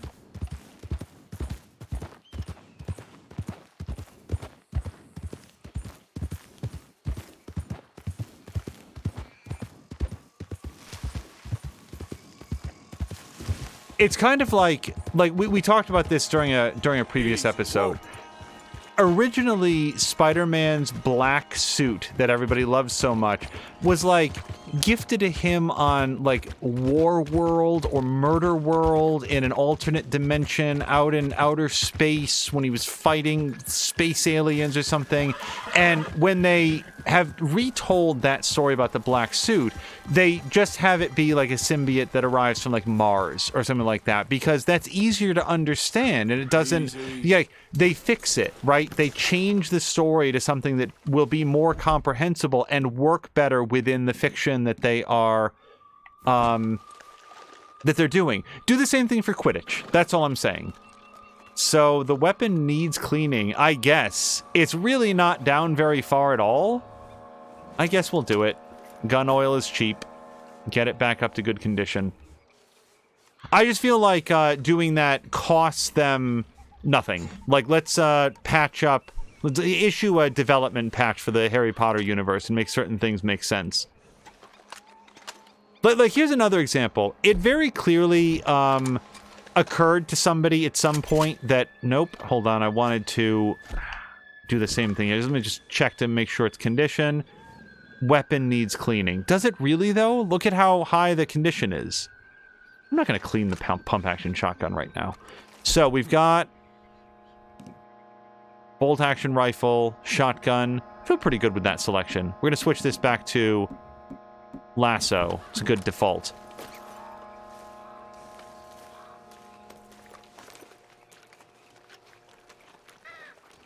Oh, centrifugal force. Sadie, I really can't.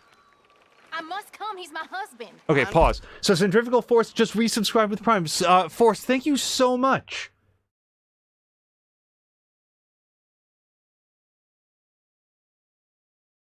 So I'm just taking a quick look. So JT Max asked save. Well, it's got an autosave that I've been relying on the whole time. It's gonna be... So, sorry, pause real quick. So, Force did a really interesting stream the other day about... It was yesterday, I think, for City Skylines. And what she was doing was she grabbed some additional terrain modification mods and was using it to sort of, like, build a volcano. And, I just love the fact that she wanted to do that to sort of like give the city that she was working with its own sort of like landmark and something cool. And B, I just love the fact that that's possible within the game engine. Like, it has such a robust terrain editor that even when, you know, you can then mod it to give yourself like the ability to build like these huge spires and pillars and stuff. It was a very fun stream. She'll be doing a tutorial series on City Skylines hopefully pretty soon. Hold on, let's go meet up with Sadie. And it sounds like that's Abigail. Fine. I'm coming. Like I said, ain't happening. You got a boy.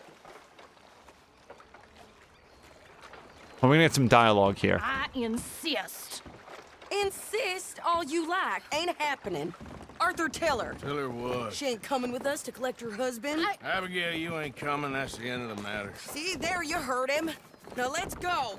But nothing. It'll be quicker and easier with just the two of us. Plus, John will be calmer without worrying about you. Ain't complicated. Well, I ain't the crying sort, but I'm real grateful. Yeah, we know you are. We'll bring him back to you. Thank you. Thank you both. We'll land the boat in the morning when the prisoners come back out to work the fields. The place is surrounded by marshland. Should hopefully give us a bit of cover to move in close enough to find a spot to look for John. Then all we gotta do is take out all the guards and row our way out of there. Seems simple enough. How many times, Marston? I really like the soundtrack in this game. Okay, bring us over.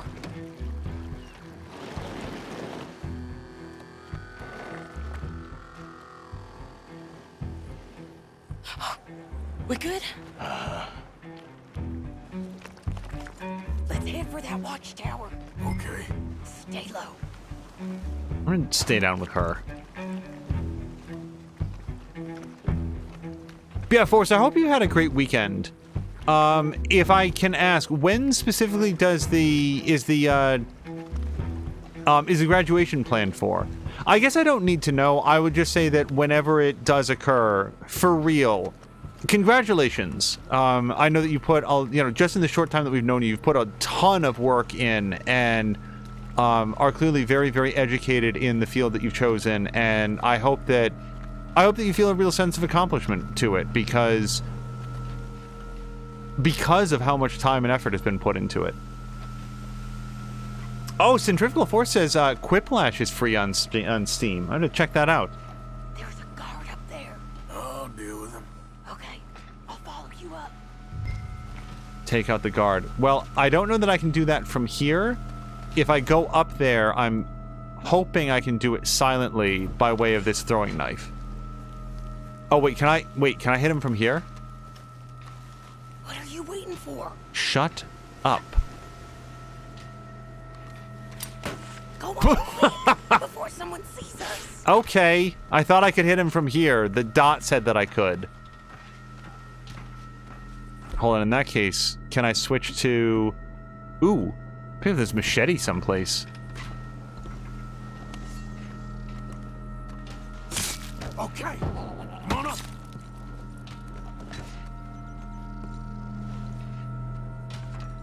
I feel like I don't want to leave that body out here, but... Oh, what's this? I've already got a rolling block rifle. Where's John?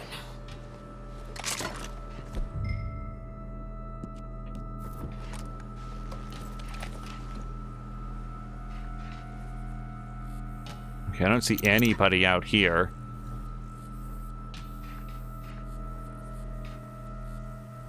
Hey, I think I see him. There's a group in front of that barn just to our right. Ah, yeah. I see 2 guards. Okay, take them out, and let's go get our boy. Okay. Okay, can I sneak down there and just stab them? Because that seems like it's gonna go way better. I can do it quietly, and... Hey, you're in the way. Okay. I will probably fail. Shot or It's not gonna let me go do it quietly. Fine, fine. Abigail? Not Abigail. Whatever your name is. I can't see anything with you standing there. Okay, so... I have this bolt-action rifle. I think it's got a scope on it.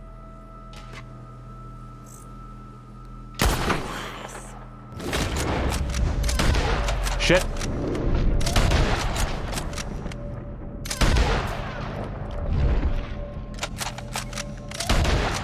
There we go. Christ. Yeah, hear those alarms? That's why I didn't want to do it that way. I don't think that was John. Well, let's go over there and see. Okay, come on. I think one of those guards was still moving.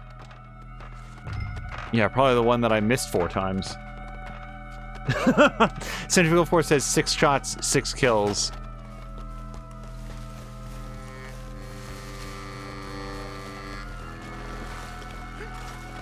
What's her name again? Crap.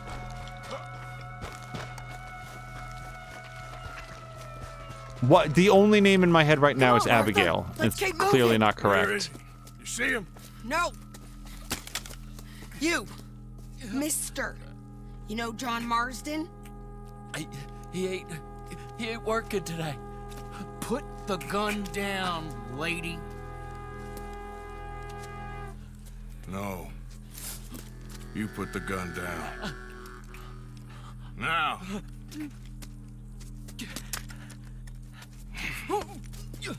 Where's John Marston? He ain't in the work detail today. Okay, well, I guess we'll go and get him together. Try anything, I'll blow your damn head off. You clear on that? Yes.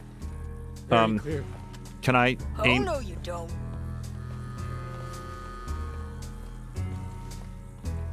Come on, partner. Sadie. And why don't you apologize to the lady for pointing a gun at her? Excuse me? I said apologize. I'm sorry, ma'am. Ain't no harm done. So, where do we go?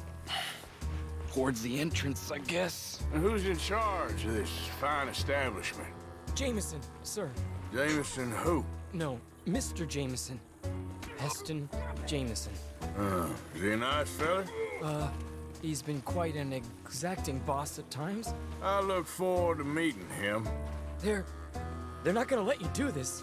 Well, that's gonna be up to you, my friend. Well, Forrest is saying that it would be this Saturday, but that she will not be attending. Yeah, like I said, I didn't go to my... Please. So, you a popular employee, my friend? Not especially. Well, I guess we're about to find out. So his path is pretty well set. I don't have a lot of... March him straight up to the front gate. You better hope someone in there actually gives a damn about this fool. left and right control. Guess we'll see. We're gonna have to shoot our way out of here regardless.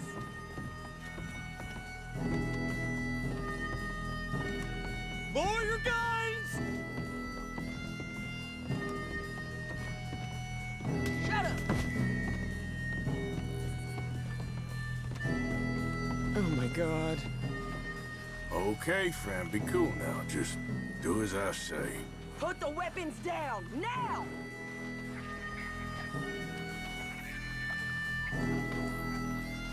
Jameson! Is Jameson in? He's in Saint Denis. They got Milliken. Got him and gonna kill him. Unless you bring me John Marston. Right now. You got 1 minute. I'm counting. 1, 2, 3. Milliken, is it? Yes, sir. Will you count for me? I got talking to do. Yes, sir. Of course, sir. From 1 or 4? Oh, sir? very funny. No, we must be at 11 by now. 11, 12, 13, faster. 14, 15, 16, 17. Now hurry up! Well, this poor fool's gonna get his brains shot out. And over what? For nothing. Milliken, don't stop counting. I can't hear you. Hurry up and bring that asshole out here, you bastards! Come on! Don't cry, buddy. I don't want to die. Yeah, I know. Hey, John. Hello, you two. Now, no funny business. Or Mr. Milliken here will stop crying once and for all. Okay, today's your lucky day. Let's go. See you, Milliken. Joe, take my pistol. Let's clear these and make a run for it. Why don't we just make the run for it now? I don't like any of Sadie's planning here.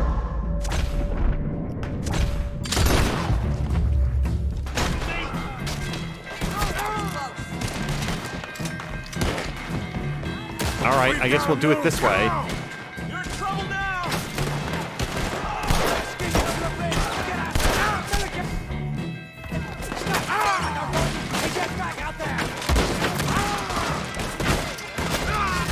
Oh! I was taking a lot more gunfire than I thought. JT Max says Bill's planning is worth it. Probably true. Or Micah's planning. Jesus Christ. I take it back. Sadie's the brains of the operation. Every other person is worse.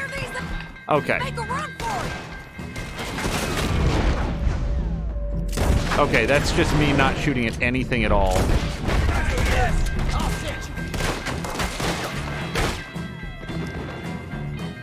I'm gonna end you. Yeah, hold on a second.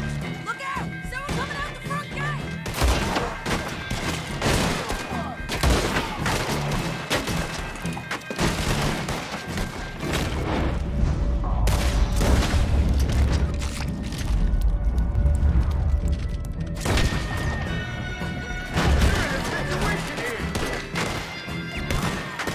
I think the guys with the elevated position are way more dangerous.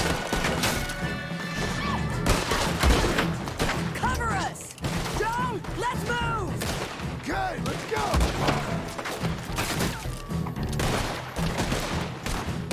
We got you covered, Arthur!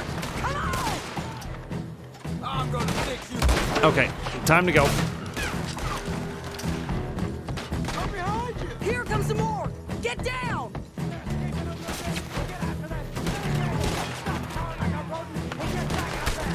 Been a while, John. You're telling me? What took you so long?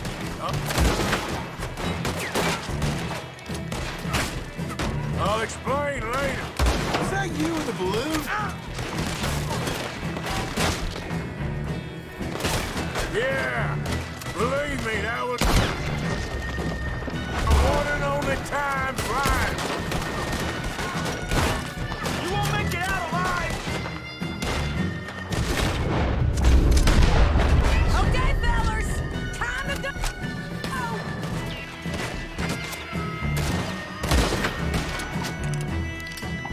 Go ahead, stick your head up one more time. There we go. Oh, that hit the railing. Boo to me.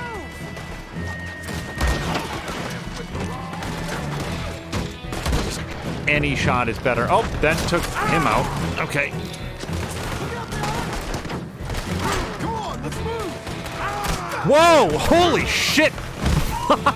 Wait!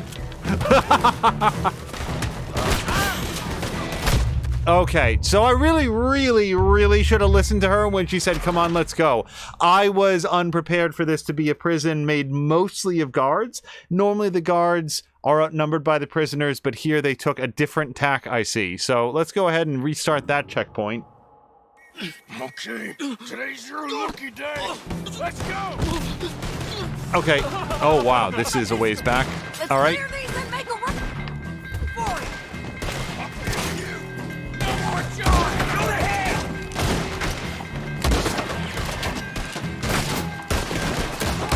Look out! Someone coming out the front gate!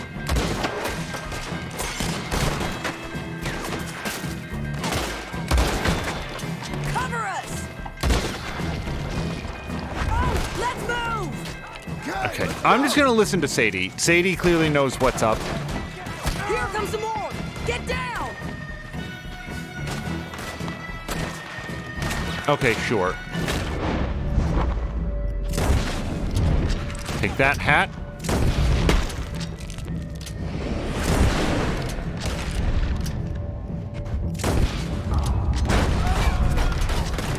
Okay, for real though, I have dynamite.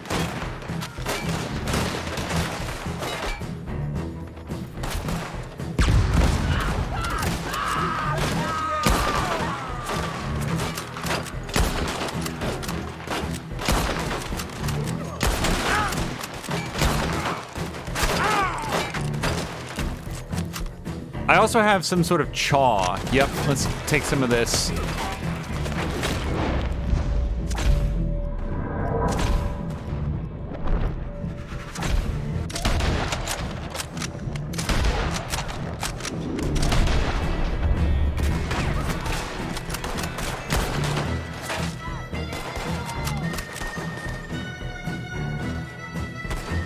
Okay, that felt successful. Let's go. Been a while, John. You're telling me? What took you so long? I'll explain later. Was that you in the balloon? Yeah. Believe me, that was my one and only time flying.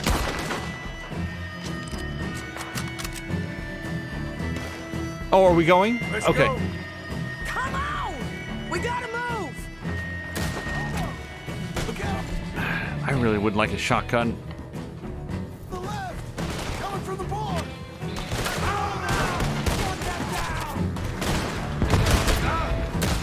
I'm gonna spook the horses. If I was a horse, I wouldn't like an explosion. Stay down! No, nope, that's not gonna be the right weapon for this.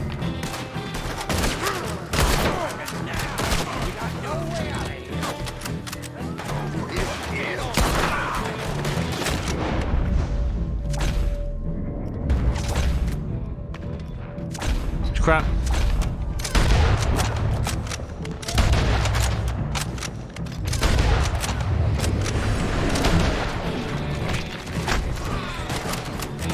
We gotta move! How we getting out of here? We gotta go! This way! Follow me! Get down! Hold them up so we can get to the boat! You ain't getting out of So wait, our plan is to slowly paddle away in that We need boat? to get to the boat! Okay, I need something to get my health back. Sure. This seems like a time for... No, that's not gonna help. Yeah, let's have this. Okay, I am coming. Do it!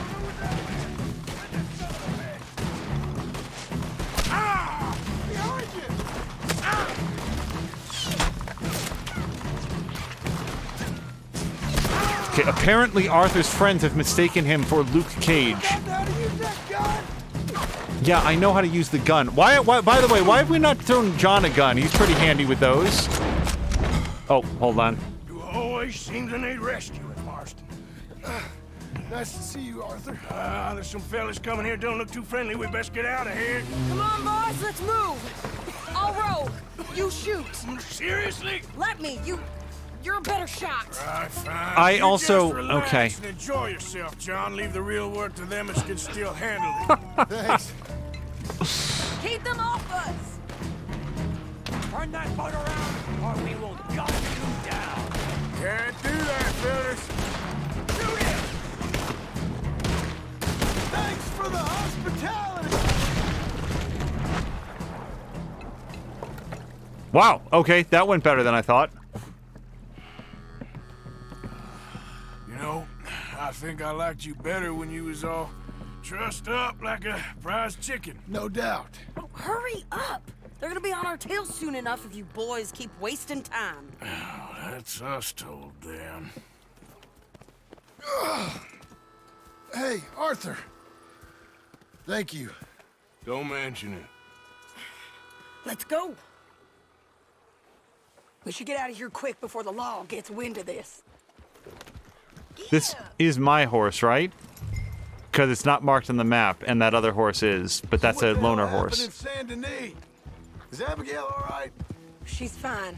Jack is too. She managed to escape when they got Hosea. Wait, I almost never want to pause during a major story event, but he who is saying, holy shit, I'm mind blown, scrolling the news, and I guess Days Gone 2 is being done after all, since fans petitioned and protested, Sony changed their mind. Is that real? He who, please be correct about that, because not only do I not want to be a vector for any sort of misinformation, but I will personally be heartbroken. It's 100% real, he says. That is awesome news. Hosea. That still don't seem real, somehow. All them years. Arthur. He was like family. Yeah, we lost young Lenny, too. No. What a goddamn mess. And did we... What about the money? Lost somewhere at the bottom of the ocean. What? How the hell did that happen? We hit on a boat. It was the only way out of there. The boat went down in a storm, and we ended up stranded on an island somewhere near Cuba. Cuba?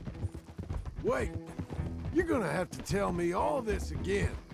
It's a long story, but things ain't been good, John. You're telling me? We're holed up now in the mountains to the north, near Roanoke Ridge and some caves there.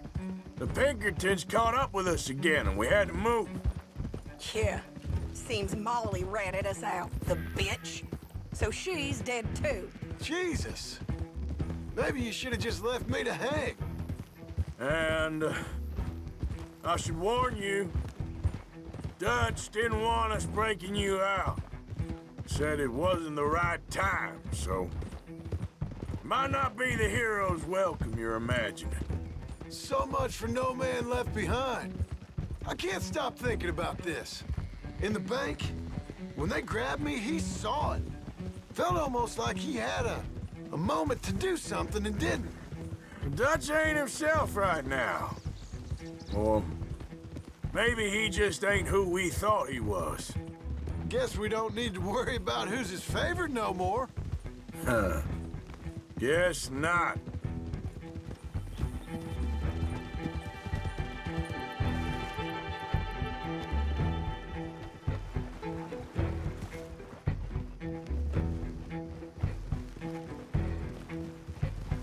During this brief moment, I'm going to talk some more about Days Gone 2 and how exciting that news is, but I just continue to note the fact that I feel like this game very rarely uses the same musical cues from one section to another, and I just have enjoyed so much of the different music that we get. We told you we would. John! What are you doing here? Good to see you too, partner. I meant I hadn't sent for you yet. I went. But I said that. Yeah, I know what you said. I felt different. Is that so? Yes. And when Spring and John brings the law down on all of us, what then, Arthur? Well, I guess we'll have another fight on our hands. Loyalty, Arthur, it ain't. I had a goddamn plan! John, you are my brother. You are my son. I was coming for you. They was talking of hanging me, Dutch. They was talking. They was talking. And now they may come and hang us all.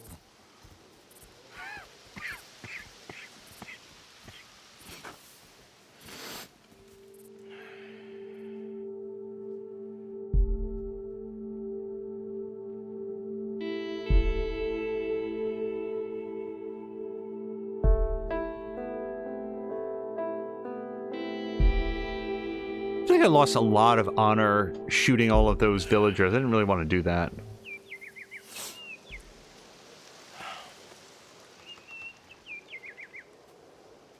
Arthur!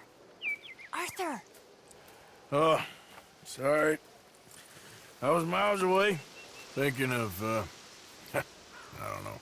Dutch said to tell you he and Mike have gone to Annisburg. Something about Mr. Cornwall. Cornwall. Okay. Thanks, Mary Beth. Yeah, I don't think I did very well at this at all. Let's just take a quick look. Get headshots in both prison guards when sniping them from the tower. The second one took multiple shots, but yeah. Escape to the boat within 2 minutes 45. Complete within 9 minutes. Complete with at least 80% accuracy. And if anytime you restart, you don't get the health items one. Also, I used health items in that one because it was that or be dead. So I would say Mary Beth is one of the members of the gang that I feel like Mary Beth and Uncle. I feel the least like I don't know who these are about. We've had storylines about Karen, Tilly, Miss Grimshaw, Jack, Abigail, the Reverend. Are you following me? What's up? What? I don't know. I don't know. I had something to say. I did. Take it easy, Karen. On the hooch. Why? Because a good, sober life will bring me peace and contentment? What a crock of shit this world is.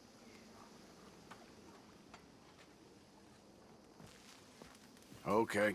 Guess I'll leave you to it then. Whatever you say. All right, let me go stop by Pearson because I don't know if we have any crafting options, but you know, we'll go check it out because I really didn't talk to him very much. Making trouble for those who deserve it always seemed reason enough for Dutch. So, he who does say, so JT Max says nice stag, and he who is saying, from the cutscene, and he who's saying, wait, I have to correct something because I have now read 4 articles and something was only clear in 1. 2 articles said they changed their mind. 2 others are saying after the petition hit 80,000 that a dead project got reanimated. I'm not, Reverend.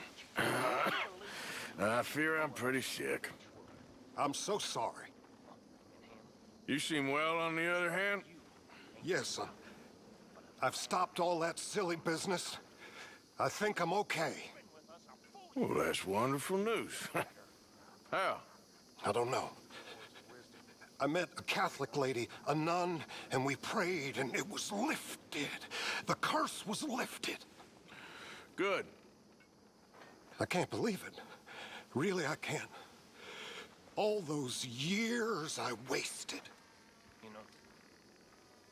Well, I'll say this for Days Gone 2. I very, very much hope that that is on track and that they're going to do it. Now, I do have one reservation. Yeah, so crafting upgrades. Let's look at this. Bring me some materials, and I'll be glad to make something nice for you.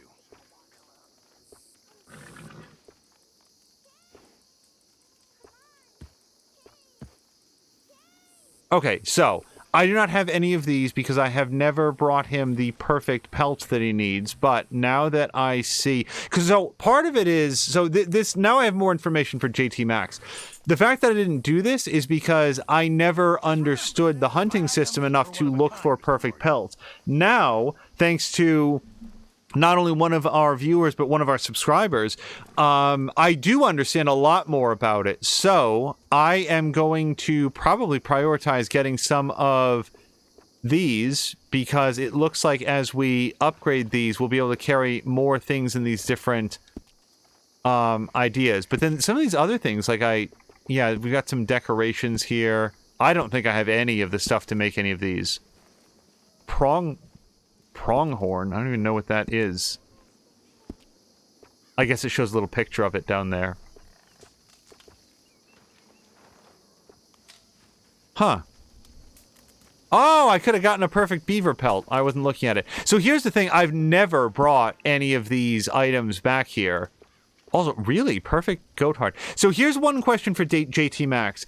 If I get 2 perfect goat hides, but I don't yet... Oh, no, that already answered the question. So I need to actually bring them all to him in one go. He won't take partial payments on it, which is disappointing.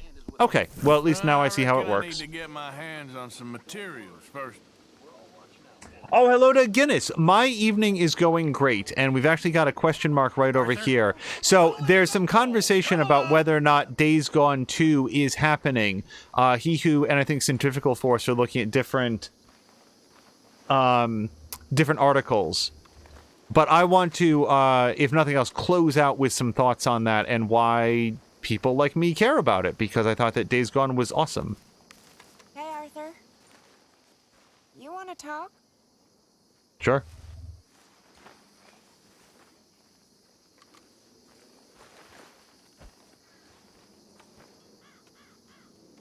You okay, Arthur? Sure. You don't look okay. I'm fine. What you been doing? Acting like a fool. How so? Hurting and robbing folks I didn't need to. My, you have been busy. Well, that's one way of looking at it. You're a good man, Arthur. Underneath, I mean. I've lost my mind, Mary Beth. It's finally happened. I don't feel in control. Just stay calm and do what you do best. It seems I'm best at mayhem. Sure, I'm no better than Micah. Yes, you are. Just do what you gotta do and stop getting into trouble. We'll see.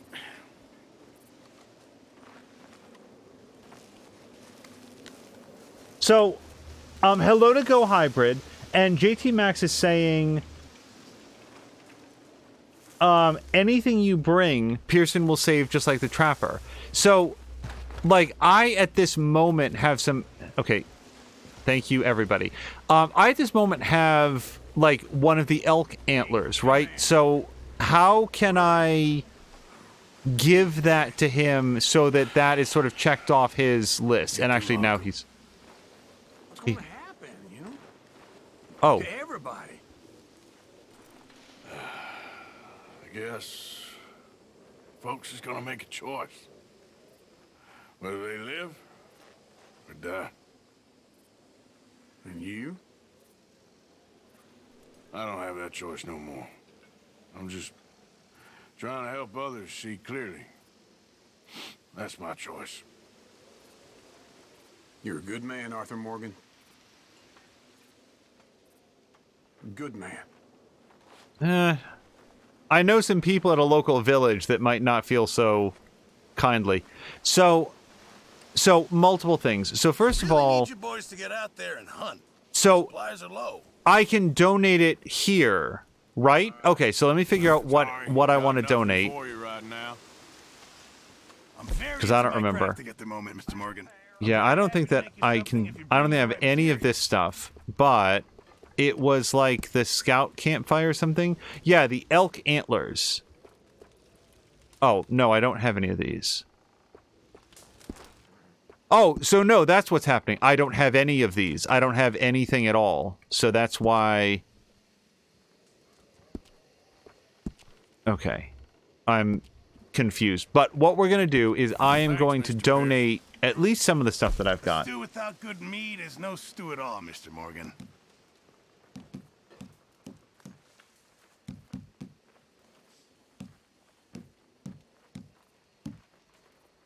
Wait, I do have elk antlers. Okay. Donate for crafting. Okay. Oh, so I should look through here, and I should see anything at all that says donate for crafting. Like this. Yeah, looking forward to seeing what you can turn that into. Okay. I get it now. This is not as difficult to navigate interface-wise as I thought it might be. But now I've done all this. Here, you can have this good bat carcass. I'm not going to use that for anything. Take it for provisions. Time, Mr. Morgan. Don't tell anybody it was bat, though. Just tell everybody it was, like... perfect rabbit pelt. Do I need this for anything? I don't think so. You can take that. Be able to make something nice with that.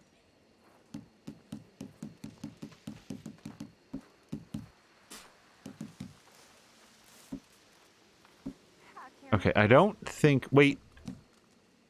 Buck antlers. So let's just donate for funds. Well, I don't have any other use for it. Might as well make some money off it. Glad someone's doing all right. Okay, so I feel like this is a good... Why am I... Oh, right, because of the whole prison break. Yeah, that all the crime we just did. That's probably why we're upset. And there's Micah. I don't want to talk to Micah. I do want to talk to Charlotte, so we'll probably go pick up there next time. So I'm going to save it very quickly.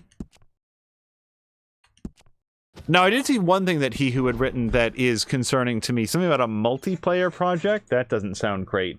You got to donate the antler with skin. Okay, I think, like...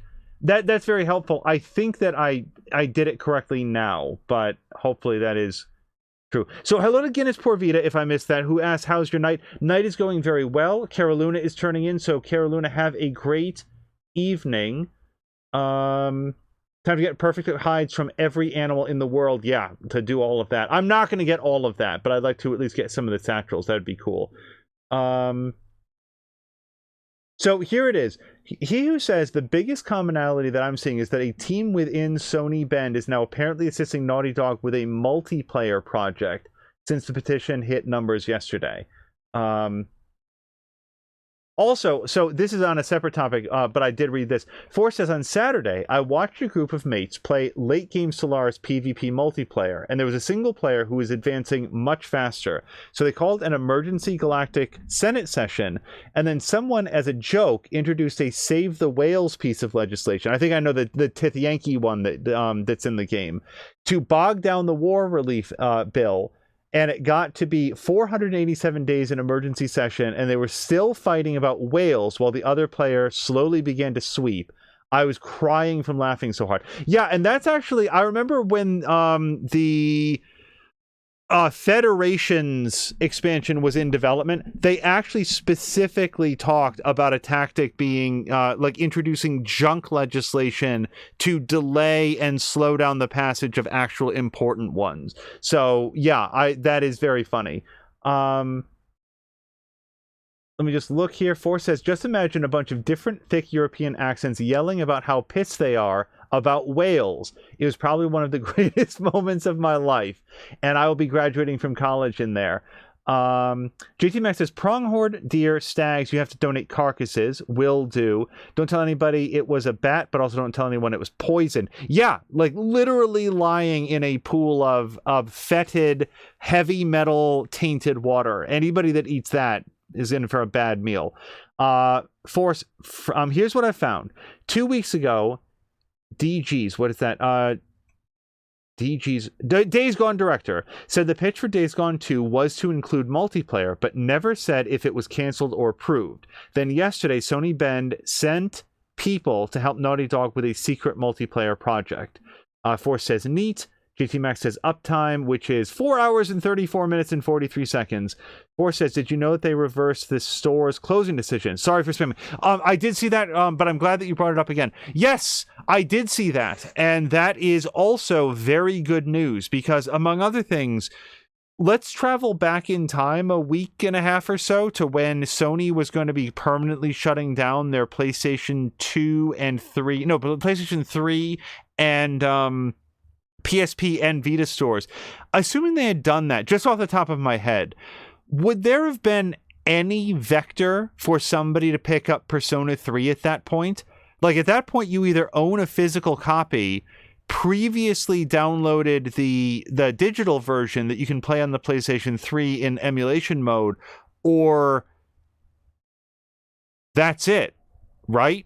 Like, oh, and Forrest is saying that like there was a physical copy for the PSP as well. Yeah, I didn't care for that one as much. I did like that they added a new protagonist with a lot of new story beats. I did not like that you could not physically wander around the world. It was just done by cursor.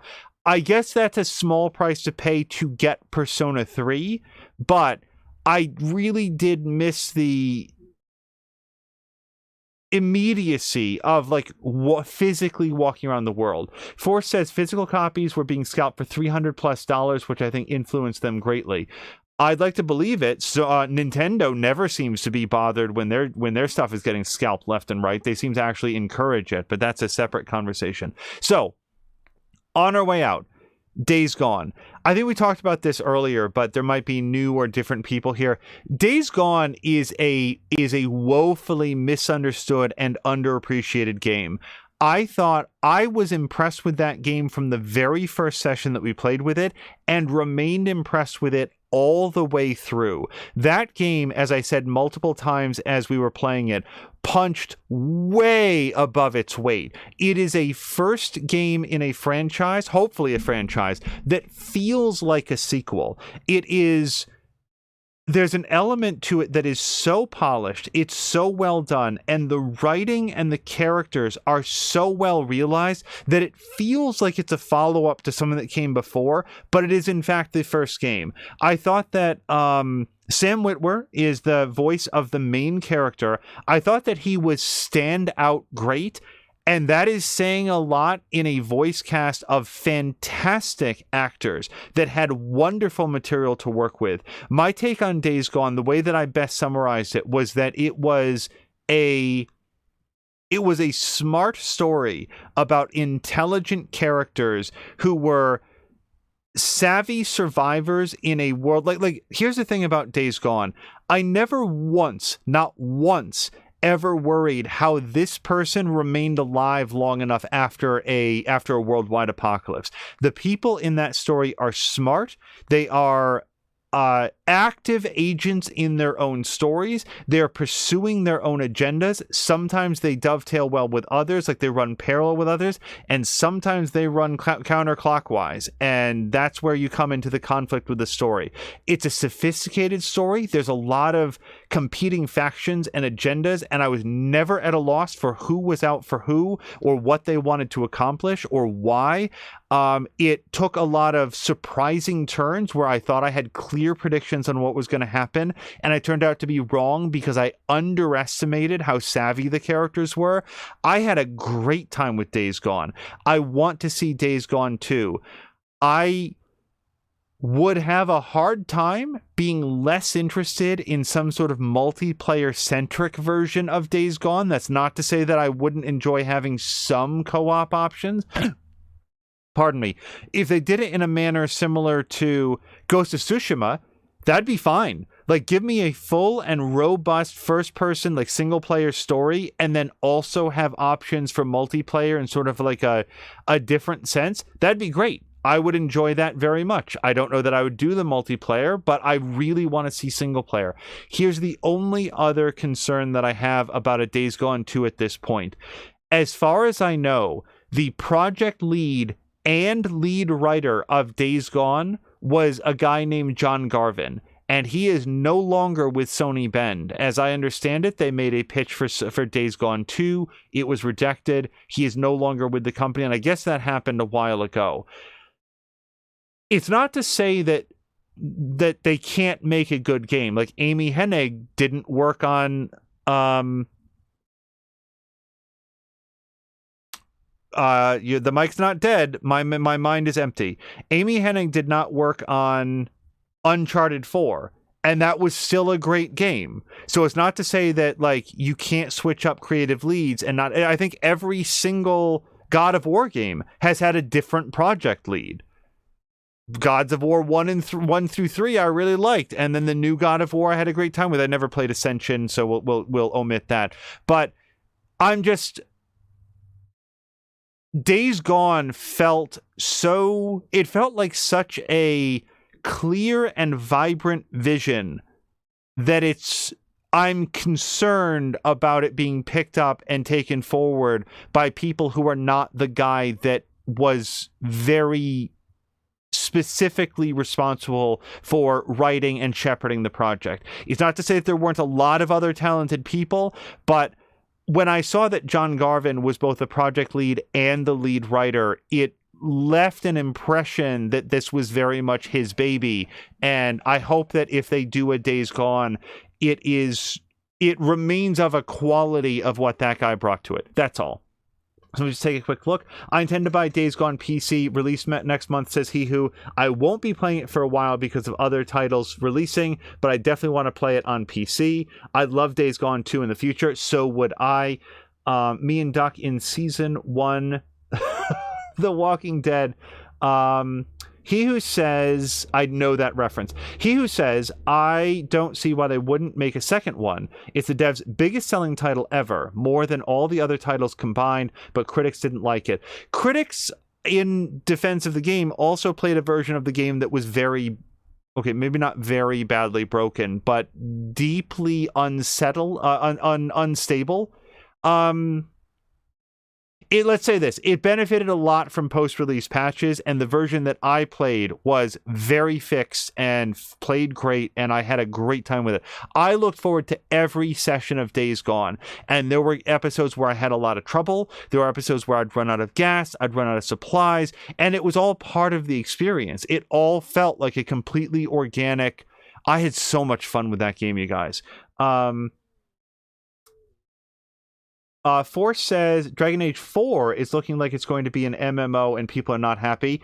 Nor am I, but that's EA. They just... EA seems to believe that they can force... No, sorry, that's not a pun. But they can just through sheer will force people to accept single-player experiences reframed as online live service MMO projects, and I don't understand why they think that, because they keep failing at it. People did not react well to... Anyway, Andromeda is not an example of a multiplayer-centric game, and yet it was a rushed, unfinished, poorly conceived project that greatly suffered from EA's mandate that they be on the Frostbite engine, despite the fact that the Frostbite engine was very poorly suited to things like long dialogue scenes and dialogue choices, and that the team making it didn't have experience working with the engine and was also very understaffed. There's been so many postmortems about Mass Effect Andromeda. You would think that the response to that, you'd think they would look at that, and they would look at Dragon Age Inquisition and say, there is a way to do this right. Let's do it right. And the idea that they would even consider making Dragon Age as an MMO shows that, I mean, we'll see what the project actually turns out to be. But following up on Andromeda and Anthem, you would think that maybe EA would rethink some of their business plans, because they're not doing well. He who says the departure was in December. So why did somebody tell me that John Garvin left like years ago? Like immediately after the release of the original? I need to collect some details for myself, because I feel like I am full of half-truths. Because I haven't looked it up, and I need to collect more information. Reports claim it was for rejection, but Ross, director of Days Gone, so maybe it wasn't John Garvin then, said he left for personal reasons unrelated to anything in the pitch or outcome. EA abuses force push way too much, and Centrifugal Force says Toxic is live, by the way. I don't know where you want to raid. Well, we are going to look at our options right now and then raid over. It is 10 p.m. On our way out, thank you guys so much. This was a very, very fun stream. We got to go longer than I expected and longer than I had hoped. And this was a lot of fun, because I feel like starting this week, one of my jobs is going to get there's going to be a lot more stuff that's happening at work. It's not necessarily bad stuff, but there's going to be a lot of sort of change-ups and sort of a different level of pressure. And anytime that there's sort of unexpected coming down the pipe, it makes me concerned for what sort of an impact that's going to have on my other job, on other aspects, and then our streaming schedule. So rest assured that as far as I know, nothing that happens is going to affect the streaming schedule, but this was what's going to be, I think, a great entry into the work week, and starting tomorrow, we'll see how things wind up getting structured. I assure you, as I say this, it's not bad news. It's just big projects are all sort of getting kicked off starting this week, and some of that is going to be in competition with other things that need to happen. So things are just going to feel a little bit unsettled. So it was very, very fun to spend some time this afternoon talking about Days Gone 2 or Arthur Morgan or tuberculosis or poison mines or like carnival hucksters that want to sign legal documents, like all this fun stuff that happened today. It's just a great way to take your mind off and just have a good time with it. Mortal Kombat, we talked about some. So yeah, it was very, very, very fun. Asric says, thank you for the great stream. Thank you very much for hanging out. Grumpy also says that, thank you guys all so much. So we're going to go find somebody fun to raid. This was a very long outro on its own, so we will replace our normal shout outs by saying, please check out our about page. Check out He Who Dies, who's been here and chatting the whole time. Check out Centrifugal Force, Azaric, I Moo Do You Moo Too, More Than a Mia. Oh, the controller just shut off. Not a problem. Okay, so we're going to go find somebody to raid, most likely Toxic, and we will see you guys again in the days to come. Until next time, you guys, thank you so much, and I hope you have a great night.